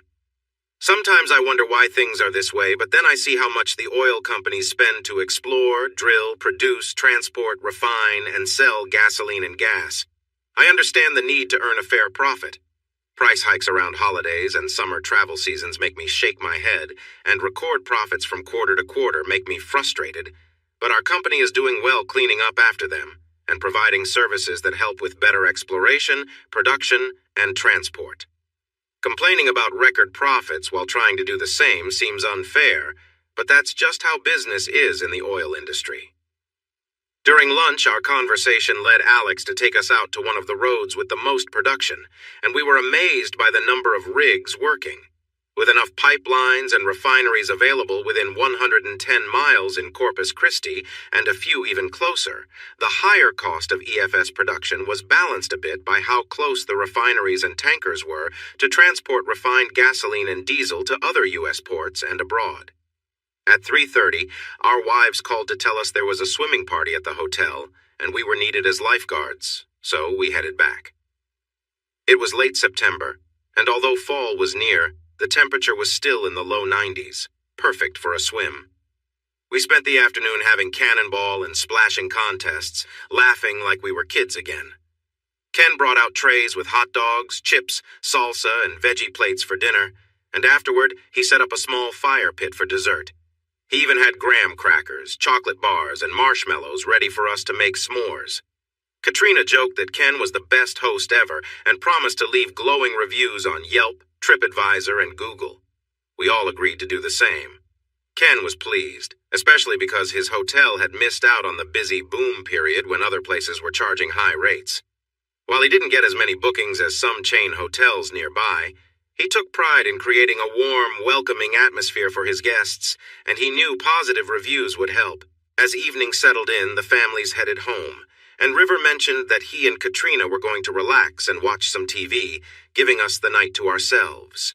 Shannon had changed from her swimsuit into a comfortable romper and sandals, and she told me she might need to freshen up if we had plans. I winked and told her she was already perfect, and that I had somewhere special in mind, somewhere quiet, away from everyone else. We drove to one of my favorite spots, a peaceful place up on Billy Goat Hill where you could see the stars clearly. The view was incredible, and the night air was calm. We sat close, enjoying the quiet and sharing stories, imagining ourselves as high school sweethearts out on a simple date. There was something nostalgic and charming about it, as we both laughed and let our imaginations run.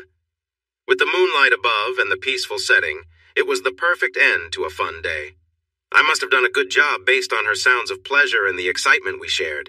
Luckily, she had some wet wipes in the car that we used to clean up, and she also had body spray in her bag to help with the smell. It was great that she had those things because we only got about 10 minutes of stargazing while lying on the hood before a group of trucks and SUVs came around us. They brought drinks, lots of energy, a metal fire ring with wood, folding chairs, and a music player. There were many introductions thanks to Bobby Flores, and we were quickly caught up in another welcome home celebration. Though it was still warm outside, having a fire is a must when drinking outdoors, especially in South and West Texas. The large group had been there for about an hour, and the noise from their conversations grew louder, along with the music. Since they were on Billy Goat Hill, and Theo wasn't familiar with much of the music from there, that became the focus of conversation, along with talks about the lyrics. Since no one was paying much attention, hardly anyone used the old road from town, and the new road was just down the way. The local police didn't usually bother parties on the hill, so it surprised everyone when 3 vehicles turned off the road and onto the rocky ground. The first to step out were Sierra and Tim. Just as everyone was getting excited, the second vehicle arrived, and Woody and his wife, a local girl, got out. He was carrying a guitar, which led to cheers from the crowd. The third vehicle brought Lena, Lila, and Will, who also had guitars, along with some tambourines and harmonicas. The crowd went wild. Woody asked, "Do you know how loud you all are? I'm sure people in town are trying to shut their windows to get some peace, and we live less than a mile from here. Since we couldn't ignore you, we thought we'd join in. It's been a while since we had fun on Billy Goat, so we brought some acoustic instruments, but you'll have to turn off the music player." That wasn't a big deal, so the music player was silenced, much to everyone's relief, especially any neighbors around. The rules for the gathering were easy. If a singer tapped their chest, they were singing. If they pointed at the crowd, everyone had to join in. So far, the crowd had been singing familiar songs together until Will tapped his chest, strummed his guitar, and said, "I just finished this song, although I might change it in the future." The working title is "Can Time and Beauty Tame the Beast?" though we weren't sure it would stick. Anyway, listen to it, and let us know what you think once it's done. Will's deep, rugged voice blended with Lila and Lena's soft, soaring harmonies, creating a surprising contrast. The lyrics, switching perspectives from verse to verse, added to the effect. Halfway through, Shannon turned to me and whispered, "So, I'm the beauty, and you're the beast?" I nodded with a grin. The last verse mentioned the angry young man, which made everyone chuckle as they clapped Theo on the back, showing their appreciation for his contribution to the song. Shannon joined in the laughs, though her friends gave her plenty of friendly hugs and shoulder pats in their excitement. Will waited until the energy calmed down, then asked, "So, sounds like you liked it. Got any thoughts on how to improve it?" Shannon replied that she might have some ideas, but she'd share them tomorrow. After about 20 more songs, Woody wrapped up the evening with an invitation. "We've got to get going, and you all probably do too, but tomorrow night we're hosting a songwriters round and everyone here is invited. Be there by 7 and bring your own drinks." It took a while for the crowd to disperse, and finally, Shannon and I found ourselves by the fire, still flickering in the night. She took her phone out, found a song to play, and set it on the hood of the car, giving me that familiar, playful smile that always promises a fun time. When the music began, she started dancing lightly around the fire. The flames flickered, casting a warm glow that caught in her hair as she moved. It was captivating to watch her dancing freely in the moonlight, relaxed and joyful. We stayed by the fire a little while longer, enjoying the calm, peaceful night. The day had been full of laughter, music, and friendship, and it felt like the perfect end to a perfect evening. I waved for her to come over, but she stayed on the other side of the pit, swaying and teasing me. When I could not take any more, she giggled and said, "Catch me if you can." I began to move to my right around the pit. She quickly dashed to the left, jumped into the Denali, and shut the door. I grabbed her clothes from the ground and went after her, only to find her stretched out inside. She had one leg over the front seat and the other over the back. I knelt between her legs and she pulled me closer with a smile. What was happening was wild and passionate, and she made joyful sounds that echoed into the night. I was surprised at how quickly things progressed, both of us feeling a strong connection. As she held me closely and whispered sweet words, I felt a deep bond forming. Her laughter told me that my fiancé was back with her playful spirit. She jokingly said we would need to clean the new Denali before anyone could sit in the back or the front. We used the remaining wipes to tidy up, and I checked the fire to make sure it was safe before we headed to the motel. The next morning, we enjoyed a big breakfast and quickly went to the auto parts store for deodorant and leather cleaner. Her legs and outfit caught a lot of attention, but she seemed focused on cleaning her gift and didn't notice the distractions around her. Occasionally, she would glance and grin, showing she was aware of her effect. I walked around to see what everyone else was looking at and was impressed. She stood proudly, and those little shorts highlighted her shape.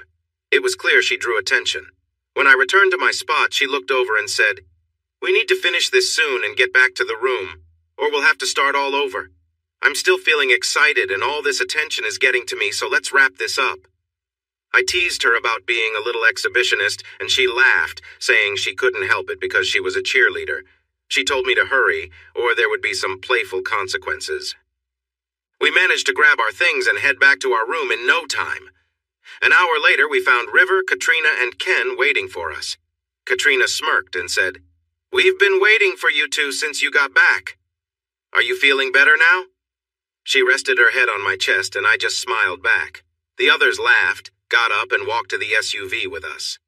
"Wow, this new car smells really clean," Katrina added playfully, and River joked that he had never liked a car scent so much.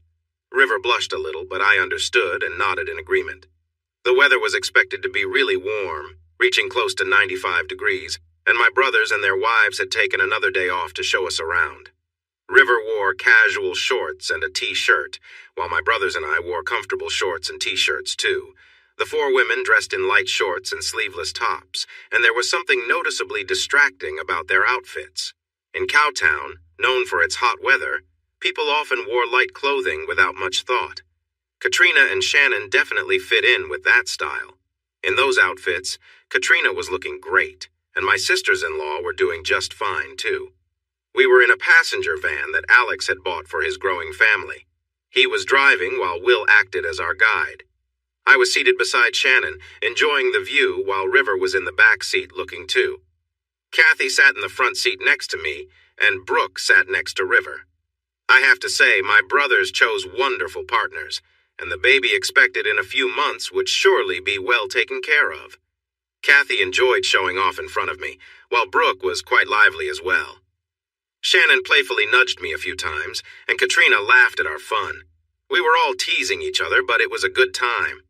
Caught up in the moment, I didn't notice when we turned onto a paved road until Will asked, "Do you remember this place?" My stomach tightened as I saw the Smitherman Industries building. To me, it symbolized the troubles faced by many workers in Cow County. Those who worked here dealt with long hours, low pay, poor conditions, and little security, which could hurt them and their families. Before you get upset, look at the sign in front. After we took down the Smitherman sign, Car Dirt Works put this one up and Car Electric set it up. It looks nice, and what it stands for makes it even better. This factory is owned by a group of investors from various places, including San Antonio, where the LLC is based. 2 more small tech companies have opened up along the River Road. All 3 places offer good pay and benefits, similar to those in the cities. Thanks to the lasting jobs from the Eagle Ford oil area, Cowtown is almost fully employed now. That's a big change from when you left. Most people think the downfall of the Smithermans was because of Will's songs, but they'll also remember how you stood up to them and confronted those troublemakers right before you left. You know, like TMC, became a rallying cry when the uprising began. This place still feels a bit strange, but it looks so much nicer with that new sign instead of the old one. Show me the other workplaces and the new clinic I've heard about. They took me there, and the new modern buildings really stood out next to the historic Front Street, which had brick buildings from the late 1800s and old sidewalks with rings for tying horses. Many of those old buildings were falling apart when I left, but now, with the town thriving, they've been fixed up and recognized as historic places. Seeing that, along with the nice cars and trucks everywhere, made me happy. This new version of Cowtown was something I never thought I would see. From downtown, Alex drove into the nicer neighborhood where the Smithermans and their friends used to live. The yards of the houses still looked good, but they were not as perfectly kept as before when they had gardeners. The homes looked nice, but now you could see children's toys and playgrounds in the backyards, making them feel more welcoming.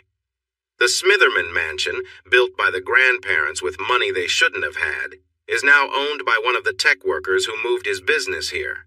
Will said this man made lots of money in games before starting to make software for businesses and the government. His workplace is filled with bright, creative people who help the community grow.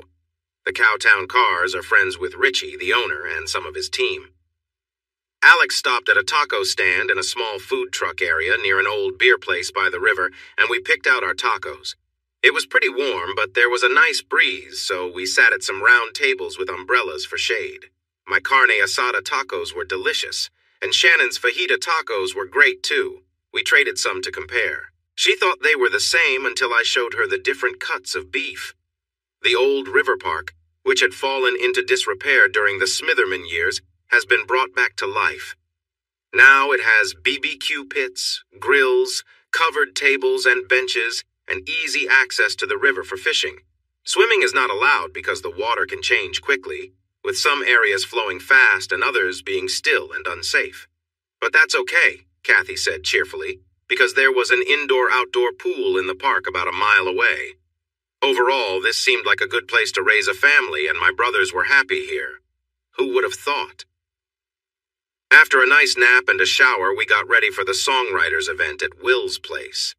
It was still warm outside, but I found some jeans and a blue polo on the bed after my shower. I decided to change it up and chose a fun shirt with bright Texas peppers on it instead. I swapped the jeans for some comfortable Wrangler shorts and put on my clean athletic shoes.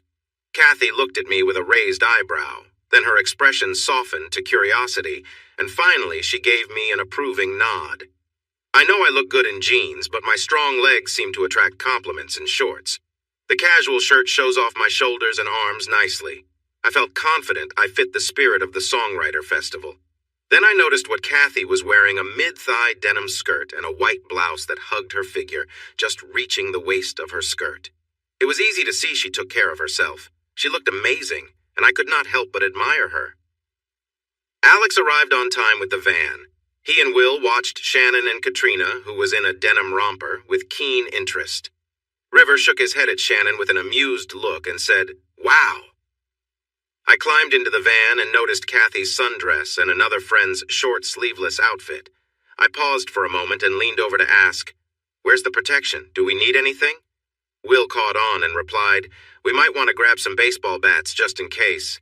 These musicians can be overly confident, and I worry they might be trouble." "I don't have bats," Alex said, "but I do have some tools under the third seat and a knife on my belt. That should be enough to handle any situation. I doubt Will or Lila will let things get too wild, though." The girls were teasing us by now, with Kathy leading the charge. "If you're worried about us, you're too late.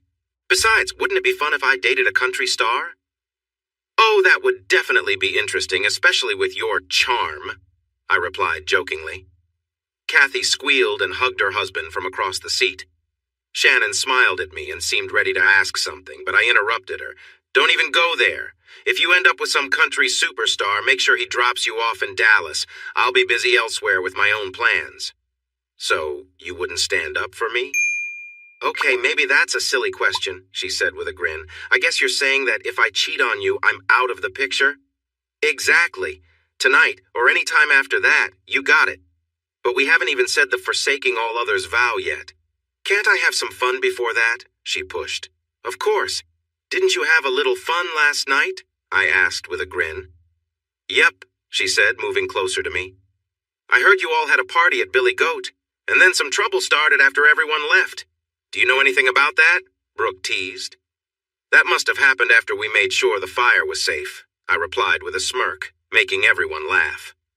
The gate on the old road was open, but two men checked our names on a list before letting us through. I noticed we drove almost to the old bridge at Vincent's Crossing before turning toward Will's house, so I asked Alex about that. "Yeah, it's right there.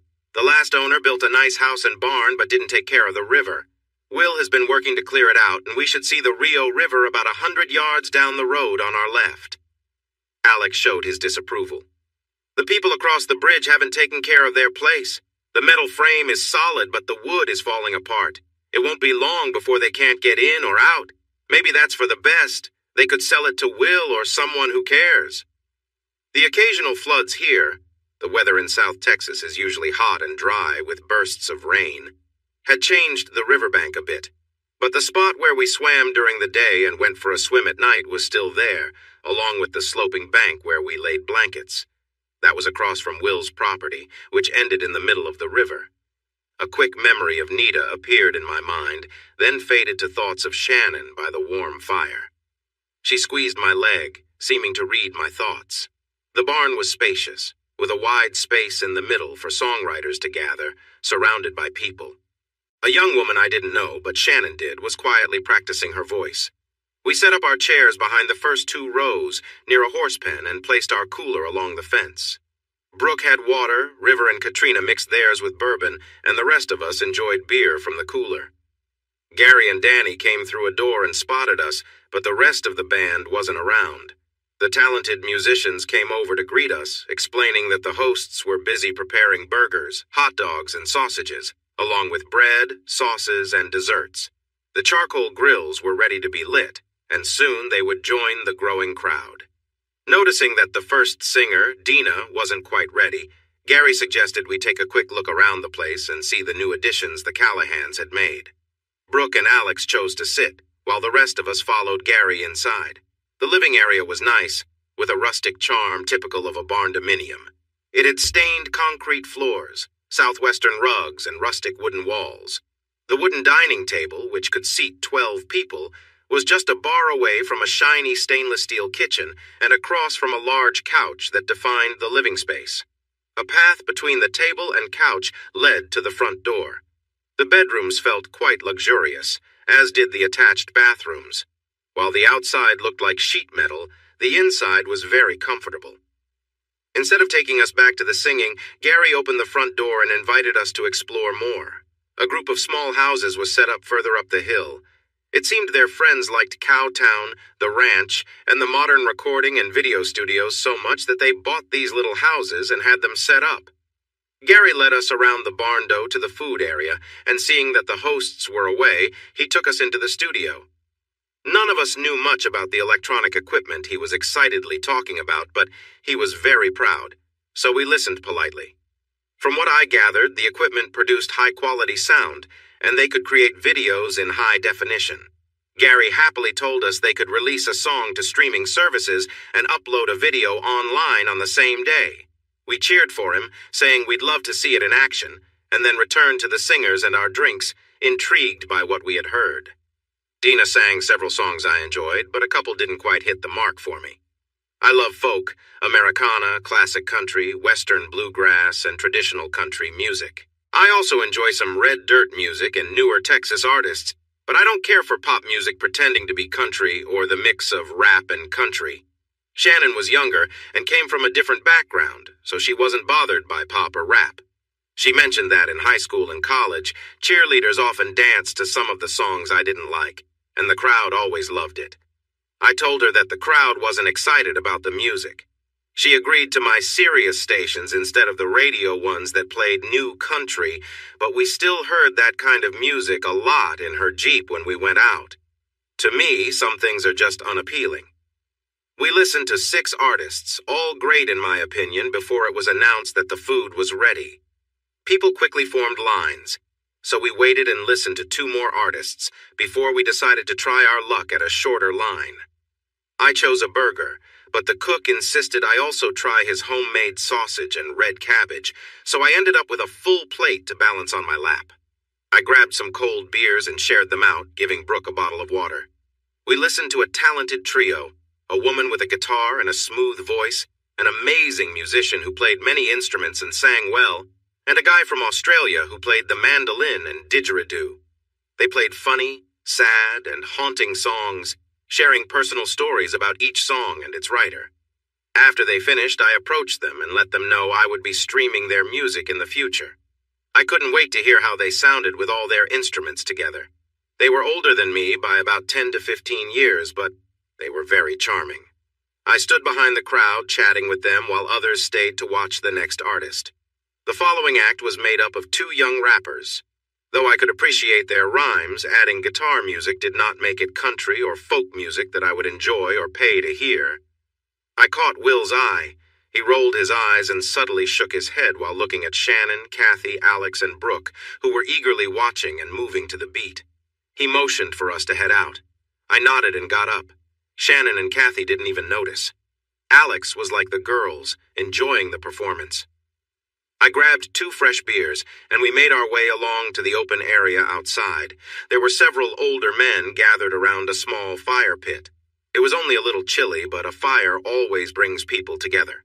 "What's wrong? You young ones don't like new country?" one of them joked. "Just give me classic country like Ben Vaughn, the Carter Family, bluegrass, and amazing songwriters like Christopherson and Van Zandt," I replied. "Well, look at that. A purist. How old are you, son?" "I'm almost 30, sir." "Cut this, sir. We're just 5 guys who love real country music. I say that thinking your younger brother there is one of us." Will gave a big smile, shook hands, and shared some of his favorite songs like London Homesick Blues and The Perfect Country and Western Song. Not everyone could be so bold, but he did it well, and even talked about the times he saw them at concerts or dances. Baby brother was smooth. We joked around and they shared wild stories about artists they had played with.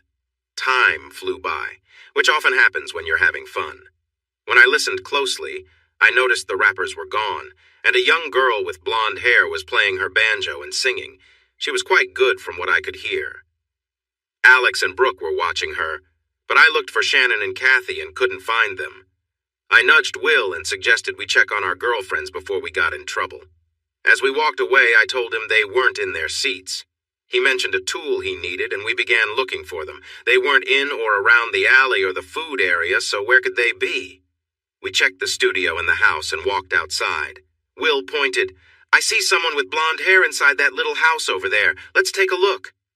I sighed. "Look, We're engaged but not married. If she is going to cheat, I want to know now. You can say that, but I've got 2 kids at home. Let's go." He hurried up the hill, trying to stay out of sight. I followed close behind. If we caught them being unfaithful, it would ruin the night and likely spoil the month ahead. We peeked into the small entrance, and I saw a pretty boy with Kathy. He was leaning in close, but she was keeping a bit of space between them. He was chatting about a new song they were creating and asked for her thoughts. After listening for a moment, Will laughed. This guy seems too smooth with his words. The real question is, will it make Kathy give in as he hopes? Shannon was in a more difficult position. She and a guy with a ponytail were in a small room, standing very close to each other. Unlike Will's funny response, I felt a wave of jealousy. He was too close, and she wasn't pushing him away. If they ended up lying down on that bed, there would be trouble. Forget the idea of wanting to know. I was feeling very jealous now. He placed his hands on her shoulders and leaned in as if he was going to kiss her. I was about to go back and walk through the front door when she suddenly kneed him and pushed him into a chair. She said, "Thanks for the tour, but too bad you didn't pay attention to the simple rule I gave you. Now you're in a bit of pain, and I didn't even get to see the loft. Maybe the owners will show me another time." "Bye now," Kathy called as she walked down the hall. One of the men backed away with his hands up, looking nervous. Kathy laughed, saying, "Don't worry, I wasn't planning to hurt you unless you broke the rules. Then kicking you all the way back to Florida would have been tempting. Bye-bye." The 2 friends left the building, laughing and joking as they made their way outside. But as they reached the path, they spotted their husbands waiting nearby with folded arms and questioning looks. Kathy quickly raised her hands and called out, "He didn't touch me!" Will looked skeptical. "All right, but why were you in a house with a stranger after you'd been drinking? Haven't we talked about staying safe?" Kathy looked a bit flustered, but Shannon jumped in to explain. "They invited us to see their friend's tiny house. We were curious, and since they had the key, we thought it'd be fun. You both were busy over by the fire, so we figured it was fine to take a look. And for the record, I made it very clear we were just interested in seeing the place." She added, "One of them, Keith, did try to cross a line, but I made sure he knew it was a mistake." Will raised an eyebrow. "So, you're saying they just came over and invited you out of nowhere?" Shannon blushed slightly. "No, we went over to chat with them after their set, like everyone else. We were all standing around by the food area when Keith got the idea to show us the tiny house. We'd already made it clear that we're married and engaged, and they seemed fine with it." Kathy nodded, adding, "I stayed with Shannon the whole time, just to be safe. We took a quick look around inside and then left." "Looked like Keith was showing her more than just the decor," I teased, giving them a hard time now that everything was sorted out. Shannon looked like she was figuring out how to respond when Will remarked, "So you 2 were just tagging along like fans, right? Or maybe like groupies? Following them around?" Kathy, with a playful grin, waved her hand and said, "Not exactly, but if you're curious, you can always check with Shannon." Before she could react, I pretended to check by running my hand across her back, making her laugh as she quickly stopped me. "No need to investigate," I joked, adding, "Seems like the tiny house tour was pretty exciting." She laughed, trying to brush off the teasing, and we all headed back together, thankful the evening had ended on a light-hearted note. She was strong in a cheerleader way, and I was strong like someone who works in construction, so my move didn't work out as planned. She made a funny face and then laughed. Since she wanted to have fun, I picked her up by the waist, bent my knees, and tossed her into the air like a rocket. She cheered but managed to balance herself in the air and fell into my arms safely. She was laughing a lot now, like a little kid being tickled, and our friends were watching. "We came out to check on you girls and caught quite a show. Thanks for that. At least Woody and I do. I can't speak for my wife," someone said. "As we asked in college," Lila said with a smile, then looked at Lena and Shannon. Shannon giggled and they chanted together, "Why not keep the pretty ones around?" Then Lila laughed too. "Will might want to share some funny stories about living with these 2, Woody joked, pointing to Lena and Lila. "Let me go," Shannon laughed. "I think I've done enough already, but I noticed she wasn't really trying to get away." I set her back on her feet. She straightened her skirt and said, "I'm ready for a drink." She grabbed Kathy's arm and then caught Lena's. Lena took Lila's and off they went, full of energy. I looked at the other guys who were watching the four women closely. Woody joked, "I'd pay to see that." We all agreed, and we followed them without holding hands. The four friends were drawing so much attention near the alley that we soon had more guys joining us. A group of country rockers had started playing music in the alley. They sang songs by famous bands and encouraged everyone to get up and dance. Some songwriters hadn't taken their turn, but no one seemed to mind. We all danced together for about an hour before taking a break. People got new drinks, sat in chairs, and asked someone to sing. Those who hadn't sung yet joined in, and the audience enjoyed every moment. Once the last performer finished, Gary and Danny arrived with instruments and set up to play, bringing everyone back to the fun. They included a few slower songs, and we danced with whoever was nearby. 10 songs later, Lena found herself in my arms. I had lost track of Shannon in the crowd, which was full of people swaying and having a good time. Lena pressed herself against me and seemed curious about how quickly I would respond to her closeness. It did not take long. Feeling pleased, she asked, "See that black cowboy hat?" She pointed to a guy in the crowd. "He's dancing with her. He may not be all that, but he sings well for someone from downtown Miami, and he thinks he's quite the charmer. We can go over there and switch partners, or you can stay close to me and trust that your fiancé won't mind. What do you want to do?" I placed my hand on her back and pulled her even closer. "Do I get to enjoy this too?" Instead of replying, she let out a soft sound and moved against me. "Just stop before things get a bit out of hand and don't let me pull you away." "What if I pull you away?" I asked playfully, holding her a little tighter. Her hands were resting gently on my shoulders, and she led me further into the crowd, creating some space between us. Before we knew it, we were near the guy in the black hat and his partner. She was playfully pushing him away while giving him a teasing look. "Here," Lena said to her, "he's too much for me. I'll take this one and you can have him, but be careful. He's a handful." The girl looked at me, smiled, and asked, "Think you can keep up with me?"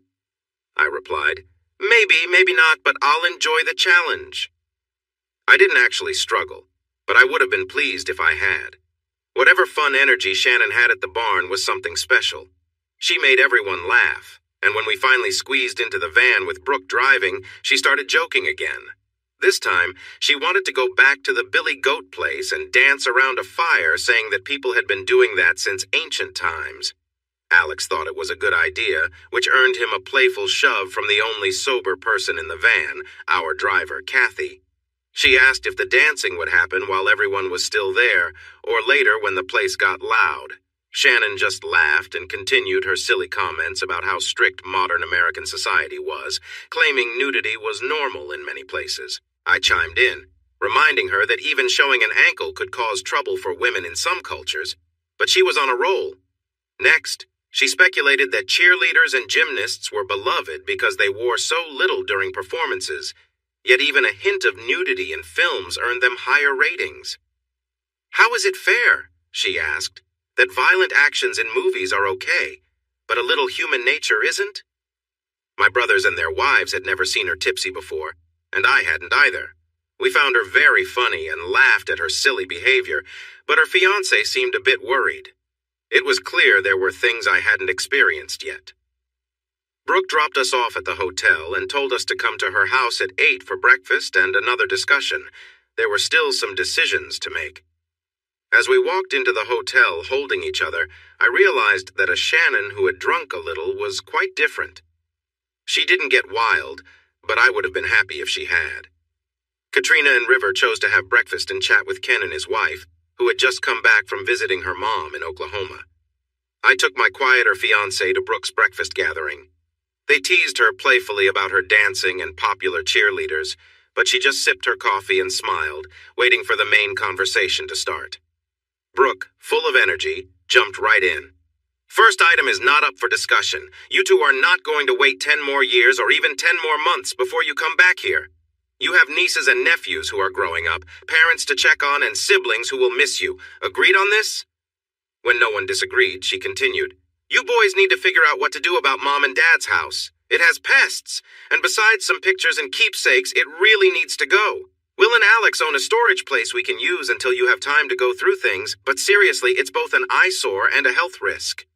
I raised my hand to speak, and she playfully said, Yes, Theodore? I agree, and I think it would be better if it were gone. I don't have any good memories from that house I want to keep. But I won't be here to manage it, so that would be an extra load for you. That's not an issue, Will said. Kathy and I want it gone for the same reasons. What will you do with the property then? I asked. Will and Alex exchanged looks with their wives and shrugged. We haven't decided yet. Why? If you don't plan to use it, I might be interested in buying it. Maybe I could set up a spot for visitors when we come down. Shannon seemed okay with it, but she did look curious. Towing a trailer all the way down here didn't sound great. Staying at the hotel would be much easier. All right, Brooke said. We'll leave that up to you.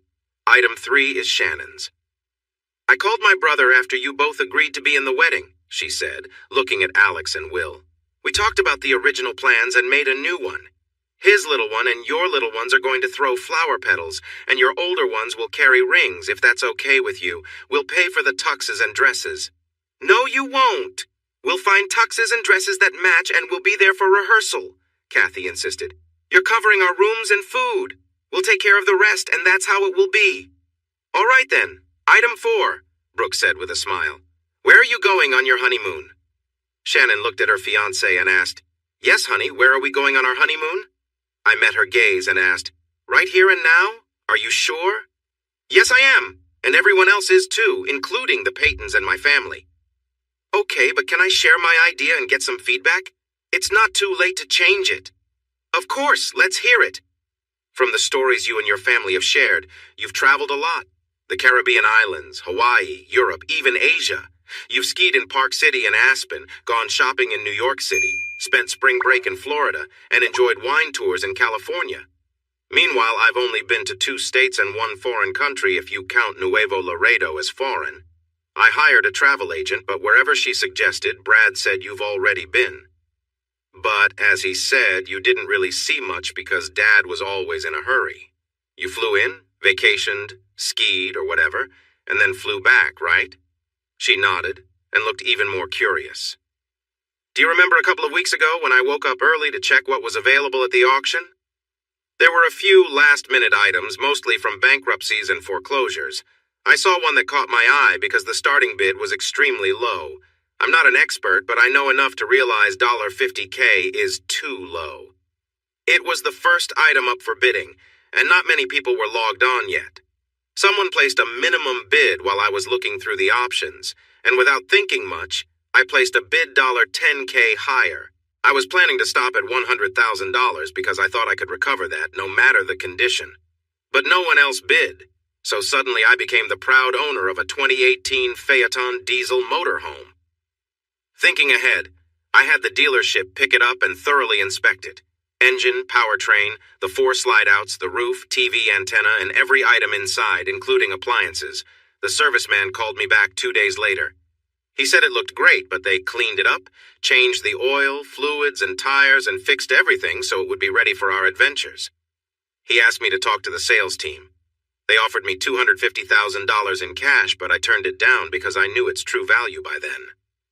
So, sweetheart, we have a really nice 40-foot motorhome for our honeymoon. Just wait until you see my travel plans. Have you ever visited the Ozark Mountains in Arkansas and Oklahoma? Driven across the Great Plains and watched the Rocky Mountains appear in the distance? I know you've been to Aspen, but have you enjoyed a baseball game at Coors Field or toured the Coors Brewery? Have you explored Central City or seen the elk in Estes Park? Drove along Trail Ridge Road and walked to the top? Seen Yellowstone, the Grand Tetons, or even glimpsed the Grand Canyon from way up high? Now my future wife was smiling. That sounds just like you. You enjoy Ruidoso, the shops in Santa Fe, and the Carlsbad Caverns. I can picture you traveling across the country in a big RV. And we'll be bringing your Wrangler along in a car carrier. This motorhome has a powerful diesel engine so we can pull anything. We can set up in a nice RV park and explore anywhere in your Jeep, even those steep mountain roads. Or we can park it and come down here to play with your nieces and nephews, Brooke asked with a smile. Of course, I replied. Once we come back from our honeymoon, we can take weekend trips to Big Bend, Taos, Angel Fire, or even Dallas to visit your family. As she often did when she was happy, she sat on my lap. See why I love this guy? He's young at heart, and they say that the only difference between a man and a boy is the cost of his toys. After that sales job, I can't wait to travel with you. But how long did you say our honeymoon is? That's quite a trip, and winter is coming soon. Our bosses want us back for Thanksgiving, so we have a bit of time. We will need to watch the weather. But sweetheart, would being snowed in for a few days be so bad? I playfully nipped at her ear when I asked, and she shivered. Maybe it was my breath or the excitement. I might not manage a week stuck with her, but I would be happy. We all had lunch at Ramon's to enjoy our last taste of real Tex-Mex, said our goodbyes, and headed northwest. Mom seemed calmer, and Dad was almost friendly when we saw him. My brothers, sisters-in-law, nephews, and nieces were sad to see us leave and asked us to visit again soon. I felt a little sad, but everyone else said to wake them when we reached Uvalde. I didn't, but I woke them up when we arrived at Neil's cabins at Concan, where we had a room booked for the night. It was too late and too cool to enjoy floating on the river, which is why it's called the Frio River. So we had sandwiches from the cooler and decided to relax for the day. The next day, we explored beautiful places like Garner State Park, Leakey, Barksdale, and Rock Springs, then continued our journey towards Junction and beyond. The speed limit on I-10 is 80, but you really need to drive faster to keep up with the traffic. I followed a driver with lots of radio antennas who was zooming along, and we passed through towns like Sonora, Ozona, and Fort Stockton before saying goodbye and heading towards Pecos and home. They wanted to see pictures of our honeymoon journey, so Rivers showed them how to find the photo gallery. Shannon gave me that familiar, amazed look and said, "Not bad, not bad at all." I worked hard for 2 weeks, but Shannon flew from Midland to Dallas the day after we reached Orla. It turns out, getting ready for a wedding takes longer than expected. Despite her mom's concerns about how to behave in public, my greeting from my FaceTime friend was very lively when I got to Love. It got even more lively once we set aside some time with my luggage in my room. That took a whole hour, almost making us late for dinner hosted by some friends of her parents. The conversation was a bit formal and dull, but the food was really good. After some time, we excused ourselves and returned to my room. Shannon took a moment at midnight to text her mom to let her know where she was, and that was the last update we had from her for a while. We used the morning to check on our motorhome and take it for a drive. From behind the wheel, it felt good for such a large vehicle. It had plenty of power, and everything seemed to work well. From Shannon's perspective, she said, "This is a dream vehicle, so much better than flying. The furniture is cozy, the bedding is nice, and I love the mattress, so comfy. I can't wait to try it out." I didn't have time to manage it myself, so I hired someone to arrange and stock the RV fully, and it seemed to meet Shannon's standards, which deserved a good tip. Shannon had some suggestions for improvements, but overall she was happy. We planned to pick it up the morning after the wedding and head to Hot Springs, Arkansas, a place neither of us had been before. I might not be able to reach the heights of my father, but I can show her new things and make her feel wonderful experiences. I hope that will be enough. Compared to all the Bridezilla stories I'd heard, Shannon was surprisingly calm. A worried florist who was short on a specific flower for the celebration? "No problem, what do you have that matches our colors?" A caterer who hesitated to offer kid-friendly meals? "That's all right, I can find someone else. Just return the deposit on your way out." Oops, maybe this isn't my usual approach, but I can try someone else. "You have an hour to confirm." When I asked her, she said, "Do you have any idea how many dances and events I have organized? There's always another way, and in 100 years no one will care anyway." As stunning as she is, there's much more to Shannon Alana Barnes than what you see at first glance. This is going to be quite a journey, and we kick off the official events in 2 days. My family of 6 adults and 4 kids arrived in the afternoon from different places and gathered at the hotel. Her sorority sisters and cheer team members with their dates came that evening, along with her family, and we took over the bar. When one of her bridesmaids asked about the band she wanted, Shannon smiled and said she didn't get that one, but found an even better band they would love. She kept the band name a surprise. Her lively sisters brought along their semi-serious, Kelly, and serious, Angie, boyfriends, and since they had shared experiences with the sorority sisters and cheerleaders, they were having just as much fun. As they were leaving, Shannon's mom asked when she would be home. When Shannon replied, "Later tonight," her mom looked surprised, but that was agreed upon. A short break to make our honeymoon even more special. Shannon's wedding party included her sisters as maids of honor, her college roommate and best friend Allison, and her closest cheer friends from college, Salah, Kim, and Michelle. They represented 10 months of the Playgirls of Texas Tech calendars, which featured several of them. They were bestsellers in Lubbock and online, and seeing them in person, it was clear why. My best man was River, and my groomsmen were Will, Alex, Brad, Abe, and Beto, the representative chosen by the group who had supported me all these years in the oil industry. I wanted them all to come, but they were just as hesitant as before, even though they all loved Shannon, and she loved them too.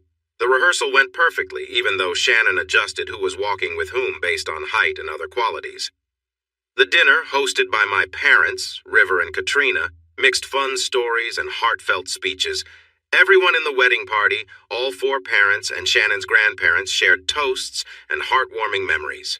There were no funny or awkward stories from the hen party or bachelor party this time because we didn't have either.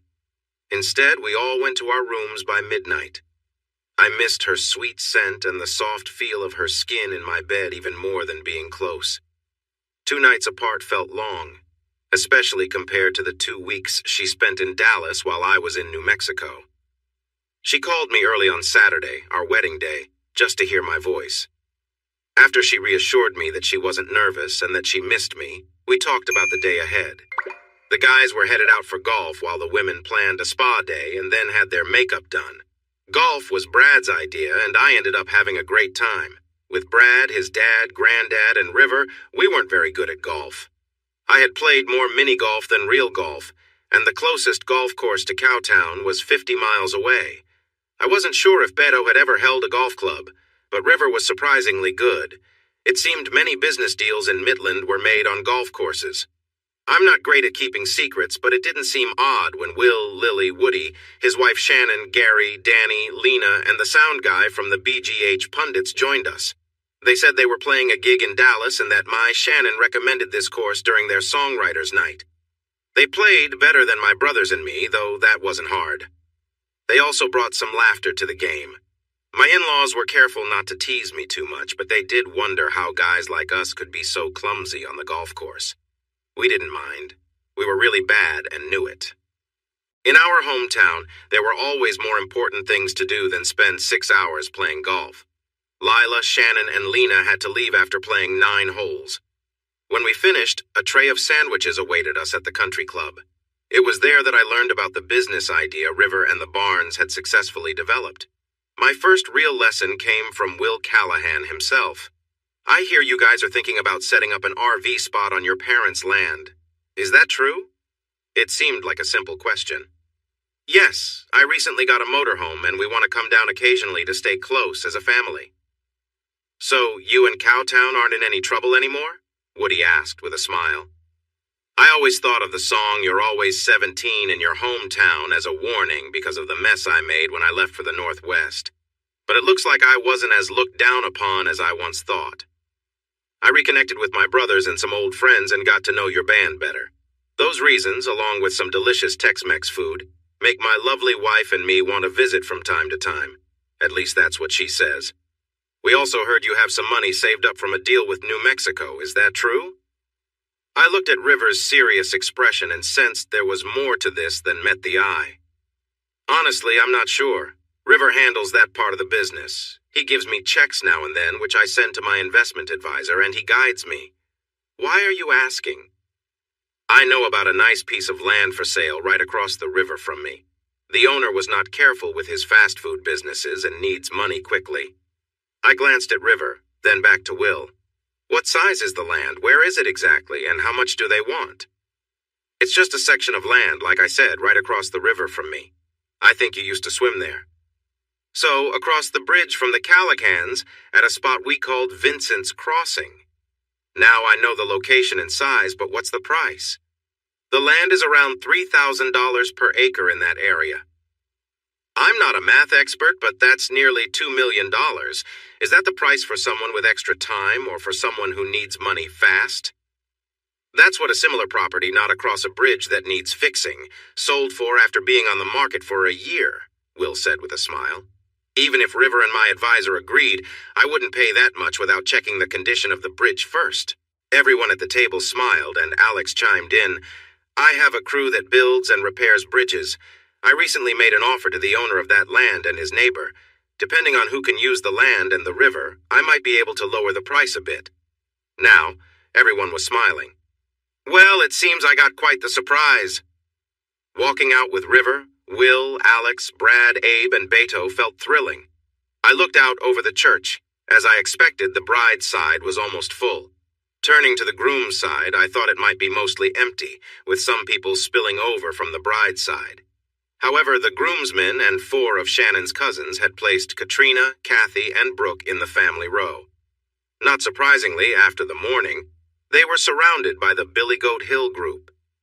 What surprised me was seeing so many of my old classmates and teammates filling the seats behind them, along with about 40 of my friends from Orla, all dressed up nicely. I looked at River, who had a big smile on his face, and I might have felt a bit emotional. Katrina's eyes were already shiny with tears, and Kathy and Brooke were also getting teary as they watched the group of young children and the 2 ring-bearers. The kids walked gently down the aisle, where the groomsmen stepped forward to take their arms and walk beside them in their spots. When the beautiful maids of honor were in their places, the music paused, and then the wedding march started. Daddy Barnes looked as proud as could be as he took his youngest daughter's arm and made sure they walked together, taking that first step. The bride looked more stunning than anyone I had ever seen, which is why she seemed to float down the aisle with her dad supporting her. She, along with the few hundred guests, said I looked like I was in The Look of Love as I watched her, but I just felt amazed. Dad managed to say her mother and I when asked, but he stumbled a bit as he walked the 3 steps to the first pew, probably because of the tears in his eyes. Mom, equally emotional, reached out to comfort him, and he wrapped his arm around her. The bouquet was gone, and I found myself holding her soft hands and gazing into her deep green eyes, knowing I was with someone truly special, and that I was incredibly lucky. I don't always have the right words, but when I was asked to promise to love and care for this wonderful woman for the rest of my life, my voice was strong and genuine. Her melodic voice matched mine, and our first kiss as a married couple felt magical. We took countless pictures with what felt like 1 million guests, and my family pictures took just as long as hers because she insisted on including our friends from Cowtown and the oil patch. Her family, both close and far away, welcomed me into their pictures with the bride, which made me feel so appreciated. These were well-off, cultured folks, yet they accepted me and my family as their own, even insisting on a big group photo outside. When we headed to the reception hall to start our celebration, her family, friends, and my family and friends were all mixed together on the buses, sharing stories. While I won't go into detail about the wedding reception, I must say the food was delicious. The toasts were very kind and filled with love. Brad became quite emotional and shed tears of joy when he talked about our unexpected journey together that brought him to seek my help for his sister and how we fit so well as a couple. Katrina cried as she recounted how I had shown up at 19, angry and looking for work, and of Shannon's first internship. Our bittersweet farewell and her amazing return 5 years later were beautifully shared by my oldest friend, Juan Jose Aguilar. I did face some teasing for being a bit sentimental from the other guys, but since it was mostly in Spanish, not everyone understood. I hope not too many did. Woody introduced the band, and Will shared how the bride convinced him in just one dance that this was the perfect band for their wedding. Once the laughter, applause, and cheers about her charm faded, the couple came together, and the pundits played a song Lila wrote about their first meeting and strong connection, which pulled them apart and then brought them back together in lasting love. We finished that song with a warm hug and a sweet kiss. Then we danced to Silver Wings, which was our first song. Next came the traditional dances. Katrina's love for her adopted son shone during their dance, just as Daddy's love for his youngest was clear in their dance. I danced with Shannon's mom, both grandmothers, and both my sisters-in-law. Shannon danced with several men, including her grandfathers, all the groomsmen, and the best man.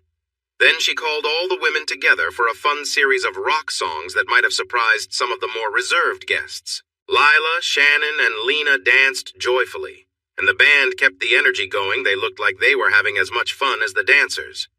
Part of me wanted to join in, but I could see that Shannon wanted to bring together her wedding party, friends from her past, and her sorority sisters for this moment. Plus, it was entertaining to watch. Being herself, Shannon chose a stylish knee-length dress in baby blue and white instead of a traditional white gown, which suited her perfectly for the ceremony and her dance moves. I wore a tux with a baby blue vest, while my pants, jacket, and tie were black. We looked great together, even if my outfit was more traditional. I knew there would be plenty of times like this, so it felt right. After the reception, we took a bus back to the hotel and walked to the elevators with some guests. They joked about joining us, but Shannon said she felt ready to enjoy her first night of marriage. When we finally settled in for bed, she wanted to cuddle, talk about the night, and then enjoy a gentle moment together. You never know what she will think of next. One of the updates to the motor coach that she designed was clever, a padded chair that could be rolled into the space next to the driver and locked securely in place. Since the RV was large, there were no seatbelt rules, but the chair did have one just in case. This setup made it easy for her to sit next to me, or for me to sit beside her once she got comfortable driving. It wasn't the same as a bench seat, but it was better than sitting in two separate captain's chairs 6 feet apart. The 300-mile drive to Hot Springs took longer than we thought, which often happened on our journey. Some people just get too excited about trying different things in their new RV.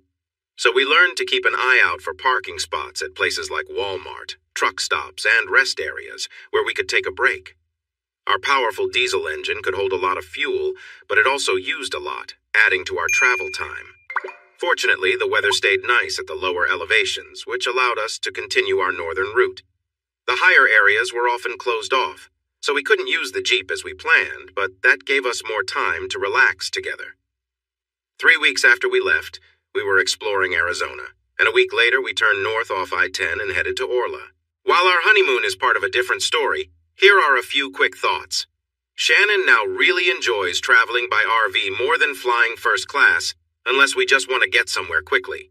It's much easier to take breaks when you're in a motorhome. My wife reacts strongly to nature, including beautiful mountain views, waking up in a snowy forest, hiking in the wilderness, and enjoying campfires. She finds joy in these moments, even if they come with a bit of discomfort. Despite being inexperienced, her creativity in exploring new experiences is impressive. Her small size and eagerness make things interesting, though it can sometimes lead to minor aches. But it's always worth it. Shannon is an amazing partner, and I believe she'll continue to shine even as our life changes. Hey everyone! Thanks for watching. Don't forget to subscribe and turn on notifications so you won't miss any of the exciting stories we have coming up. What do you think about the characters in this story? Let us know in the comments. We'd love to hear from you.